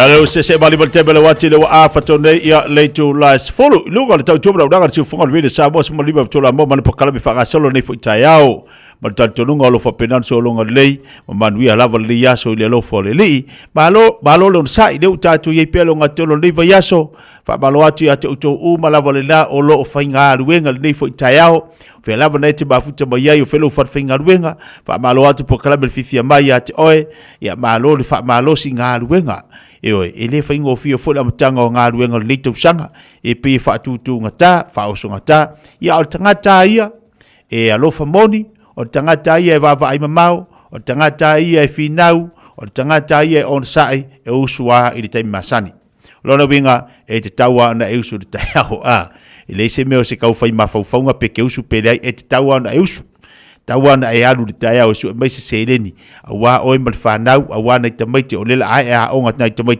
e te tawana e su te ai fa malo to dal pokala bia to umala walelo mafutu ba ilungo penga te failangi lewa se vale atu vale wati to lu su mo liva minuto talo li tula su matasi lewa se atu tatu pokala bi Samoa ya kun poki pe ba sa di tatu pokala bi solu vesta itasi ya le tu baila solulu ya tatu vai mo lo ngato nei vai aso fa talo fa kun poki le tayao malo se fo maria malo fo lang matafi ya malo fo lo sai nei am tanga tu sanga lu tatu yai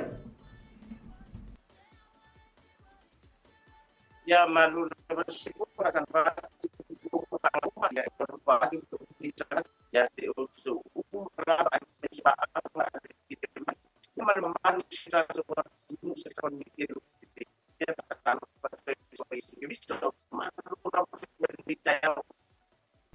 Porque tau mo tu mari tatou le no te loa po le fale tonu langa lo te vava ia tolo fasi te telo ti munga ina ia tatou malo se for savili le ala pu te fala ngolonga tu fa fonga tatu atu pe tau fasi nga moku mai po le meua tau faisi fale tonu tatou wa so ta inga ina ia tatou Samoa langa lo te mai tau atu lo fasi telo ti munga sao le la tu langa lo tatou tala tau ne tatou Samoa poki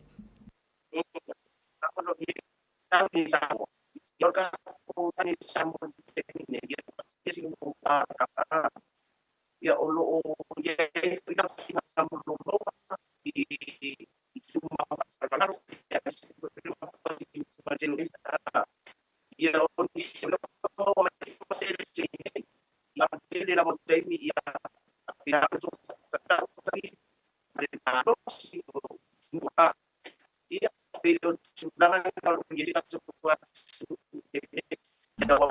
ya ele fa fon bal tatu watunu se to etam fai tatu so ta inga lita ya na ia manino langa o lea o lo o a fasi fale to lo tatu tau Samoa te nei to etam fai to ile tatu so ta inga ina manino fa fon tatu watunu melo tupu te lo tatu watunu Samoa ya mo tatu so ta inga pe ona ya la watunu musikale e vai mo tatu watunu nei ta ya to tali mai le to fa wa tatu pokalami mo maftu mai tatu watunu o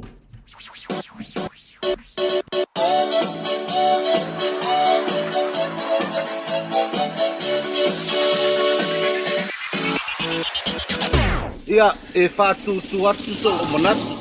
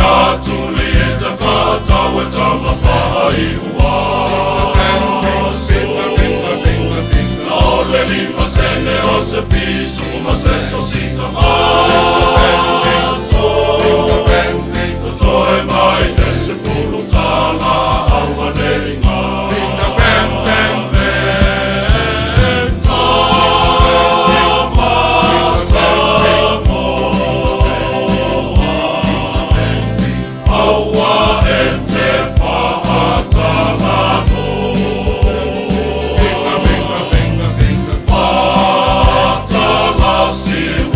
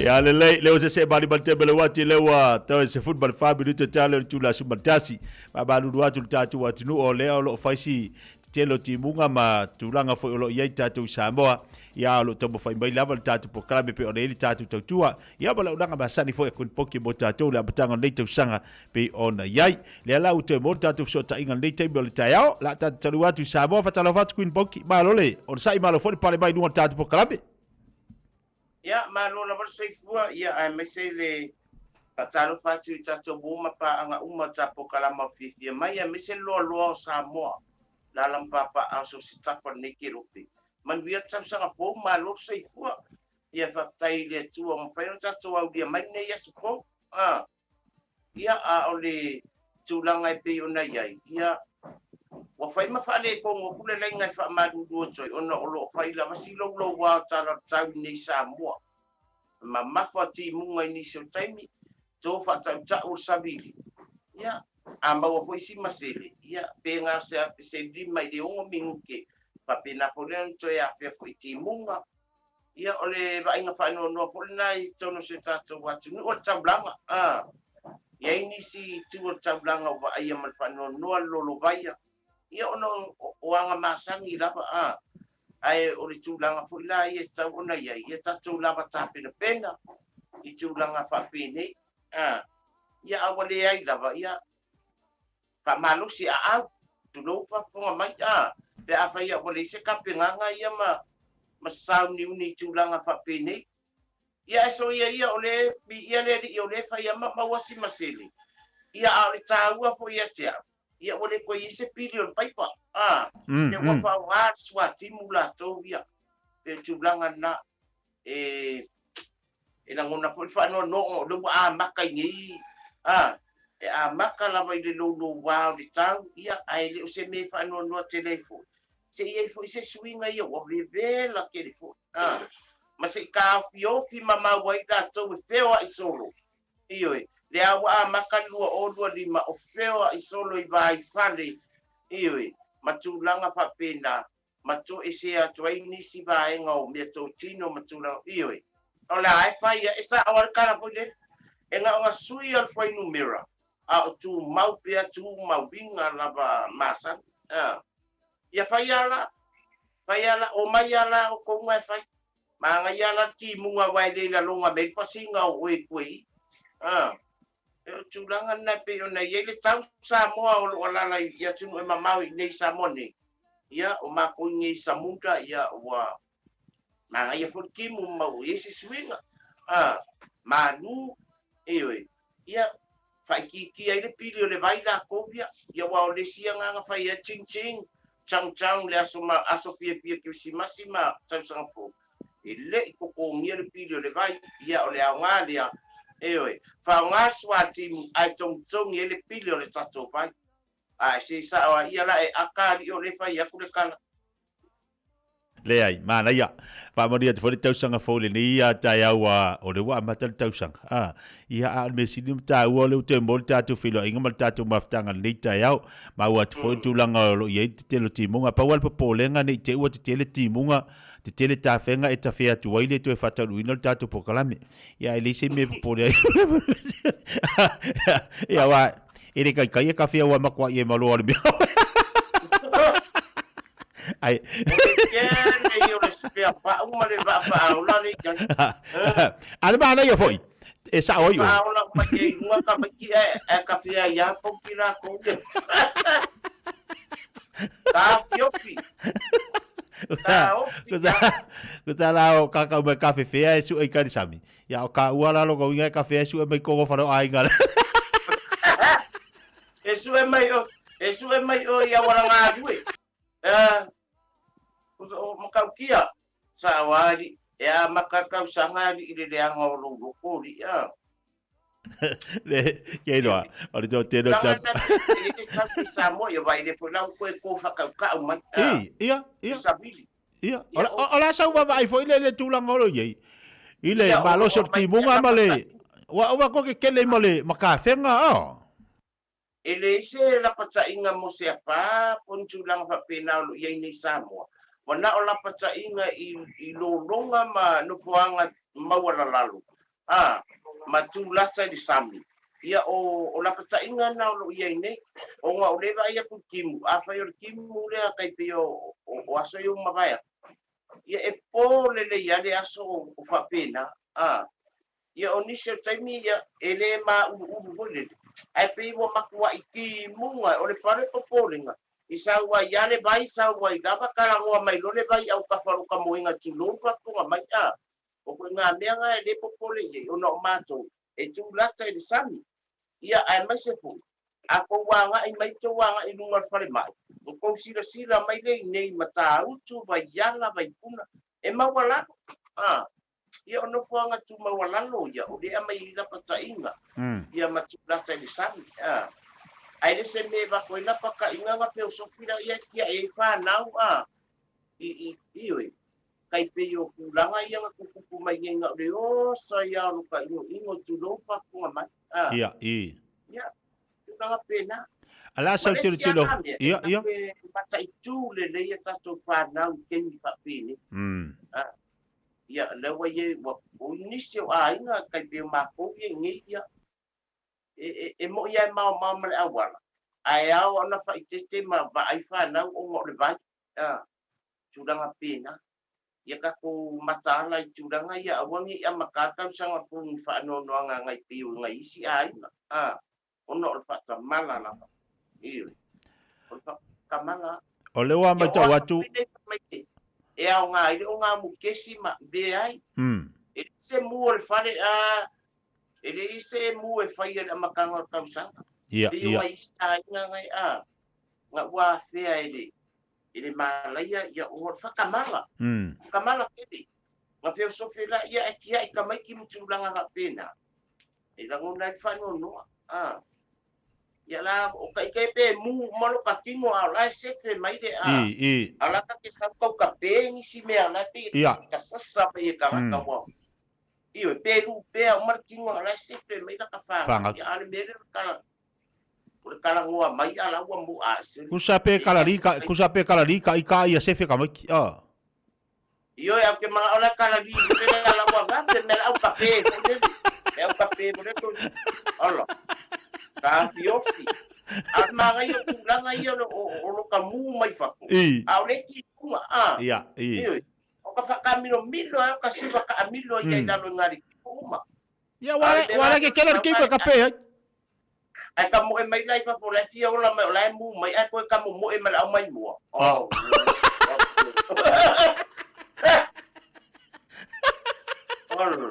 usa le fia ola mai ai ko e di au mai mo ole ai la so kai mi kamanga ka pana ga dia ila pas ke mi ka fia mau kasi pa fa pipi mai ya nga fai ia le si batau ia ngari ba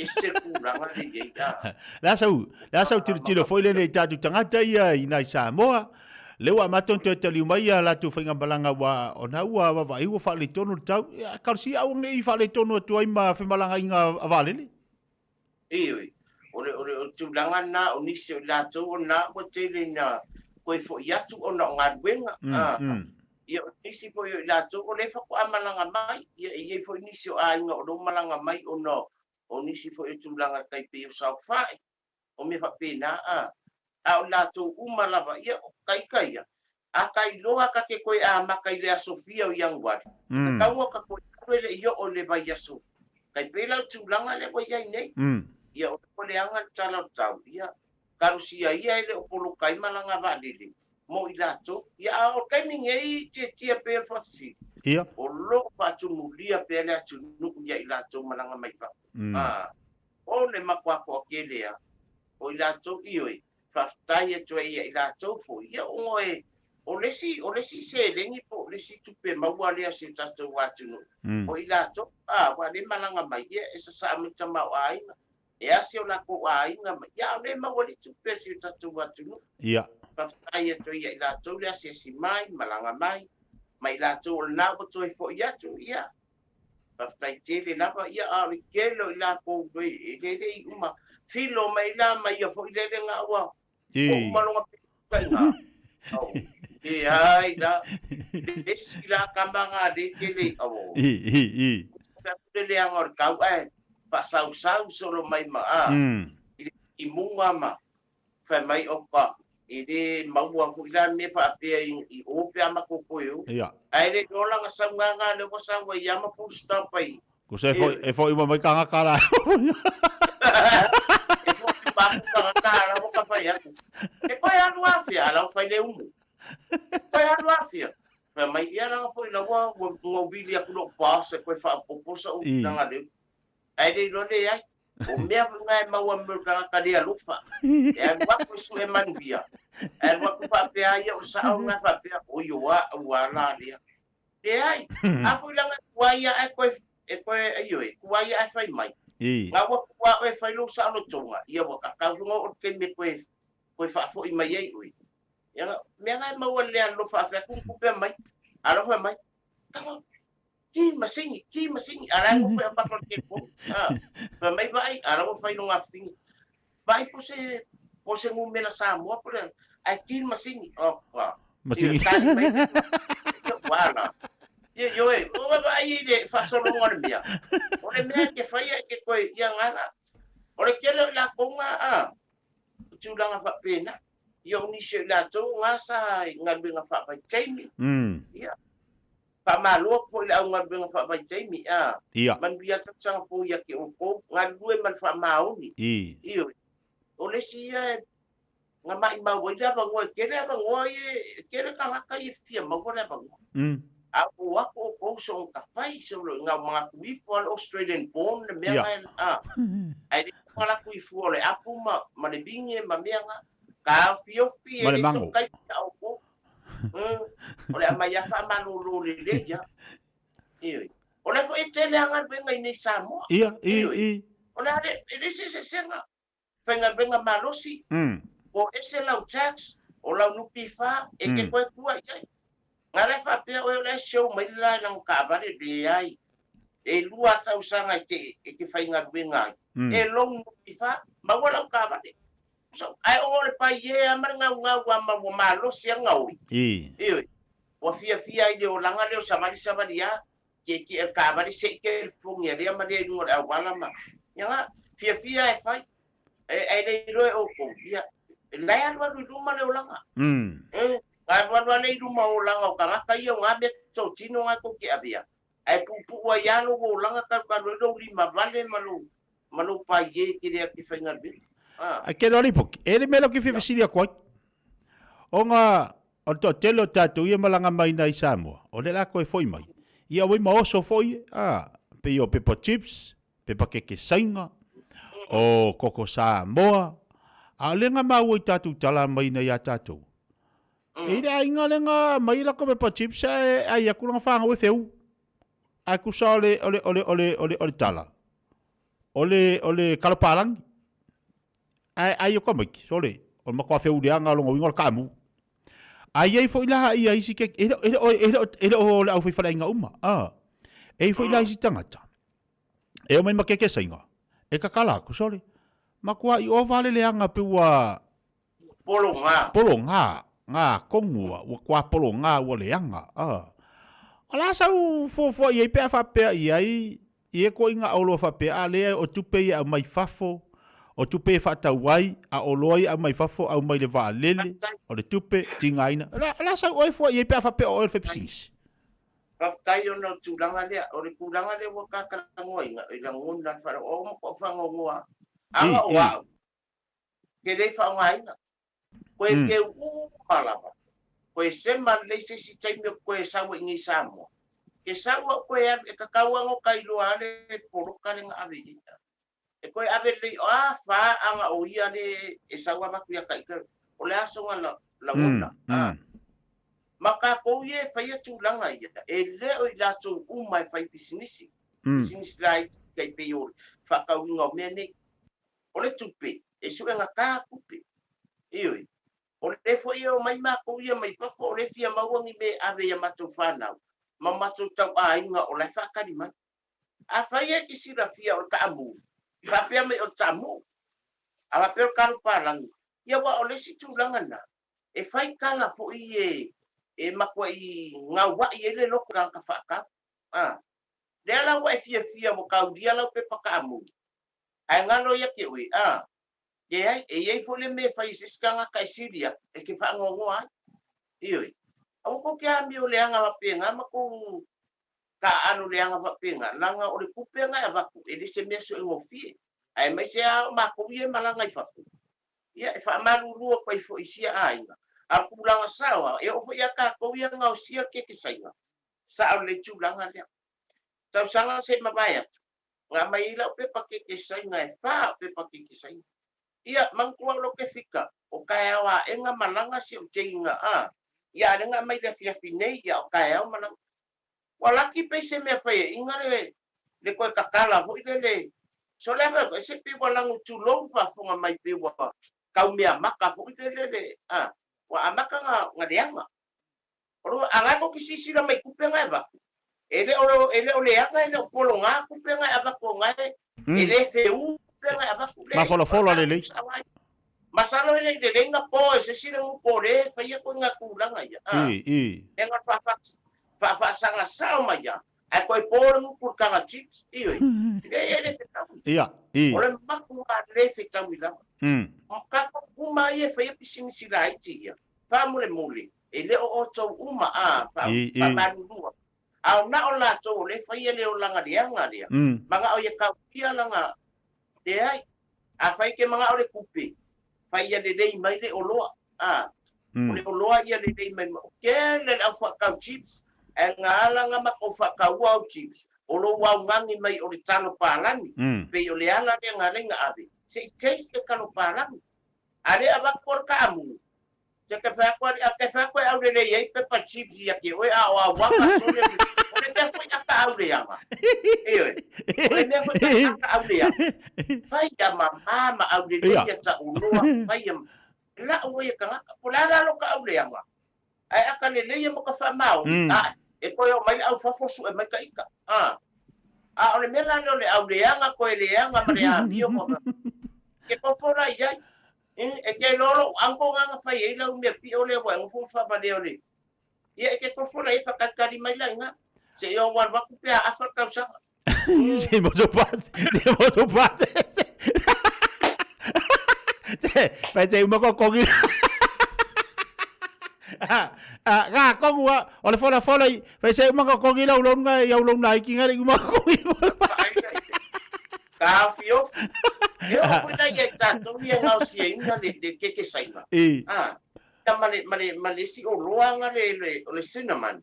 Se le pi ka keke sainga le malo a pi ka avilo. Ia. O kele ka whai o i o son a waenga ngā pēo mai. O le mea ngā e kakao ngā kako kakala. Siaki wai le loe tātou. Pongi pepa ngā whai o le isi masina i o na tua atu kuma le masina nkengi. Au le ngā le wa lau mai. Lau mai. O la kofo i la ia. O le o la o mai i pisingisi ke kere mea ngi. Ngā mai le whakau kusi mea kako. Ai sa sirenga ko o sa o le mea lo ngā o sia mai ai. I kau ia le a mai e ka mai. O se furu lima ta la foi le chips. Ia ke au ia. O le kele au chips ngai ei se furu lua. Eva ai mai lo kanka mai fafo. Ke afa mai su lima. Lo spulu. Boyo. Ioi. O le kaua la ko. E mau tupe matangata. Au kangaka ngi. E ala foi nga fia maua mea ngi. E ave nei e lato whanau maka a inga whatari mai. Au le ngau mai whanabe labe. O kupe mea whaarua. Al mga kura, ase uma foi la wa whaka kanga chips whapea mai. Ia, maku mea alofa rea. Oi rea. Oi mga nga o ia umole ia kuala ka ako kupela le ai le o le e ke ia sa whaia whai mai. O la ka ke nga ka whakau chips ai le ise discount le ise mea alofa. Ke ia pua ol vai. Ia. E ke ia po whai mai. Koros, oi me foi o sample. Si sila matoto langa ye ni si o loa a mai bo lego na matala ia pepa o tulanga na o le kele fo ia a mai se le twisty loco twisty ren ka ko ye a ka ko rai ke o me le fo swing ole o te le fo swing ole na o loa ta to so le kuisinga ka ko nga wo ye wa i ki ha ia ka mai pepa fo ia wa bo le ko kusa fo i le taste ole nga ta mafata tu samo o la ia le taste a le me kupu o le kuisi samkia okay nga mai au pepa kuisi ang ngafi pe lima fiku senge o foi whakaolo a me le whaadua kāna o mea ia ngau ai ia sola i lima sene sene a ole o fai ole crunchy a ole kale la kama sasa a kemingi oka poka whake ia uanga ngafi ia ole kasasalu aku tulou whafunga mai ola wa alu anga kong whapapon le mea so la karo sela munga pulu le mele pese hapa papa pese hapa ole pulu vodelo hapa papa le kau ai tulou fa koi whafo ioi e au ne toi whafo manguele iyo o se kulanga vodele a makakako ni wia se kusu anga la poa ioi ole fikusu senge fo ia se mesu e ngofie ka se fuanga aku bisa lima susenge fo pe kon suseng ola sa ua ma di se fu senge lua susenge le fiku suseng onisio fala lo tala au tu lalo na mapoki ile mamalu se tato watu o ma mapoka rama pa mole tato ye o au mai o lo si ato ko fa kawe ka ko lusi vode ko si sila matuto si sila panle po alanga tau ona fa wastu ia wanga afia ile oi au le nga oi au mai ole ile me o nga usia mai ai au le nga ka au tato yo o nga usia sa o inga le chips ele o to uma ai fa mole o ele nga usia inga ka amu a e sila fia la va de la wa ba ku ngai ia ele la va faiti yo nga ma wa fa nga le ma di esio anko nga malanga mai nga ku ingi sila karu le feu pa mole fai se me alo fai se sia ke o i ke wa la kuli pokila polo kai o ile le market ona fa ale nga ina le o la poloka ia o tulanga fa pena e pe ole si va ngana li poki ole to fa to le tala fo ile mole ya fa funga mai li tatu watinu umal tatu fa nga malo ia e tilo nga ia fo ile o loa ia langa ole o loa le amaye e tau sa samile atunu po le hase fainga ia to inga pisingi sila iti fa pe afa pe tu fa le tonu la tu ta penang ia la tu lo pe la nei o inga fa le kongwa sa pa si inga fu ile o fa inga ma mere ia wa maka fu nga vatu se won se polokaina por tau fiaina e tau fi sa o fa inga e ka fi no fa inga pe ava ia kwale ia tunu nei pe afa pe ele o le leile tapenanga ele o le leile fale ele o le leime fatinoi po la se fu tatu samo ia sa o le ufanga solo fo nei samo tulanga na le afa pe mai fai la barbecue po le alava la tamu fainga e anga ile le healthy o le fale o lo ngausia mai ai e la to te matai tuina ia po o le lei po saunga le mu ia po o soifua maloloina le meo lo ngausi mai ale ai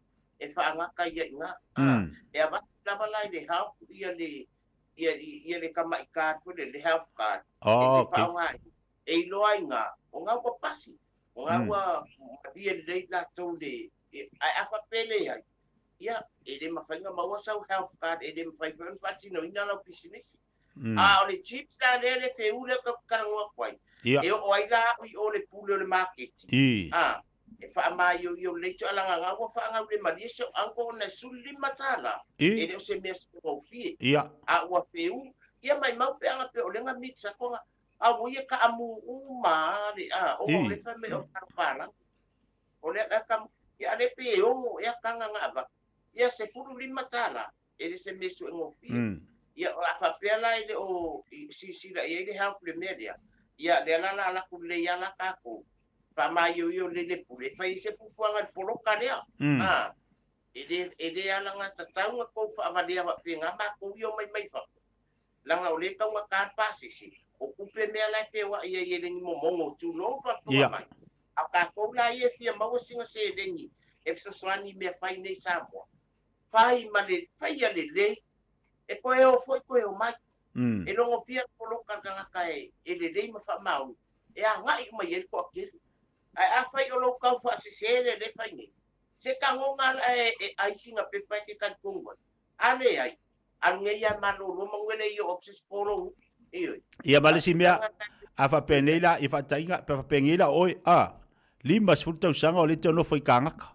Ia ale wa malanga ku Samoa e laku e fa kau chips le kelu aku masi au palangi ale fi chips ai ke wa kof o wa kof ko le fa ko lima suka usanga ko lo ale wa kof ko ngal kamu e feu e kelu kof lo e u fa pengelu ngu se tulol fa fonga la ku e feu ia ele masangi o lua kamu e feu ele kai le ya o lua wale bo le va ngalu o kanga ka lima suka usanga nga ko lua ku mala wo palang lo e kele mimika le palang i chips ia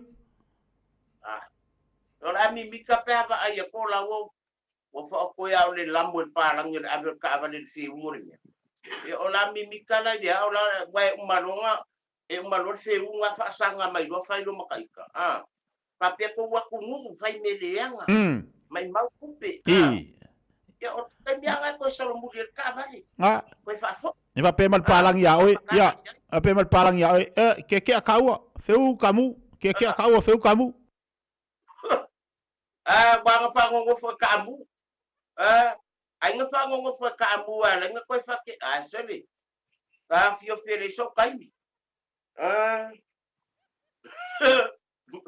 awa ora mele ye o solel makwa vai kamu ya mela le fa fo mai o ko ya wa ko nga me nga kupu wa pa nga me kupu wa fa pe le ka kera ko ka palangi le wa umang fa makalai ke o Samoa ke ai chips e ke ai banana chips, taro chips, ulu chips.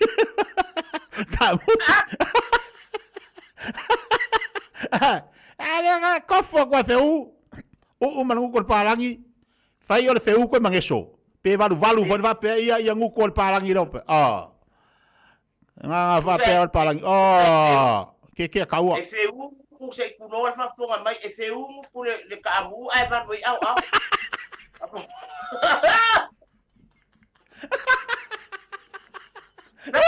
What's happened? Why you scratch your underarm? My itchy. The finger itchy, sir. I don't like the finger itchy. Aku sale. I don't pulau apa? I Lucy. I Dalai mana macam chips. Mamai, what you got the finger just go down? No, it's a come you. Oh.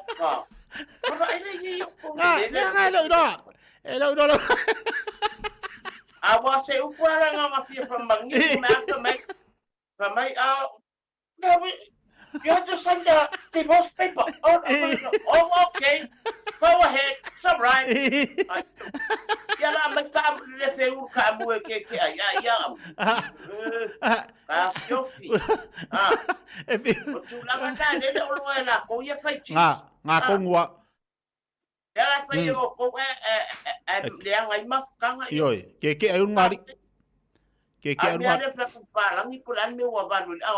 Fa mayor dileng pa mangai yang. Iya. Ese po ya ku. Ya la ngari si me nga ele uno kangaka. Ori si kangaka mangeso lo e feu lo mangeso fo fonga si tu lo por mutu. Alis. E mangeso e feu nguku. E valu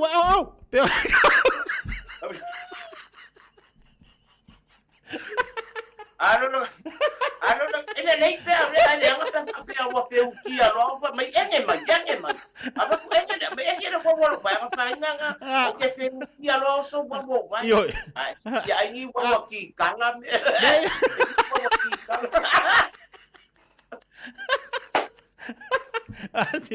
Yofi. E fa atara fo wa tamta. Yoi. Makau kia.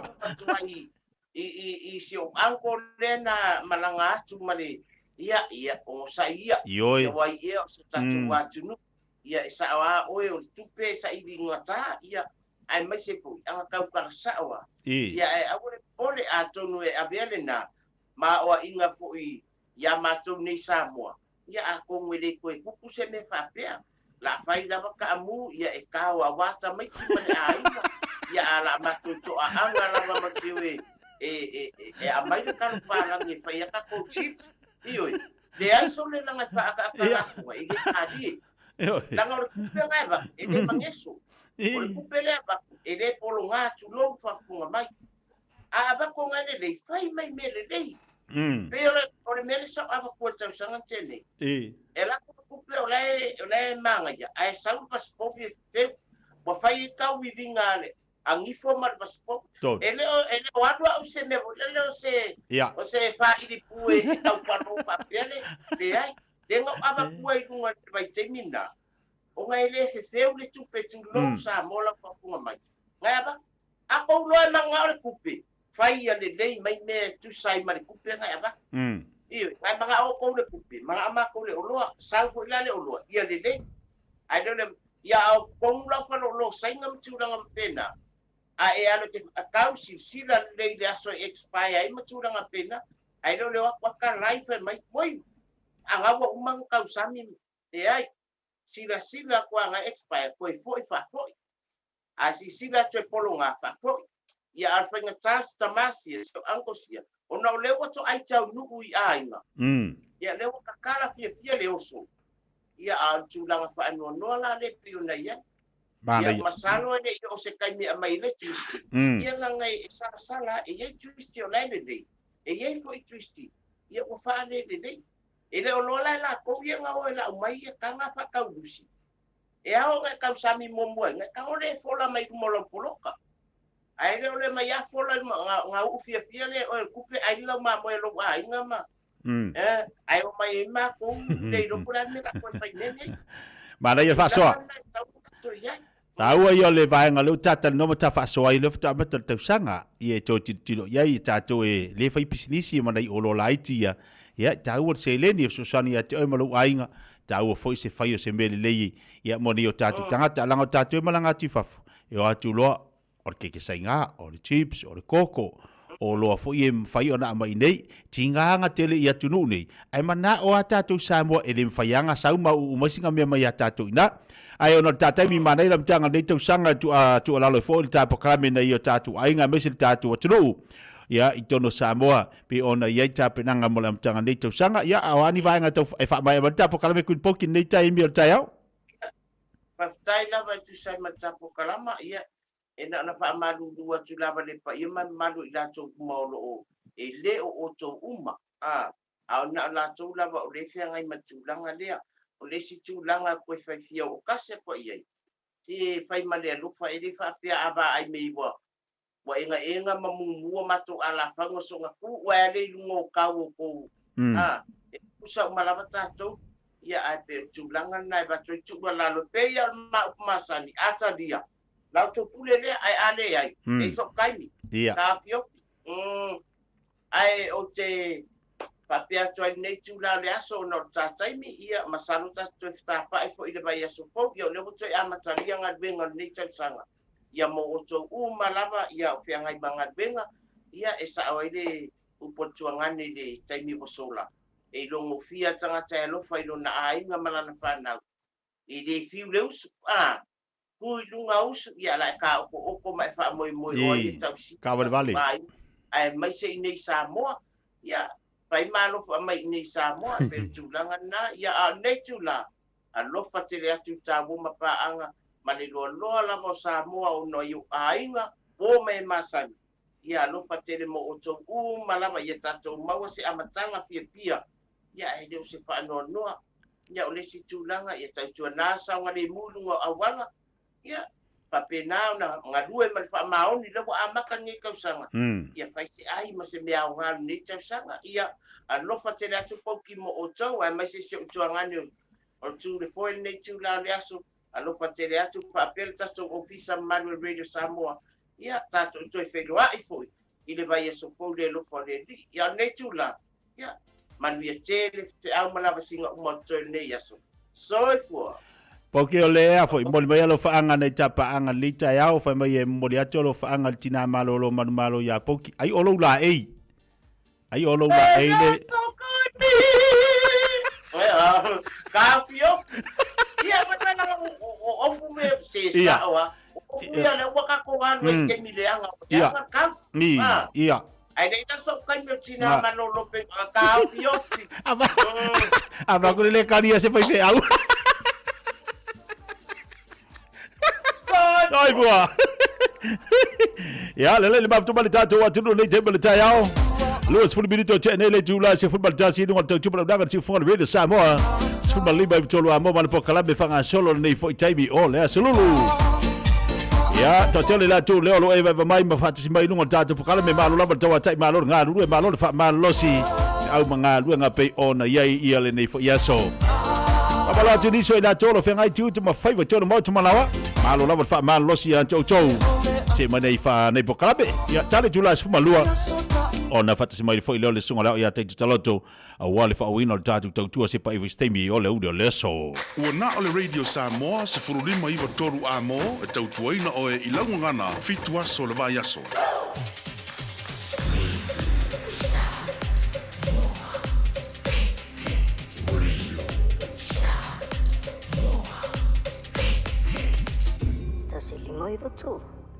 In sport, Elon Musk's father Errol has claimed his son, the world's current richest man, is interested in adding Liverpool Football Club to his business empire. Musk Sr. has described the family's connection to the city and the Beatles on Britain's Times Radio. He fears the current owners, Fenway Sports Group, will raise any bidding price now they know of the interest. Pace bowler Josh Hazlewood looks set to miss Australia's Test cricket tour of Sri Lanka as he continues to recover from a calf injury that saw him miss the final 2 matches of the Border Gavaskar Trophy. Captain Pat Cummins is also likely to stay home due to the birth of his second child. 7-year-old Indian Samyuktana Rayanan has entered the Guinness Book of World Records by becoming the world's youngest Taekwondo instructor. She started at age 3 and has already achieved a black belt. That's sport. Radio Samoa. Taslima Ivatolu Amo.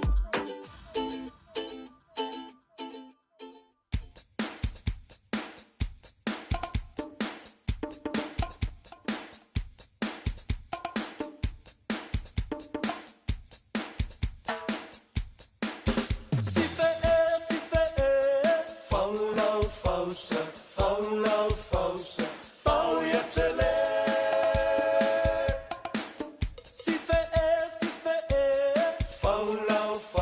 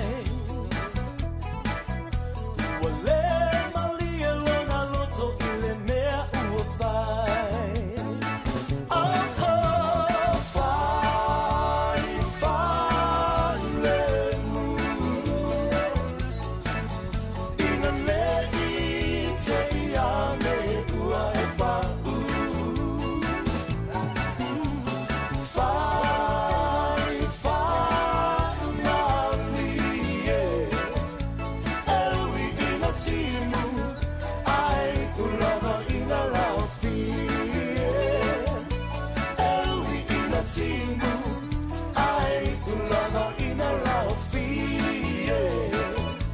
Ewi ina timu ai ulava ina laufi Sife Faulau fausa Faulau fausa Fau ya tele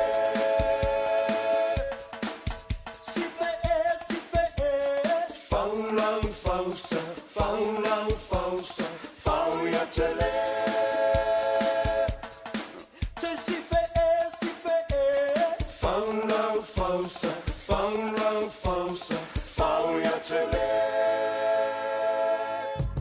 Beta Drive Doctors ile tau longa fa tau I mangele fa pia manrua o le vainga o so ngase pe amana o mia e fa tino e foi ma tui o le fa na witi o tui le COVID is fluiva mo I lato is fluon tau sanga malunga atu fa pia ma tui o le flu pala au telefoni lua lima fitu valu lima iwa valu mo so no e fa tino I nei au nanga o fisa fo mai mangele I taftafane o McDonald Amanrewa e taftafane o le falitusi po le Public Library Beta Drive Doctors Clinics Jalo fana va tia roa wa te tala na neile wa unanga e veni mo fa tangwa I au kilani New Zealand numero tasi John Coulter Drive ile Auckland Airport Shopping Centre ta fatonu lava le warehouse ma le countdown lau fale o fula wilo le e veni Auckland Airport Shopping Centre Le Casa Beds and Appliances o le tali o manaonga I o loe whaatotonga ilo mauta ini tau le lei toi ananga tā e mawai moenga ngau si tutono New Zealand wha a pese tino fōa le potumalo lo lau ai manofoa TV la au pese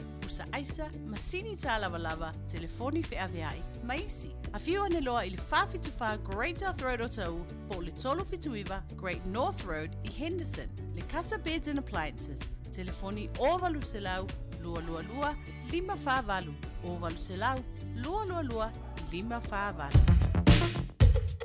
All I hear is Radio Samoa, Radio Samoa, Radio Samoa, tasilima iwa tolu amo. Radio Samoa, tasilima iwa tolu amo.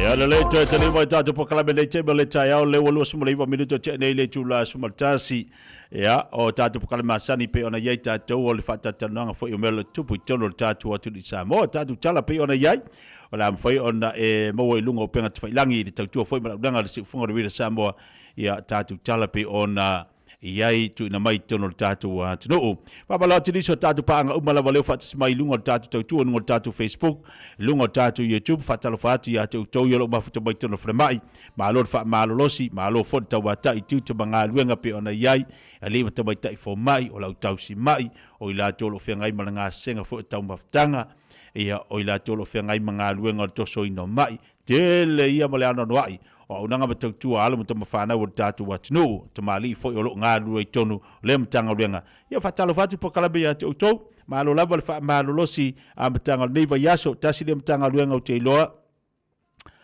ele mo fena ma lo tatu pe o taimi e ma lo lo inga luenga fa inga tau sanga ma le mtanga tau sanga ngalu pe utou ia fa ma lo atuaila ya te utou leita yao le ngata fo ile fa ma lo mtanga luenga leo o isi fa ona batau tua ia le tatu watino o lo vapenano fso sani tele mo tatou ia so malolo mo le mtanga tau sanga patalo fatuai fa malo tole pokala me atu to umalava ia lo mtama fana o tatu watino ia o lo ngalu lu nei foi mtanga luenga mane foi ngaluenga poi ngor sanga le mo tele tato unanga batau tua business mo company ia lo mtama fana o le tino o le na wa amtalia la tu ngaluenga mo le tau sanga ia tatu fa te pele le alofa malanga le o le tua o lo fa penal so sani mai pe mo tatu le tatu fo longa la so valu nei o le tatu fainga balanga pe ona yele masina bombo le tu sanga lu o lo fa te todo lo manu me uma tapo inga tatu wa tinu nei tamam tina matu mo to malawa le ngata fo ile o la finga luenga tofe le tua iso se fata fa taulanga o lo malo lo onga nei fa na ele ya elava nei tamaiti fai pele to fainga malo longa yo fai pele to malo longa bol nei te mai temel tu sanga ya awa ia le fiangai o tou matuanga wa onga wa to ya elo fo ila onga ia na tu to ya nga ia fo ile le usu tayao whaalongolongo fo ilo le otel tamama le tina le taiao, a o tāpena tātou le aonga, le taimia ni whae vai whapea tātou, wa lele ia ele aonga, ia whamalo atu ia tau, le o se e mai le sao le tau sala le pokalame le taiao, ia ua fo le tau tuaino le tātou atu iniso tātou talo oto pe ona, ia i whatalo whatu le to finga malo le uso le taiao fau, malo fo le whamalo si tuta mga luenga le nei aso. Ia, langi matafi lau whetalenga tia le nei tae au, vi ia le li o toe mafuta foi. Whaatalo whatu i le mamalu se tātou watu no, ia olo maua mai le tāpō kalami le nei tae au, ma lo lava le soifua maua, ma le manuia mai le li. Malo, tātou ia longa tono le vai asi tuta mga luenga le aso fau, whaftai le li, olo mau pele malo si moleola e whauina ai tuta mga luenga. Niso tātou talo to oto pēna mai tawina le tae au nei, lua se la wafita la Amerika le foa ia o masini, computer fo i lea mo le kolisi o le kalesi aso fitu, ia mo ina i lalo vaya. Ia, sa o lea tia i tūlanga o ia i le vaenga lea, pe ona e tā ua ia e o lea olo o ele toi umi, ia ona toi a matalola ia o le tau sanga whalea o ngā nisi o ale a whanau. Ia o lea la ua whamawina i fwoi lai tato ripoti se tala fia. Ia mo le kolisi ia ale e ka le sia so fitu i lalo vaya. Lea la pe ona e tā ua i mfolisia i fo i le vaenga. Ia se fulu valu i masini computer, ia po laptops, ia i o whapena o na tau ao atu ia o se mea lofa. Whapena o na tu ina tu whai mea lofa ai se tasi o Samarianga lelei. Ia e alala i Seattle i Amerika, leo whapena o na tau ao ina atu, ia mwhai mea lofa atu ai le kolisi lea, ia le ia laptop se fulu malvalu. Ia awa lava ia le whaonga aina. Ia fisosoani ai fo le whaatino ai o onga. Ia ma le whaatino ai o mea onga whanau e pe o na tātou i loa uma. Ia le tele fo i o vaenga e mo mea ai le fisosoani e pe ila o researchers. Ia manisi o vaenga whapena ia onga. Ia o lea la ua mawaila ia masini nei, ia whamawina o le Samarianga leilea pe ona atu ina atu le pe na foa i atu ia masini nei se fulman valu. O se tasi o whaife au ia e au mau i le United States, ia pe whapena ona no foi i Seattle i Amerika, ia o lea na whapena ona foa ina lea fo i mea lofa, ia e tawala atu la lea i le talusanga, ia ale peristene au au le kalesia so fitu o le toia fio mai, ia Mosef Sosoani, ia pela ona iai ia masini lei ua whapena ona tau au ina le kalesia, ia po le kolisi foi le asofitu i la lovaya. Ia o lea la, ia malona tau a wha i lava lea si le malua se lau afe ta la Amerika titia. Le wawa i atu. Tasile au na ngamatau tua mana ia mo tātou na mtanga tausanga. Ia o nei whanau fo ia pi o nei nei mea lofa ma nei susani mo la tua onga. Tausanga lei fo lean lei mo la lovaya la tou. Ia mo nei a whamurianga mo le tāperanga o nei whanau wa onga le tausanga. Sauni sa mo toi fina wia le pale o le tausala le Pasifika i Solomon. Ia, mai tau fo i le mamaru se tātou atu nuu o lea olo o i limo o Samoa, ia po o lea i a tātou le pale o le tausala le Pasifika po le Miss Pacifics. E pe ona pale ai le tamaita i a fuatino moe moana sa whātoa Schwenki. Ia o le taimila le nei ia o leo wa whapena o na tāpena pena ma a mata loa i a po kalame, whangasoro po kalame. Ia ina i a tau mawhai ia le toa tele o tamaita. Ia le mai tauina e toa walu i la atou wa whapena o sui mai le Pasifika. Ia o leo whapena o na o le a wai le tauwanga le nei ia ma e whaatino fo i la i le atunu o Solomona.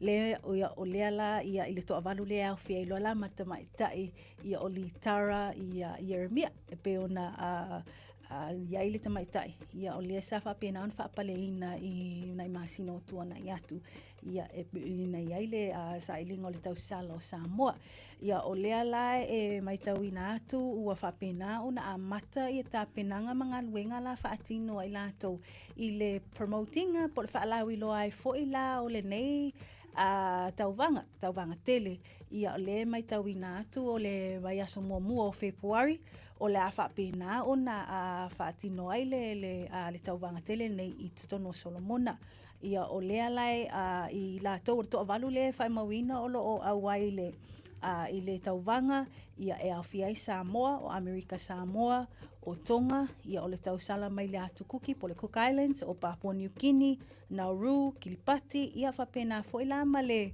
tausala o le atu no o le la whapena na host ia pe o le atali malo fo ia i le nei fo ia tausanga i le tauvanga o le Pasifika, tausala Pasifika titia. Mana ia, a tono le ato e tau whai ai, ia na tu e whatu mawina i leo le tātou pale lea. E se le tāu wafo le vaenga mo tātou. Tapuni ia le tātou wafo fo i le ia pia.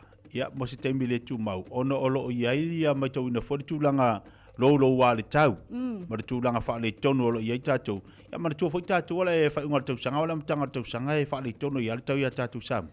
Ia, sa o le e pēna e tā ua o le vai tau nei o le o wha mamatangi ia whapena fui lo longa ia o vaenga la na o lea pēna e tā ua ia o ua whapena o na tilo ai fui la ia le pūlenga wafu ma le taulanga ina ia o le saunga le mū lava le mai tau ina atu le mafua ai o na tāpunia le tu mau le wafu whawa malo i mata autu ia pia ia pe o na masani ai e operate lava i lea aso ma lea aso se vanga na ai nei ia so funga le fatino closures but o le taimi le nei o lo fatin o lo tu ina mai le fasisilanga mal failo ai le pulinga wafu ia mataulanga ia i le mamalo le atu nuu ai mai se lava paanga ia mai lanto uma e fatino ia le tele o ngaluenga i le wafu i matautu le tapuni ai ono tulanga lolo wa le tau ina ia o le saunga le mulava ia leo titilo iai ina ia awalava nei tupu mai se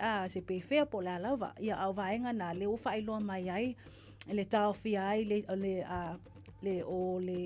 ona toe fatino ni ngaluenga ia pe afia foi ia le wafui i matautu ia o lea ona o tūlanga o iai i le lolo wa le tau ia o le tūlanga pe ona tātou i loa uma ia masila fia fo le tātou wa tunu ia o le vai aso le nei lea na whamawina i fo i la le iai o le langisi le pe ona whapena ona au mai e fisoswani ia i le tamawhai e fo i o le AVS mai suau ia mai le manuao lea le manua nui o loo whapena ona mangoto i sa whata ia o tūlanga na le o whapena ona tu ina mai se whaasisilanga ia ma whailoa mai e le pūlenga o wafu ia i mōri sila fio le tagatou atunu ia tūlanga o iai o le tāpuni e le tūmauai ia o le wafu i matautu.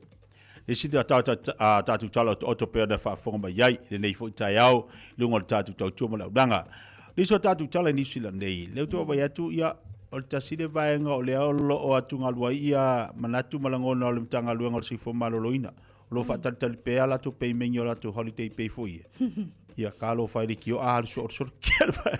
Ia mai tau fo ia o lo na whaale tonu ia me leo le tau tupe.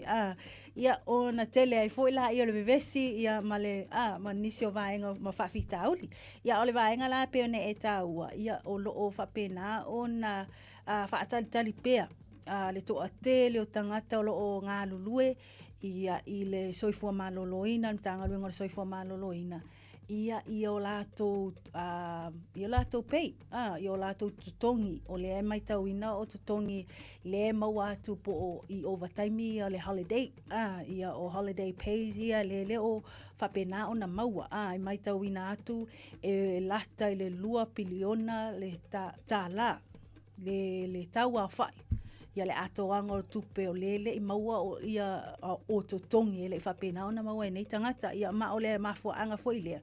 O lo o whaali ai ia whinangalo le fia ia ma atunga luai fo il to atele ia o ilatou ia ona ole malosi ia e whapena ona te tilo iai ona ole ngā lulu e ilatou nei i po mao ia ai mai se lavo le taimi o taimi nei e tauna malolo mai to atele ai ona ole soifua maloloina ole one of the essential services o ngaluenga ia e tatau lava o na whaatino i le aso po le lava le malolo to tele public holidays ia maso malolo whaitaulia ia o tūlanga la na o leo whapena o na whaatino ai pēr tele o soro te e mawhaalia ia whinangalo le whiwhio ia ona o le maua atu po o whea tonu le tu le anga ia toile tupe wai mai tawina i tato reporti o le luafe sfulu ono le na mai tauina ai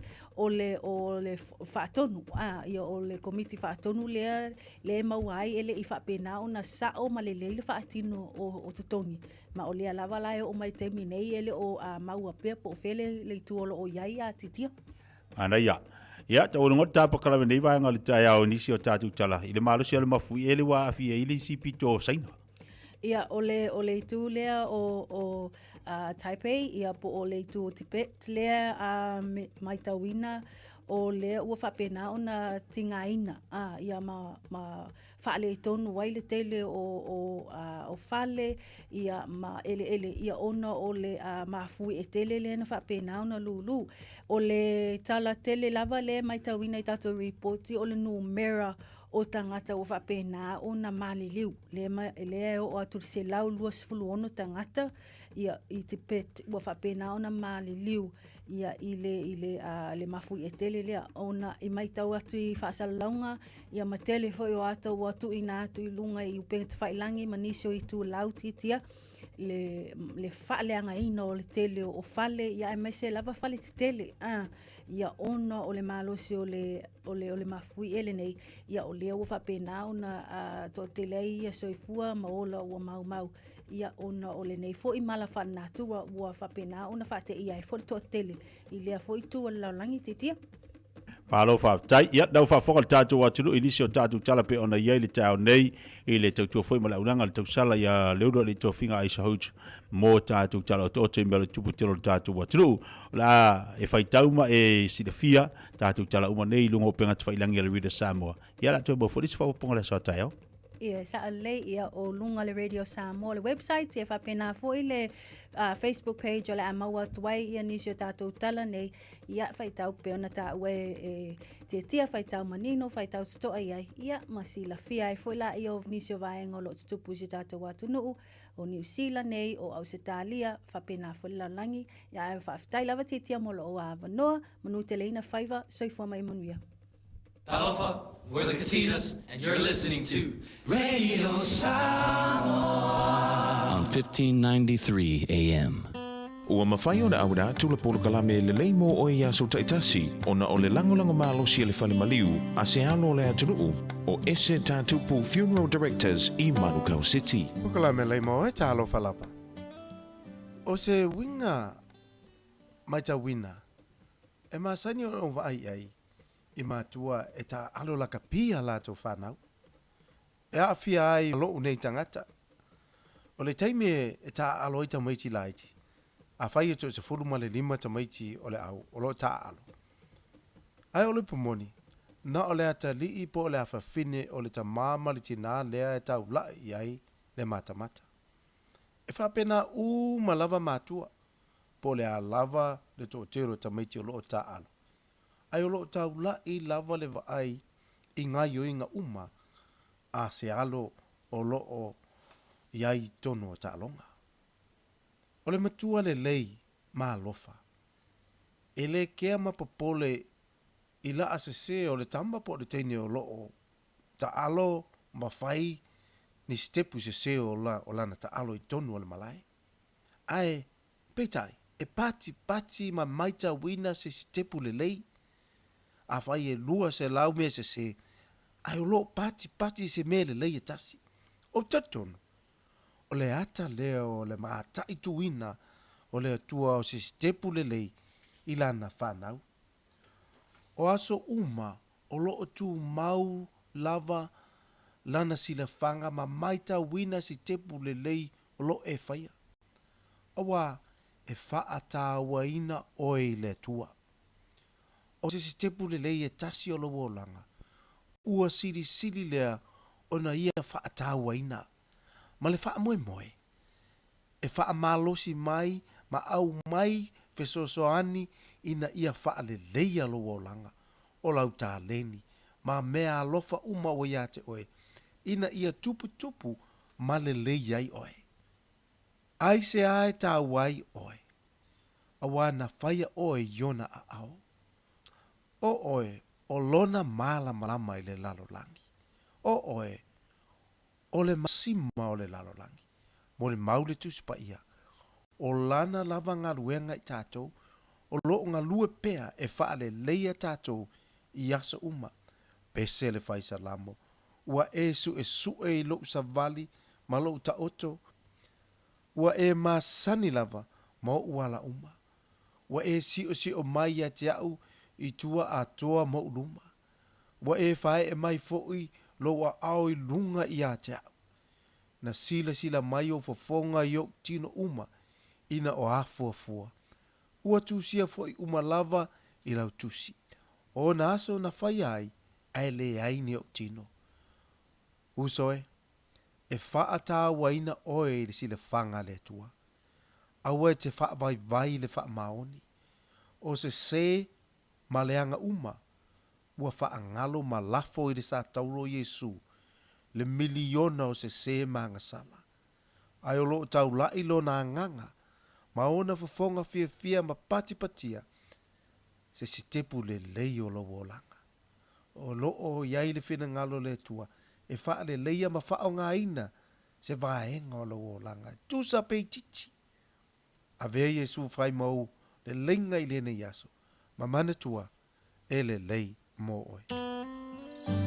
O ese tatu pu funeral directors o se fale maliu Samoa o le tali foi lea o taimi whengata o na ole malanga al maliu maleoti e mawhai foi o na lato awina atu ma awina mai tino maliu o e pele mai so o se atu nuo lalolangi mala auno le ese tatu pu funeral directors i le lua no lua toru fitu o pea fiuane ele se fulu manebalu Norman Spencer Drive Manuka City.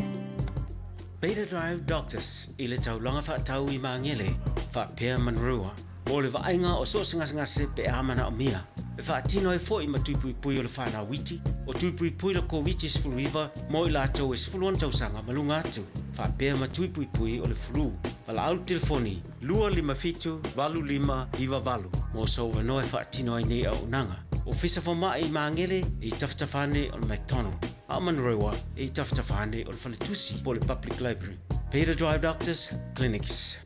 O e mo mia singa luenga le customer service, hospitality, po le avea fo i maleo. E te leo mautinoa po o fea a matai. I le MSL training, mātou te fesoa soani atu. Mātou te malama o le amataina po le toi fo i atu hi au. E mawhai ono whaafai ta. Ai olo o iai le mātou au soani wha maoni. E taita ia malangolangoina oe i lau malanga. O le MSL training, o se ainga. O se no fuanga i langolangoina oe, e wha amalo si au, ma wha amanatu atu lau sini wha atu. Asi i le msltraining.co.nz. Pevala au loa, le o valu se lau, lua, fa, tolu valu. O lolu manai, e a mata atu, i inei. O mo mia sau lo i soani le wha atawina mai, po le wha atau e se ino lo mauta. Ai ale tapena ino la wili, po le vai tama ino whanau mai Samoa. E whapito fo ile au nanga, i mata upu tau immigration. Wala au loa Hearts and Stowers Law, mataima ai ono Grace Stowers, ile o lua fitu, lua tasivalu lua tolu. O lua fitu, lua tasivalu lua tolu. Ua silia ma le loas fulu 5 tausanga o lana tautua. Hearts and Stowers Law, e au auna mo oe Samoa.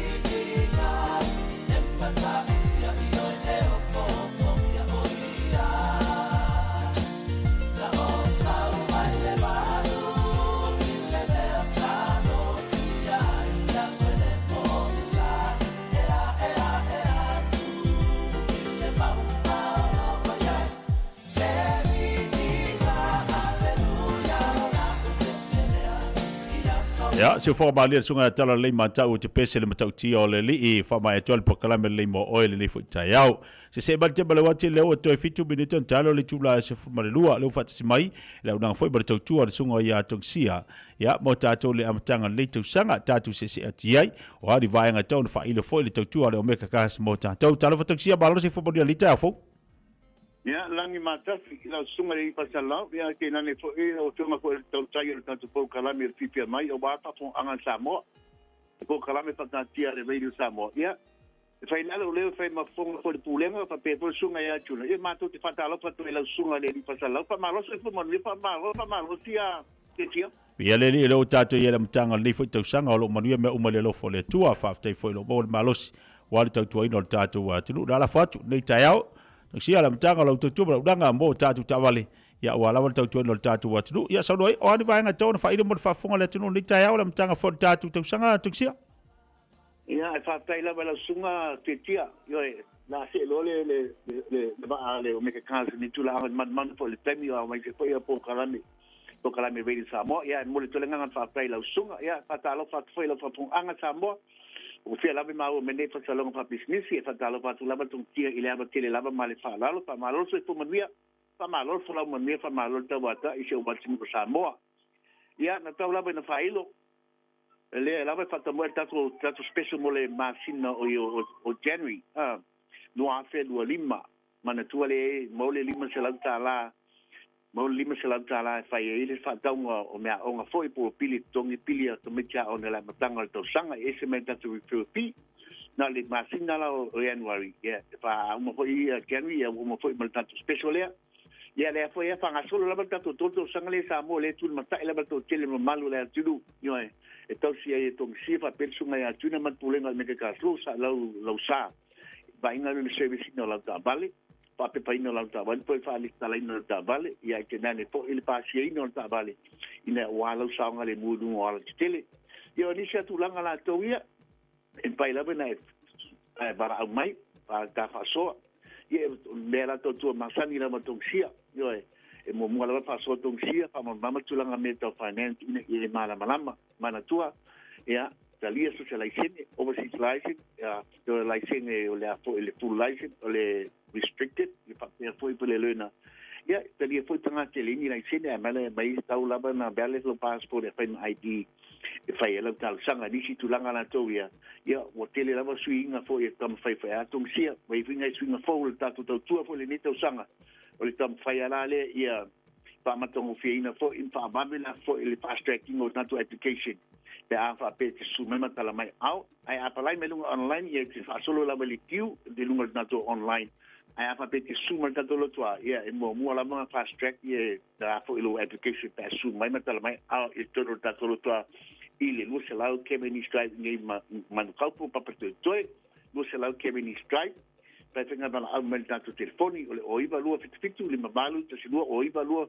fitu le mabalu te silua o telefoni le sunga ya tuna sa dele o luatasi o lima o balu lima iba o lima toltol o luatasi o balu lima iba o lima toltol kele ta vale fela pilinga ta su mema tala mai out tato loli tato vans family vans commercial vans tato piki up o mai on the tuina SUV la po mo ai no tele SUV fiololo mai SUV la iti ta vale la iti spo cas mo tu planga tala bon ya ai pe cas ta e tise lo tele no tono tato falta vale tele langa wai lanu ta vale fa ilo pilinga ta su mai ai mi fa sile ya na bala mele te tone tu sia ile olo tasi pa pituono lima fatosi olo tasi pa pituono lima fatosi ye mania fa val ne yasu ke tia mia le tua pa tu pa so fu mo terminei alo va te tele la so to sia voltato riporti ni foi taiao lei bala wane le olo tasi fa pituono ni fatasi olo tasi fa pituono fatasi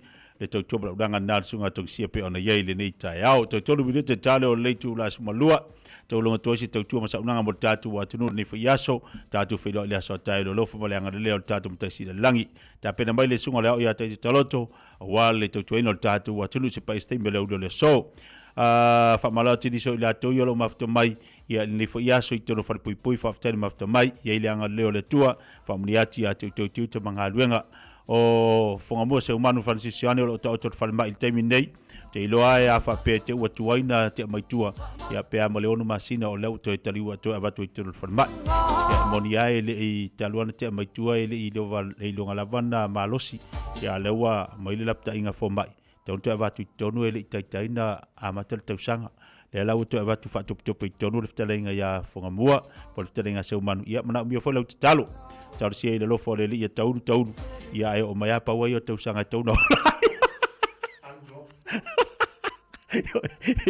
ya e mana tuane lau te talo ftalenga seumanu Paule va inga lai na mai le fa mai fa pe mai e lo ye se moenga a me fitawi lo lo winga e foringa mai a le lua moenga le ofilo usut fa mai ya a fo ila ya lo winga e a le to fa to si mai ya la auto so mai to so ya lo winga la fa ngali fa mai ya fo ila le mama fa orifi man lo se orifi fa ngaina ya ai man tuane le to fa ngamua la auto va tu tono fa mai terminate ya tatu fa le aso tayao le lo fa malanga leo le tua lewa se malte belwati wa tatonu la vali tu la se fulma le lua ya wa fo le to fa salawino tatu tala I vai fanua 24 hours a day, 7 days a week. Radio Samoa streaming live on www.radiosamoa.co.nz. Fia foi toi fatalo foi jo tato utunu. Yo si mai lo fa fonga nga luenga taulongolongo le ne yaso. E fas fulu miliona valu se la wafe ta la le vai nga tupe o lo totoe. Mai le miliona ta la mua na amatai le polo keti o le tasi le miliona. A wale ati na e o nuu mafio anga o I tu malo palota e limas futasi. O le seleni leo lo totoe ina ua maea o na faa matuu le se fulu miliona lua se la wafe. E tapena I ofisa o fono faa vai. Ma faa tawai mea fai ngā luenga e faa o ngā I ngā luenga sui o le komiti. Ma le au fai ngā luenga lo faa ngā o ia le ofisa. Mo le faa tino ina o ati nae. O lea tufanga mua na aluaire ta ilua se la wafe mo I tu malo. O le feilo ai ngā tu si tala ma le tamai ta I min star.